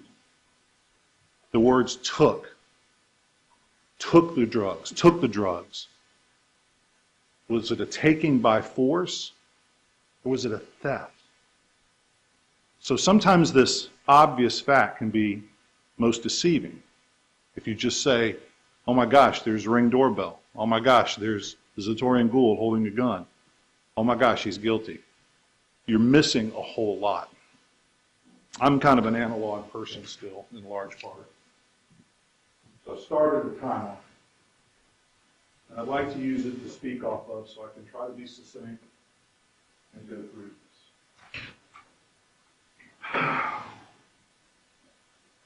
These are the times I think we can establish. 5:35 is the earliest we know really about anything that happened on the 24th. 6:43 is about the latest time we know something happened on that day. I use the word about because we're not exactly sure on these things when the motion starts them or stops them. If you look at 6:43, it's clear that whoever was there was already there and had been there for some time. We know that the shooting occurred somewhere around 6:15. Okay? That's when the 911 call happened. You have to look at Ms. King's testimony and try to figure this out. She doesn't have a dog in the fight. She's just telling you what she saw, right? She, working backwards, maybe 5 minutes from the time she calls her mom. That's not a 10-minute call. That's a quick, oh, there's a shooting, get off, hang up, call 911. She calls 911. So the whole thing had to have been a matter of minutes. Let's assume 10. Let's assume 5. So the shooting is somewhere between 6:10 and 6:15.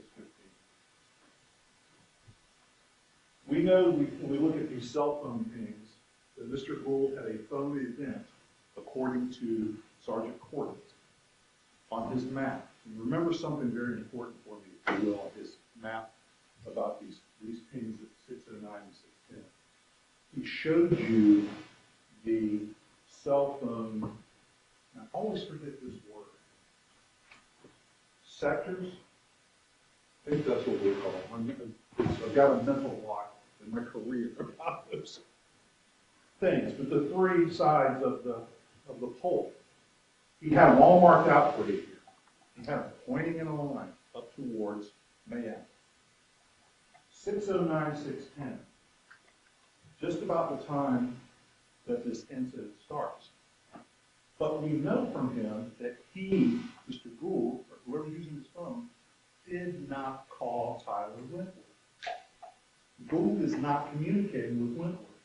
So ask yourself, who did the state prove to me that he was calling at 609 or 610? They've got the records. They can reverse engineer all this stuff and look it up. Who's he calling at 609 or 610? Now, we have a 620. Oh, by the way, so back over here to Gould. 641, 642 phone event. Again, the ring video is 643. I'm not going to ask you to disbelieve a video. A video is a video. You can look at what's going on there. You can see they had been there at some point in time before that, and these events were occurring. So this is pretty constant. This is pretty constant. This 620, and again, trying to establish a timeline. 620, Davis's phone has an event. Think about what Sergeant Corbitt presented to you on that 620 dot. Did you see any cell tower sectors on that dot? No. Did you see any arrows? No. Which means that at 620, on that spot on South Monroe where they're claiming Mr. Gould had Mr. Davis's phone, that phone could have been hitting that tower from anywhere 360 degrees around in any direction. They purposely didn't tell you the direction, the side that it was hitting at 620. Why not? Clearly they can. They did. That is an obvious fact. It becomes deceptive rather than obvious. I'm not saying they're deceiving you. I'm saying that it's not clear. It's not proven. There's a problem. Now, a court reporter was kind enough, slightly yelling over Mr. Davis today, let me borrow her markers. This point in time, right here,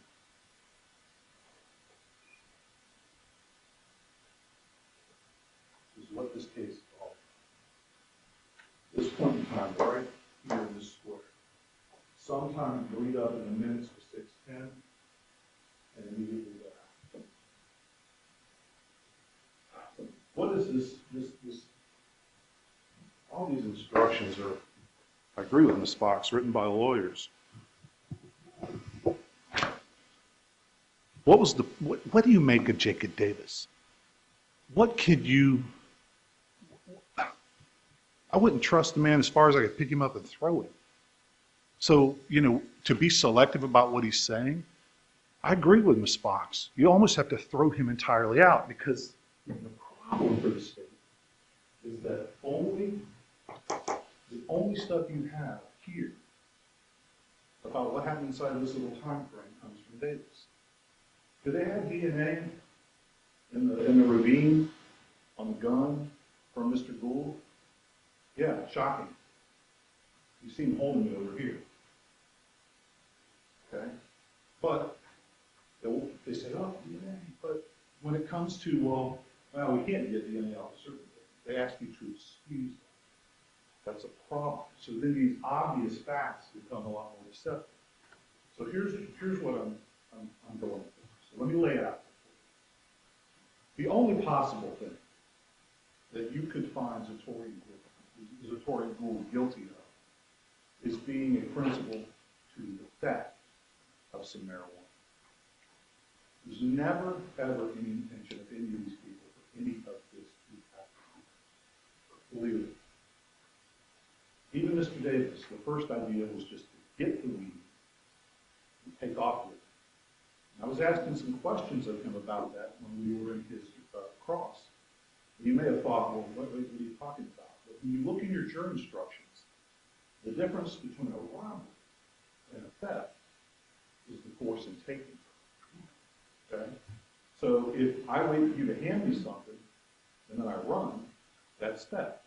Look at your instruction, what's the definition? I've now either temporarily or permanently deprived you of that theft. That's theft. Stealing weed isn't on the radar on your verdict form. It's not on the radar. It's not contemplated. It's a lesser. Theft is a lesser of robbery. So if you find that these two guys decided to go over there and wait for somebody to hand some weed and then run off with it, then you've got two guys that are going to try to complete a theft. It's not what's on your verdict. Here's why Jacob Davis is such a problem.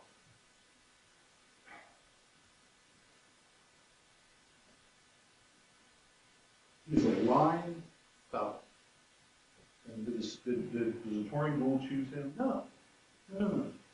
The state chose to charge both of these fellows on a bunch of assumptions, on a bunch of obvious facts.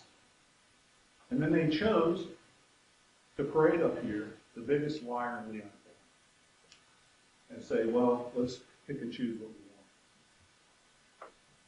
He's going to lie to save his hide? What a cowardly, horrible thing to try to convince these detectives I went back to help Tyler Whitworth. That's disgusting. That even came into his brain. That's the type of person you're dealing with. I went back to help him. No, you didn't.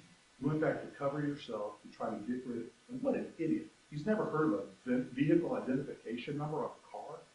He thinks that ripping the tag off is going to do it. The point of all that is that he's going to do whatever he can, whenever he can. He's not dumb. He's conniving. Here we are.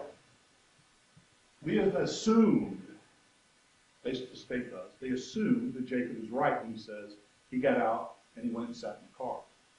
They're assuming, because there's no other evidence of that, because I don't care what they argue, there is no DNA in the passenger seat of the Kia from a guy wearing sweatpants in July in Florida. And he's from Alabama, so he's got to be sweating. Yet there's no DNA. So where we assume, we can assume either way.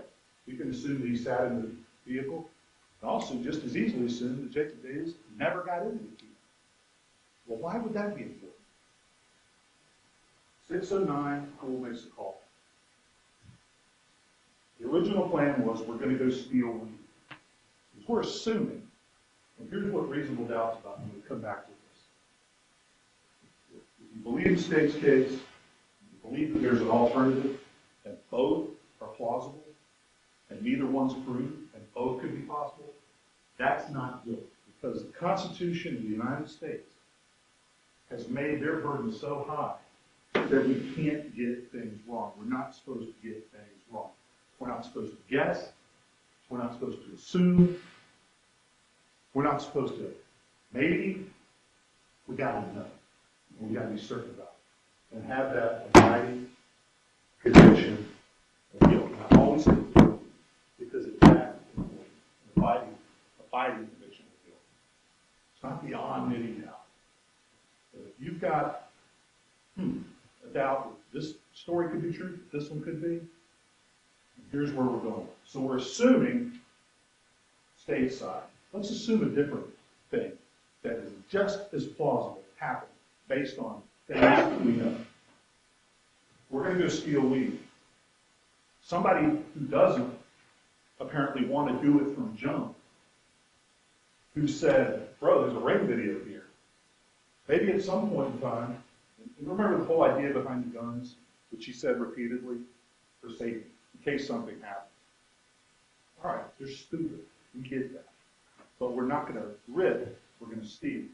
And at some point in time, going into the parking lot, right before 6:10, Jacob Davis, who, again, you could be standing outside and it'd be sunny as all get out, he'd tell you it was raining.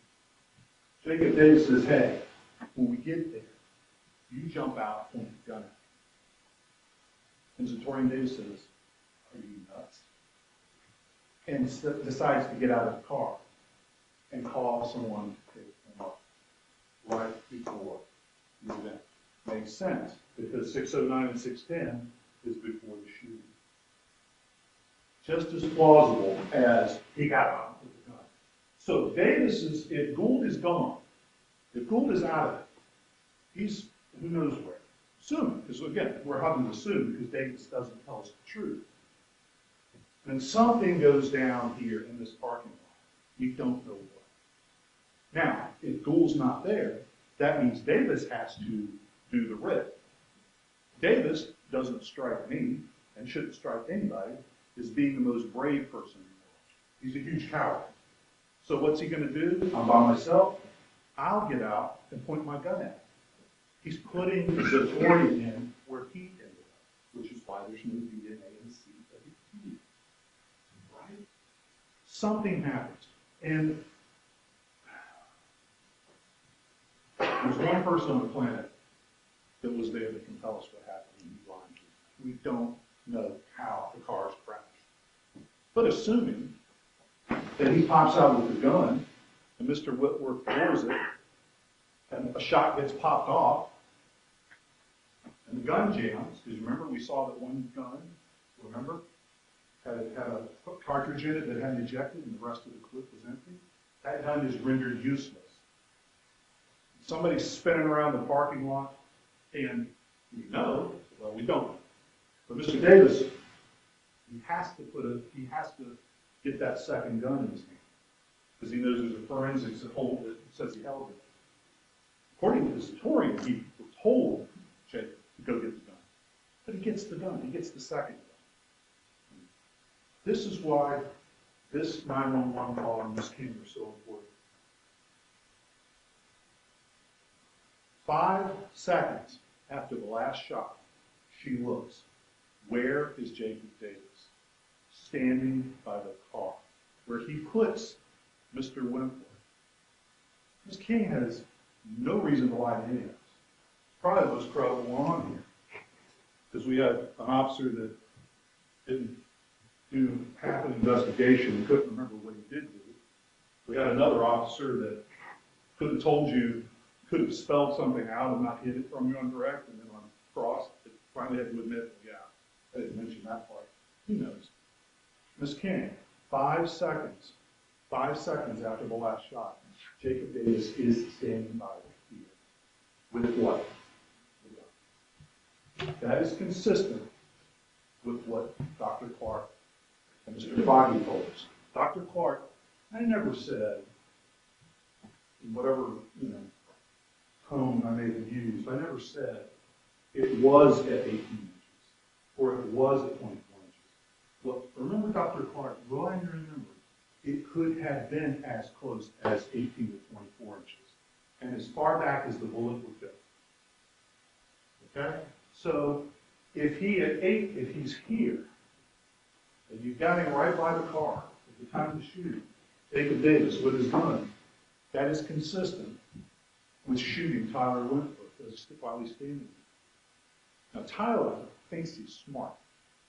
He thinks he's smart. He read the autopsy report. And according to him, Mr. Whitworth got shot in the forehead. He's wrong. He read it wrong. He's tailored his testimony to make you think he's right. What do I mean by that? He came around the corner. He was facing us. I saw him yell. I heard him yell. I saw him grab his face. Well, then how do you get in your car? That's not a wound that anyone receives and then is able to climb into a car. Use your common sense. That wound was instantly fatal. Mr. Whitworth was in the car. Look at the photo. Shot from the back into the front. That direction of travel takes his body, and where Mecklenburg said she found the fragments over in the front? Bullet travels. He goes over, and unfortunately, Mr.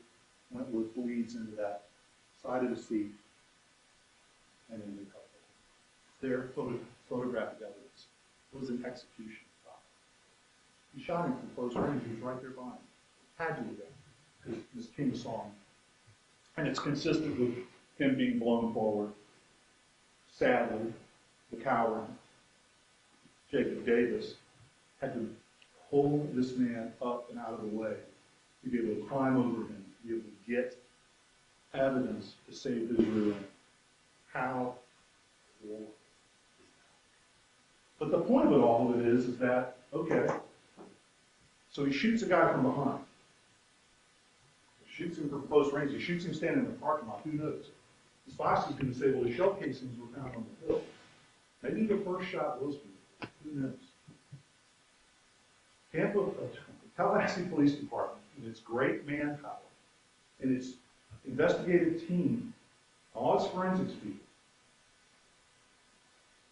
missed a shell casing on the night of the 24th. And Investigator Roberts, he was very honest. I don't know why they missed it. I found it the next day. They found a .300 which has no relevance to this case. Where do they find that shell casing? Only a few feet from where the other one was the night before?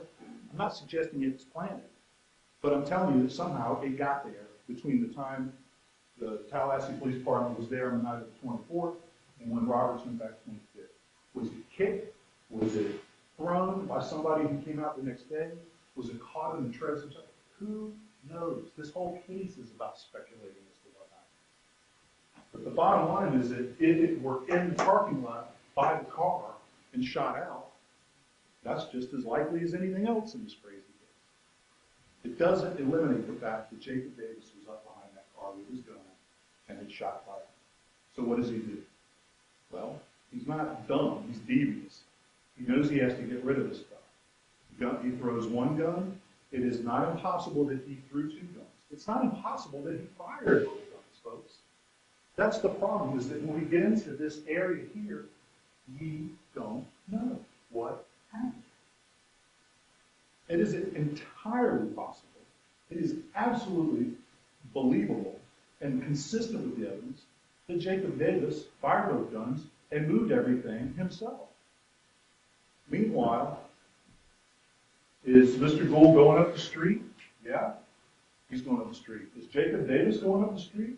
I don't know, because the TPD didn't tell us where our little sectors are. They've been bouncing from anywhere. Those two phones were together, aren't together. Who knows? Who knows? But when you look at the timeline, you look at what's plausible. Oh yeah, by the way, back to 643. Does Zatoriyan Gould sound like someone that was here at this point in time and can tell you what went down? Well, I'm calling them. What happened? And does Jacob Davis sound somebody like, where'd you go? You left me. I thought you were going to wait for me. Where's my phone? No, none of that exchange happens. And listen to Mr. Gould's voice once they get inside and he sees the blood and freaks out. Does that sound like somebody that was there and saw it happen? No, it doesn't. So when you look at all of this, you've got to measure it against still reasonable doubt. I like my little charts. I pulled some of this out and bolded. So defendants enter a plea of not guilty. You have to assume or presume or believe that he's innocent.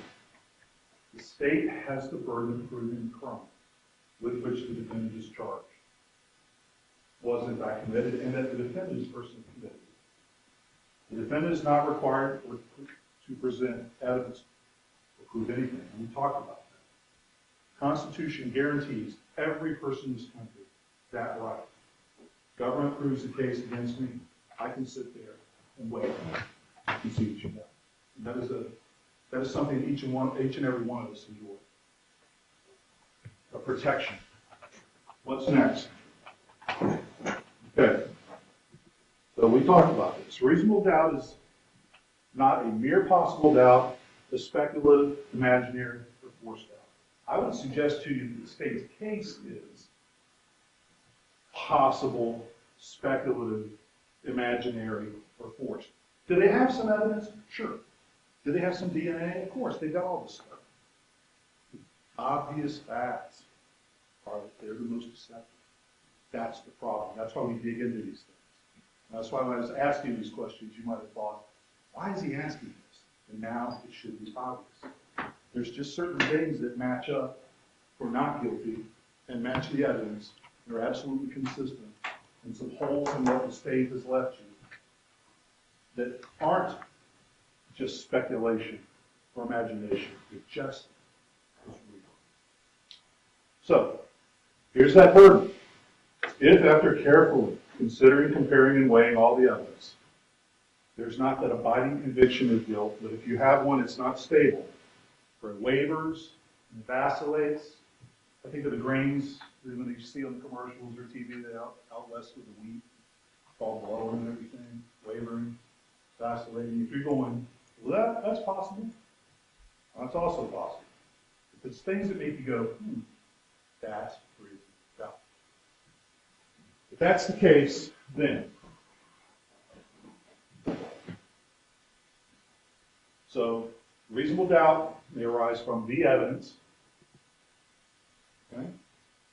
Conflict in the evidence, Jacob Davis, all capital letters, got conflict, and lack of evidence. Things like this. By the way, remember these before videos? When we have this motion activated and all that mess? I draw these because investigator Bridges relied on a civilian witness to pick some videos off a Ring doorbell and give them to him, and that was sufficient for homicide investigation. Highlight investigator Bridges, he is an staff. That was a horrible mistake. Because had they subpoenaed this, how do we know there's more? Well, because apparently there was a second trip. Leaving Mayab. We don't see that. We only see the first one. And there was a trip when supposedly everybody left to go rescue Zatoriyan, or according to Walker, also the white guy, who knows. By the way, in case you didn't notice it, Jerkins and Walker were high as Billy Goats this entire time. They didn't know which end was up. Neither wants to be involved. The government waited 2 years to even talk to them about a homicide. Plenty of time to get their story straight. And when an investigator shows up to talk to you about a homicide, you're going to say exactly what you need to say to not get arrested. Okay? So both of them should be taken with an enormous grain of salt. But assuming that somebody did go, because Jerkin's phone is on the roof, where's the video of them leaving? Got him coming back. Where's the video of them leaving? What else is missing? That's the problem. That's our problem in this case. The burden's on the government. 2 years. Don't talk to anybody. Don't subpoena. Lord, they've got video evidence available to you. Problem. Huge problem. So, this reasonable doubt thing, what is it? Why does it guide us? Why does it guide us through our thing? Because if you have a reasonable doubt, you should find the defendant not guilty. Just because somebody has died doesn't mean we have to convict someone. Just because someone has already gotten a life sentence for it doesn't mean we have to convict someone. Just because somebody has been charged doesn't mean we have to convict somebody. The government has overcharged Mr. Gould. They have what they think are obvious facts that just don't add up. Again, why is he making these calls here right before this? They're clearly not to Tyler Whitworth. Corbitt told us that. There's nothing going to Tyler Whitworth. Why would he be calling? And why would he be saying over here, what happened? I've been calling people. It's not me making that up. That's on video. Because that tells you he wasn't involved in it. So the government, they're relying heavily on principle. Principle. What one did, the other one did. What one did, the other one did. Look at the independent act. The defendant had a conscious intent that the criminal act be done. What evidence other than Davis do you have that Mr. Gould wanted there to be a robbery? Well, he was holding a gun. Well, they went to do a weed deal, and whatever Jerkins, who knows what this guy is besides a stoner? You know, according to Mr. Davis, he hits licks too. Doesn't strike me as the kind of guy that's real scary, so maybe he does carry guns. But he also said, well, you know, people just carry guns to weed deals too. Who knows what this gang, with this group of people? But there's no proof that Mr. Gould had any conscious intent be done except to get some weed. And didn't even want to do that at the beginning. So he can't be a principal to that. The only thing, or certainly to a robbery, you know. And then you look over at this independent act, you know. Just read it. Read it and ask yourself: Did Jacob Davis freestyle? Is that possible? Yeah, it's absolutely possible. The school's apparently calling for a ride. That's as good a guess as the state can give you. They don't know who he called. But we do know that he's out doing something before the shooting, with somebody not involved in any of it. It's the only logical thing. Come get me. Where's the video of them leaving?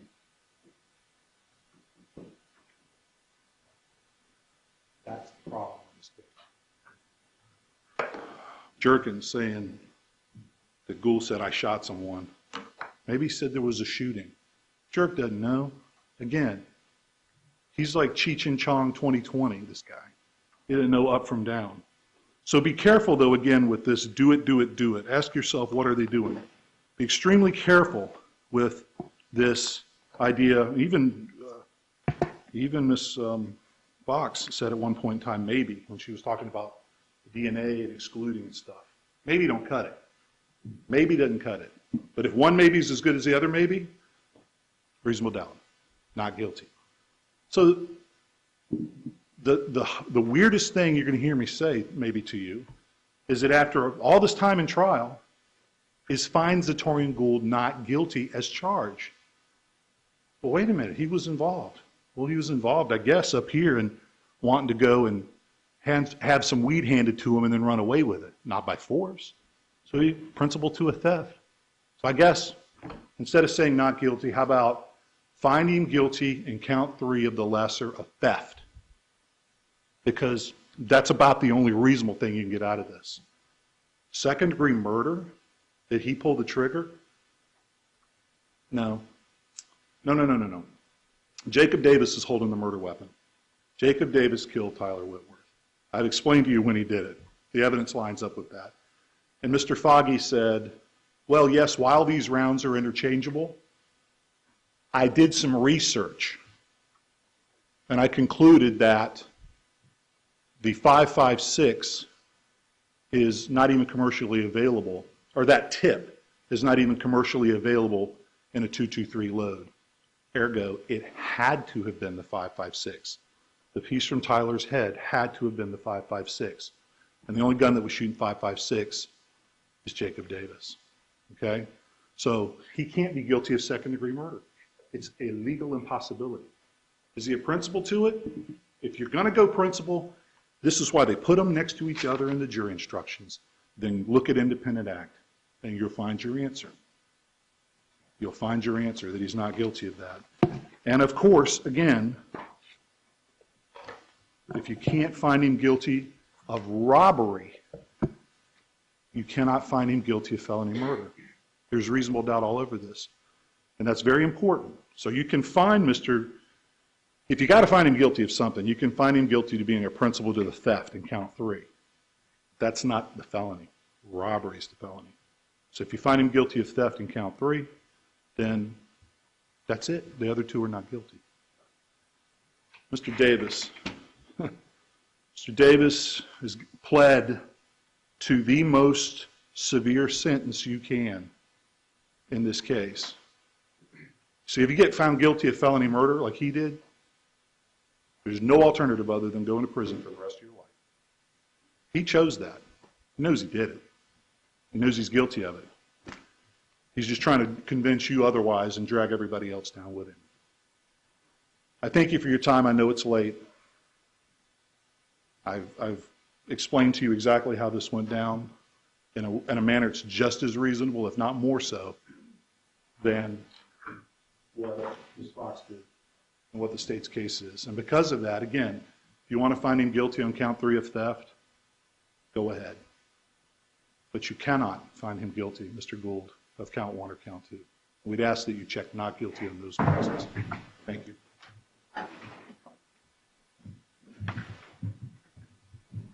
All right, my guess is that we have about 20 minutes left. How's everybody doing?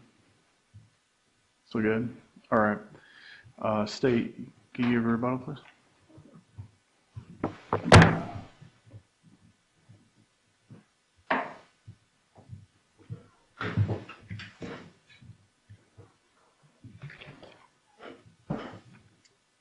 Pay no attention to the man behind the curtain.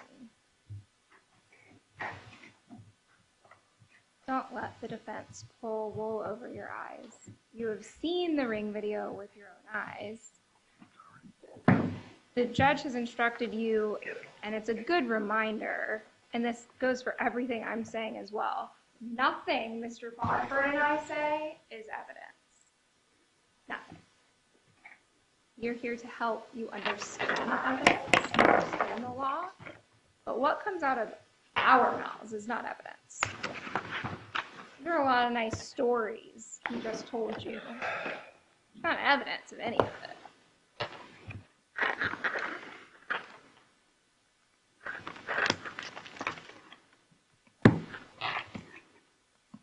He kept saying, well, maybe Gould just up and decided, never mind, and ran away. Possible. Gould just decided, never mind, and called for a ride. Possible doubt, imaginary doubt, speculative doubt is not reasonable doubt. And Mr. Bodford can come up here and talk about all the imaginary things in the world. It would have been great if both Mr. Davis and Mr. Gould decided when Mr. Whitworth didn't go easy, he wasn't pie like he was supposed to be, it would have been fantastic if they both said, okay, never mind, not what we're here for. But that's not reality of what happened.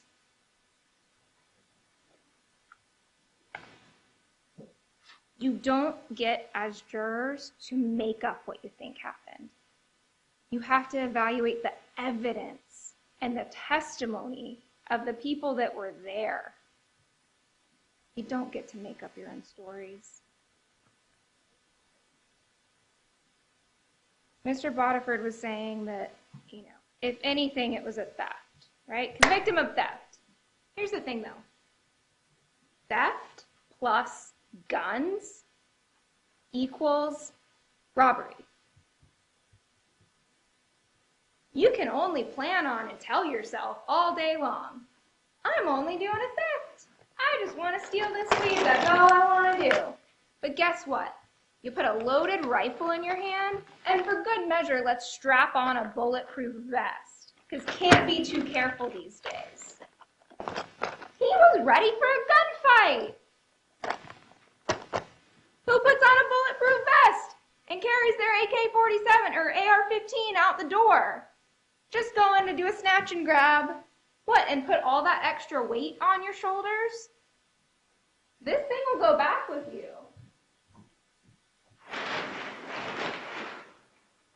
Like 20 pounds.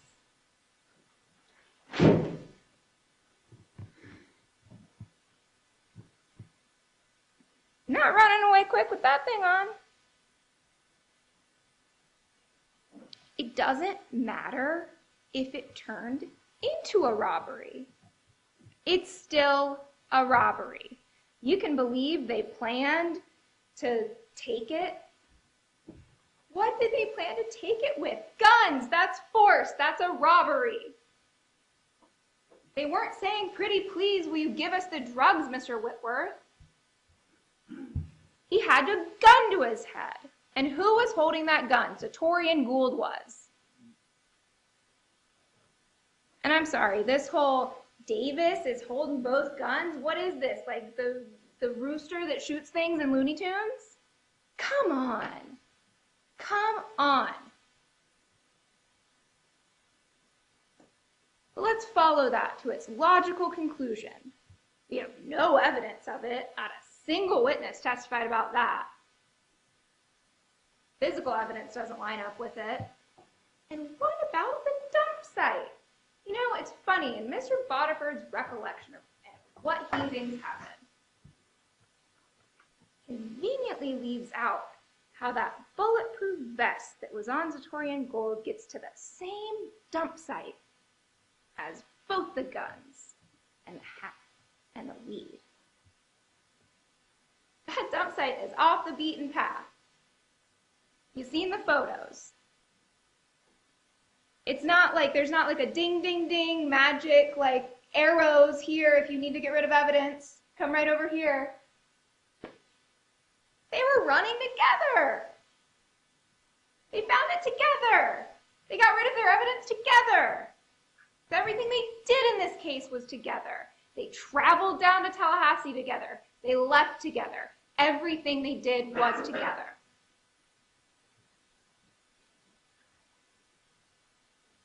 So what, the defense wants you to believe Davis took the bulletproof vest off of Gould's body? So he's lugging what, 2 guns and a vest and the weed? No! This was a 2-person job.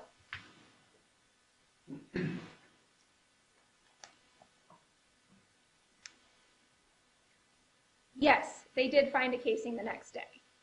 But here's the thing about that. If there had been this shooting on the pavement, you'd see a casing there, right? Because law enforcement was in that scene real quick that night. There was nothing on that asphalt. It's easy to lose stuff in grass, and it was dark, and it was wet.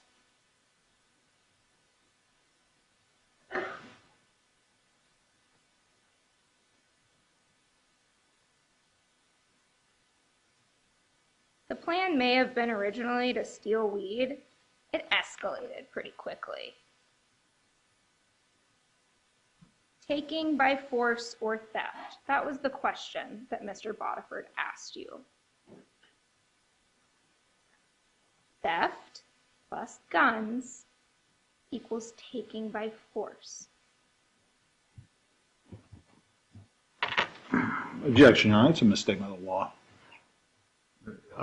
Just staying, the jury just rely on the jury instructions for the robbery. What constitutes a robbery? You have to have a taking by force to have a robbery. You show up with guns blazing, put a gun in somebody's face, that's taking by force. It's not just a theft.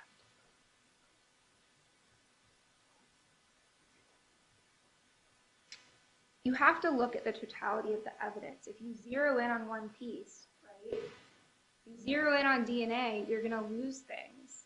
Yes, again, DNA is helpful. It's not the end-all be-all. Right? It's just not. That's why we have other evidence. That's why we have witnesses. That's why we have cell phone towers. You can look at everything, and it corroborates each other, or it doesn't. I don't have to prove to you who he's calling at 609 or 610. You know who he's not calling? 911. Because if this was, oh, no, Jacob, this is not what I signed up for. Nope, I was just here to snatch and grab some weed. Not calling 911.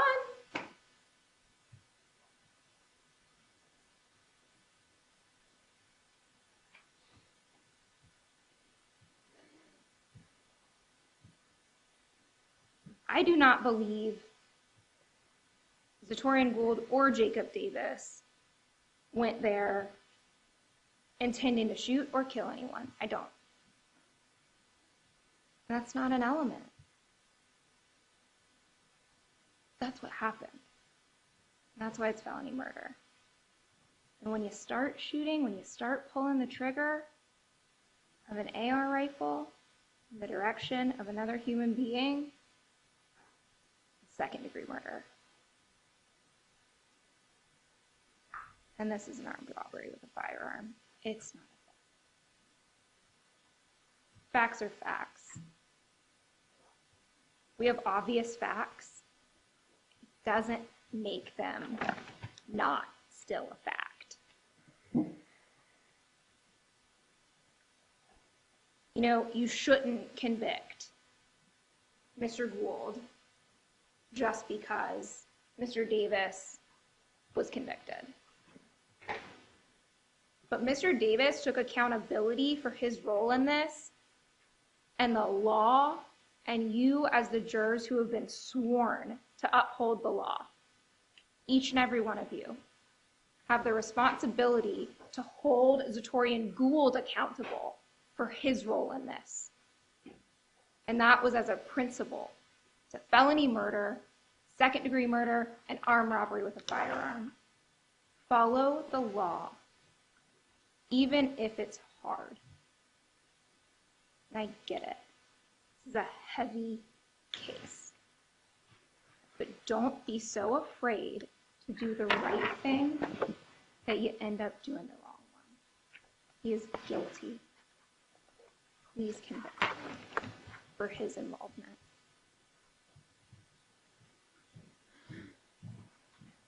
Okay, we're going to pick back up on page 15 there, where it says submitting case to jury. In just a few moments, you'll be taken to the jury room by the bailiff. The first thing you should do is choose a foreperson who will preside over your deliberations. The foreperson should see to it that your discussions are carried on in an organized way and that everyone has a fair chance to be heard. It is also the foreperson's job to sign and date the verdict form when all you have agreed on a verdict and to bring the verdict form back to the courtroom when you return. During deliberations, jurors must communicate about the case only with one another and only when all jurors are present in the jury room. You are not to communicate with any person outside the jury about this case. Until you have reached a verdict, you must not talk about this case in person or through the telephone, writing, or electronic communication, such as blog, Twitter, email, text message, or any other means. Do not contact anyone to assist you during deliberations. These communications rules apply until I discharge you at the end of the case. If you become aware of any violations of these instructions or any other instructions I have given in this case, you must tell me by giving a note to the bailiff. If you need to communicate with me, send a note through the bailiff signed by the foreperson. If you have voted, do not disclose the actual vote in the note. If you have questions, I will talk with the attorneys before I answer, so it may take some time. You may continue your deliberations while you wait for my answer. I will answer any questions, if I can, in writing or orally here in open court. During the trial, items were received into evidence as exhibits. During your deliberations, you may examine whatever exhibits you think will help you in your deliberations. Some exhibits will be sent into the jury room with you when you begin to deliberate. If you wish to see any other exhibits or have difficulty viewing any exhibits, please send a note through the bailiff. You may also take any notes that you took during this trial back to the deliberation room. As previously instructed, your notes are a tool to aid your memory.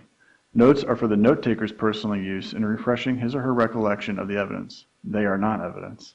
Above all, your memory should be your greatest asset in your recollection of the evidence. In closing, let me remind you that it is important that you follow the law spelled out in these instructions in deciding your verdict. There are no other laws that apply to this case. Even if you do not like the laws that must be applied, you must use them. For 2 centuries, we have lived by the Constitution and the law.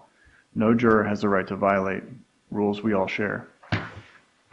So at this time, you will be excused to deliberate. But I do have to identify our alternate juror, Ms. Giuliante. You're our alternate juror, so your service in this case is now complete. I imagine you might have some stuff in the jury room. I would just ask the other jurors give her a chance to retrieve her belongings and clear out of the jury room before you begin deliberations. And Ms. Giuliante, this is an open proceeding. If you are curious about the verdict, you may stay. You're also free to go, and you call the clerk later if you're curious. You can do that, or you're just free to go and never think about this case again. But I do thank you for your time, and I understand it could be a little bit frustrating to be an alternate because you get all the way to the end and you're not allowed to go any further, but you could be relieved as well. But I do thank you for your service. With that, I will excuse you all to deliberate. Thank you.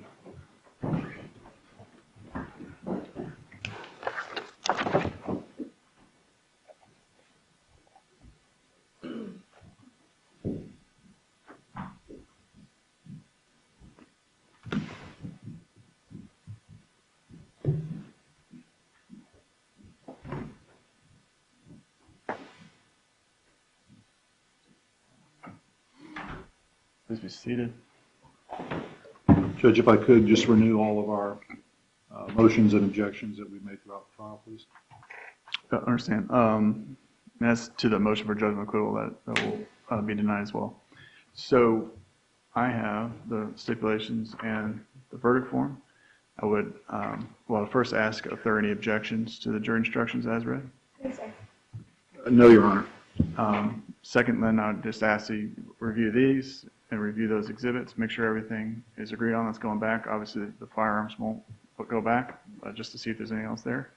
And finally, if you could just leave a contact number with our clerk, He'll remain on station and should be able to contact you in case there's a question or the verdict. Anything else for the record? No, Your Honor. All right. So we'll be off the record.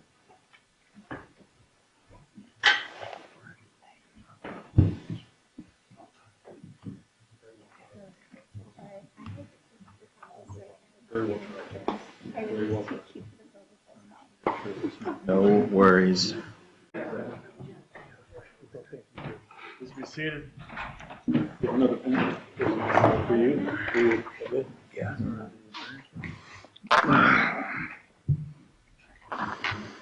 All right. Are we ready to get back on the record? Yes, Your Honor. This is State of Florida versus Zatoriyan Gould, 2020 CF 1897B. Back on the record. Defendant is present with his counsel. And that's my understanding we have a verdict. Anything before we bring the jury back in? No, Your Honor. I'll just direct those that are still with us in the gallery, if you could just contain any type of response at all, audible or visual, to the jury's verdict out of respect for their work. That'd be appreciated. If you can't do that, you can excuse yourself now. And everybody will be seated for this part. Yes, Your Honor. I think Ms. Sarvis is going to be your foreperson in the blue. Yeah. But we'll see.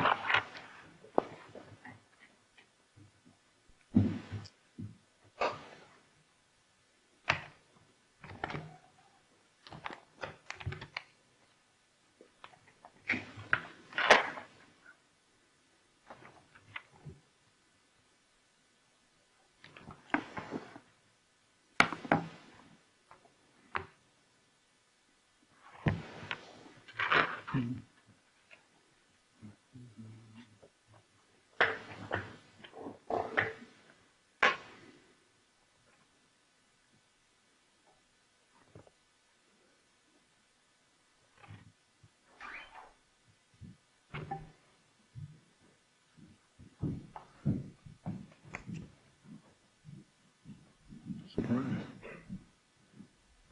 I don't know that I like that.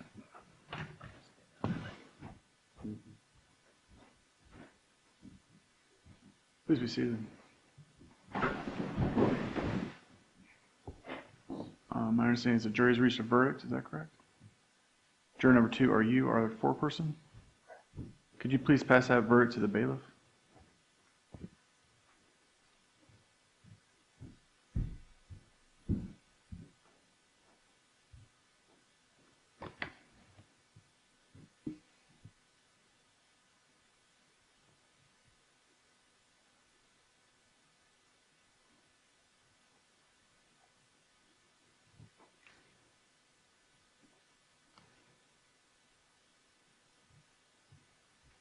All right.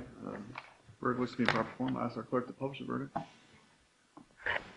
In the Circuit Court of the Second Judicial Circuit in and for Leon County, Florida, the State of Florida versus Zatoriyan Gould, case number 2020 CF 1897B. Verdict. Count 1. We, the jury, find as follows as to count 1 in the indictment: first-degree felony murder of Tyler Whitworth. The defendant is guilty of first-degree felony murder.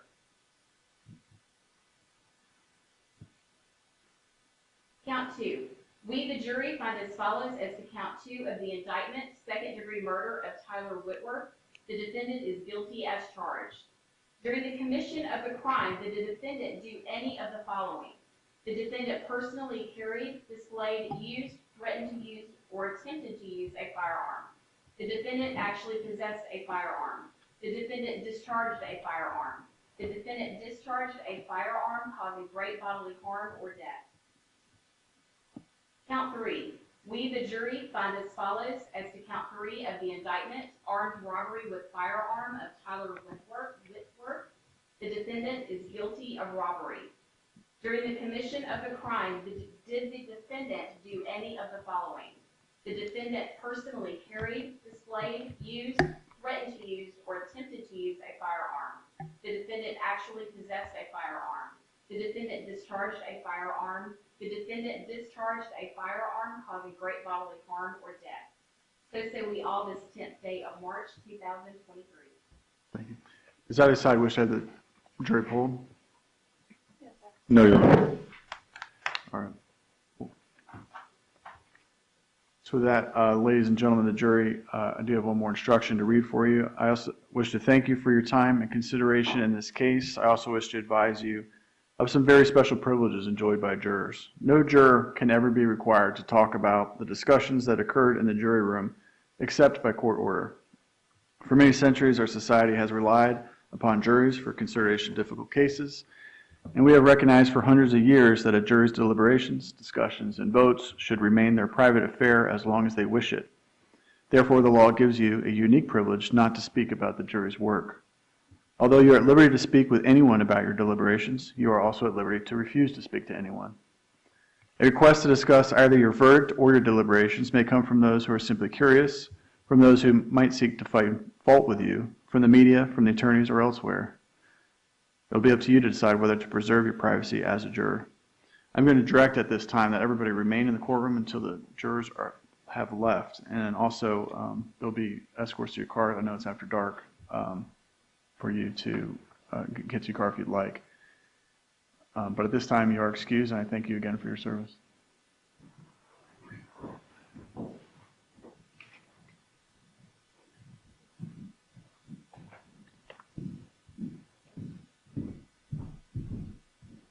All right, well, there's no reason we can't proceed to sentencing, I guess. We'll get your appeal notice filed and make sure all that's preserved and everything. Parties have a position on sentencing? I'd like to proceed. Abel, Mr. Whitworth here, he'd like to give a victim impact statement. Defense? I don't mind at all proceeding right now, and I think you have a score sheet for purposes of, I guess any of them really need a score sheet, do they? I mean, count one wouldn't need a score No. sheet. Count 2 and 3 would need a score sheet. I can get that if you want to take 5 minutes, or I can also supplement the record with one. Can you do that while Mr. Whitworth gives a statement? I can. Okay. Can I go get the podium?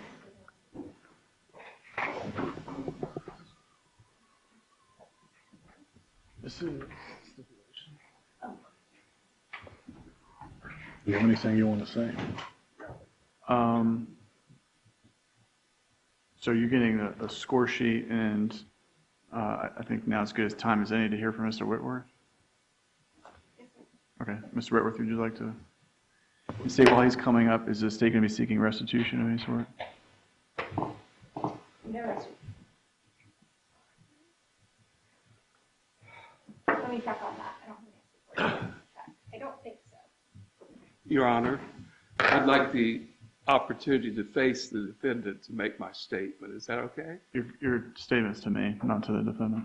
What's that? Your statement's to me, not to the defendant. Oh, okay. All right. Well, I just want to tell you that even though they murdered Tyler, he's still here in spirit through me.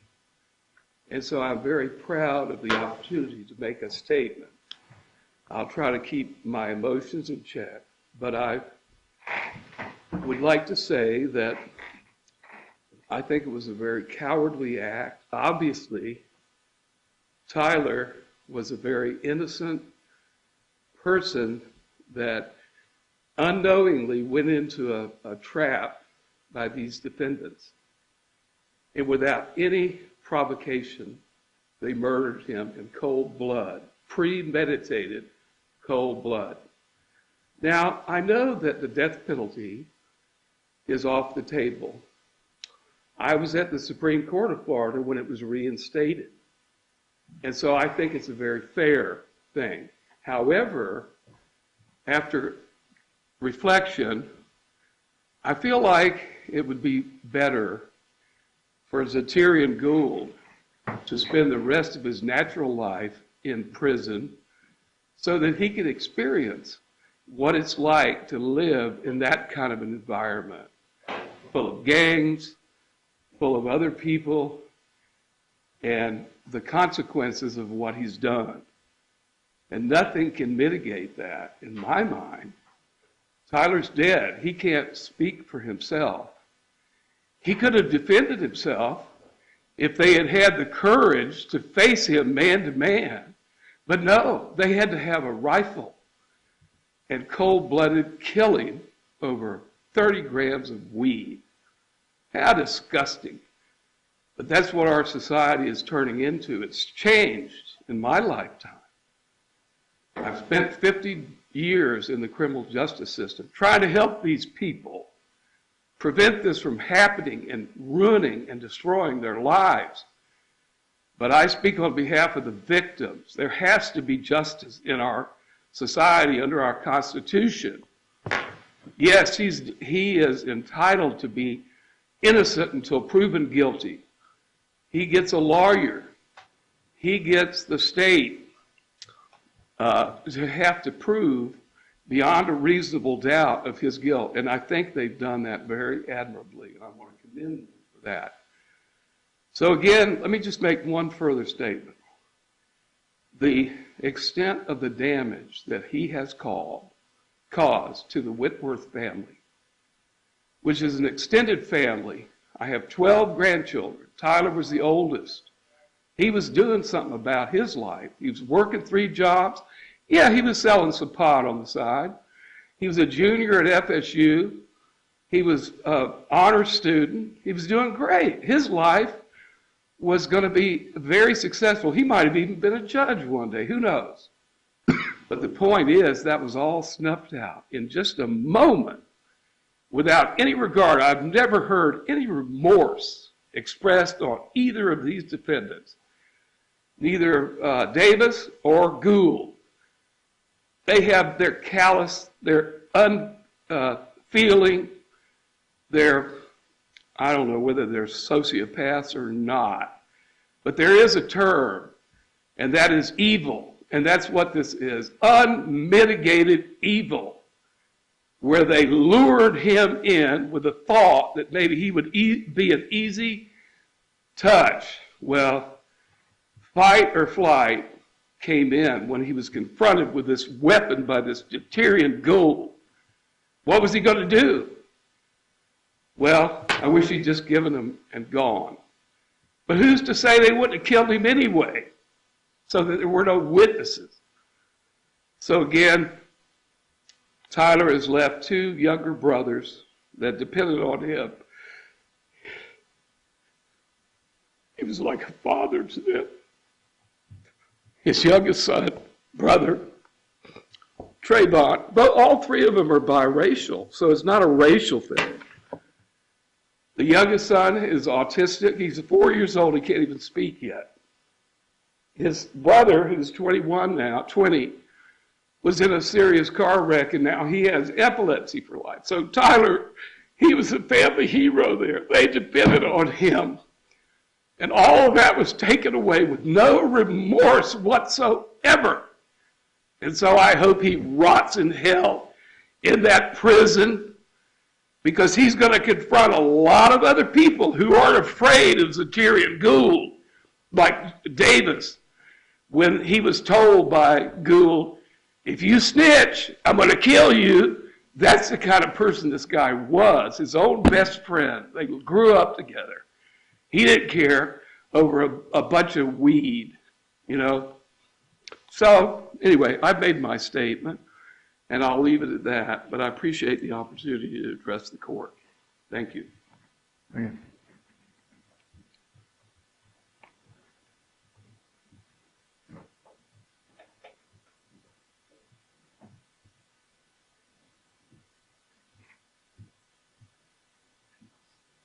So you're working on that score sheet still? Yes, sir. I sent it to Mr. Gilday. He's printing it and bringing it down now. Yes.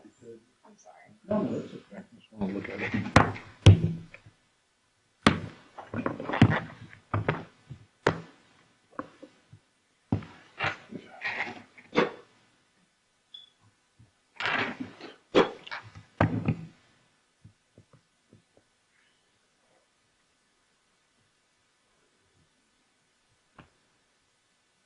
All right.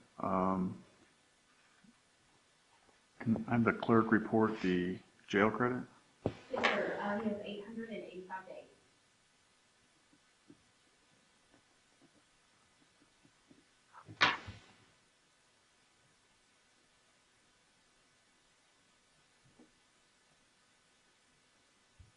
Is the defendant arguing any mitigation? Not at this time, Judge. If we need to file something, we'll file a motion under the rule within the appropriate amount of time.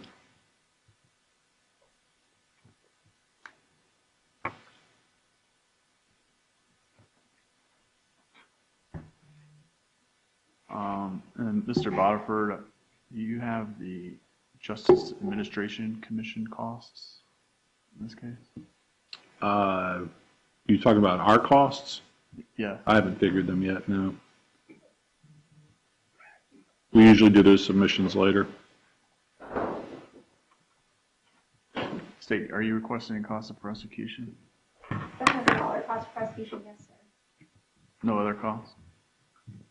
I'm checking. I don't believe that there is any restitution. Oh, thanks. Thanks, Jim. Did she send you a copy too? Yeah, she did. Okay. No, sir. No restitution or other costs.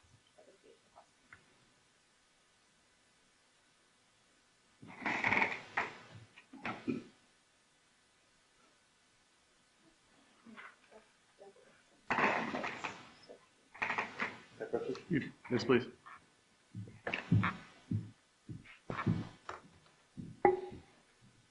Thank you. Defense, any objection to the 885 days? No, Your Honor. Any objection or comment on the score sheet? No. I believe that you took the second off because it merges. You don't have the, is it on there? First off. So, You took, yeah, you took the first, First degree yeah. murder is mandatory life, so it's outside of the punishment code, so I didn't include it on the score sheet. What's included on the score sheet is second degree murder and armed robbery with a Okay. firearm. Yeah, beyond that, It would it's, be yeah, it looks for right. the court's guidance on counts 2 and 3. Thank you. Yep. State, you have an argument on sentencing? State seeking life, preferably consecutive life sentences.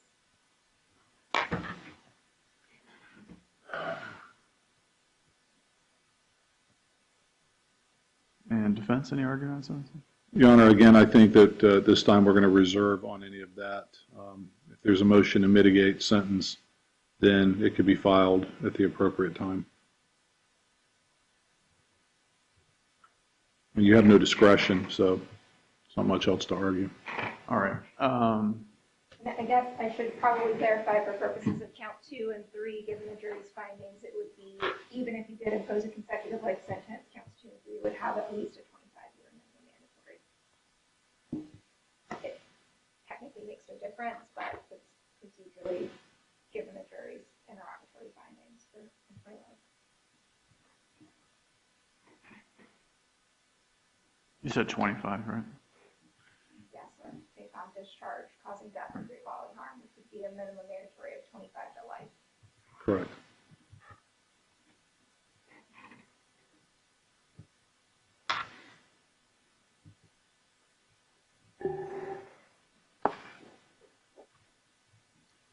All right. Are there anything else before I pronounce sentence? Defendant, would you like to make a statement? I think he's going to pass. You don't want to say anything at this stage in the game? No, sir. Okay. Your Honor, he's going to reserve any comments maybe for the future if there's a mitigation motion filed. All right. So, Mr. Gould, if you could please rise while I pronounce sentence. So, Mr. Gould, in accordance with the jury's verdicts on counts 1, 2, and 3, I do hereby adjudicate you guilty on all 3 counts.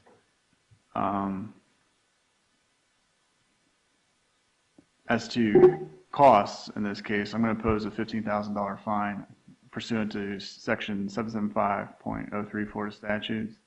That carries with it another 5% surcharge as required by Section 983.04 Florida statutes. There's also a $20 court cost pursuant to 938.046 for the Crime Stopper Trust Fund, a $3 court cost pursuant to Section 938.01 Paren 1, the Criminal Justice Trust Fund, $50 pursuant to 938 $238.03, a $225 cost pursuant to 938.05, a $2 cost pursuant to 938.15, which is the city criminal justice education as permitted by City Code Section 1 TAC 8, a $50 charge for felonies as a court cost pursuant to 775.083 paren 2, $65 court cost pursuant to 939.185, and also County Code Section 7 TAC 24, $3 court cost pursuant to 938.19 teen court assessment, according to Leon County Code Section 7 TAC 28,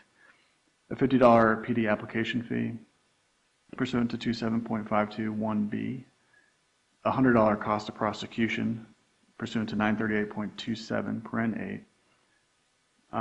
The court will reserve on the Justice Administration cost to be ordered at a later date, a $100 cost for the legal assistance fund pursuant to 938.29 paren 1.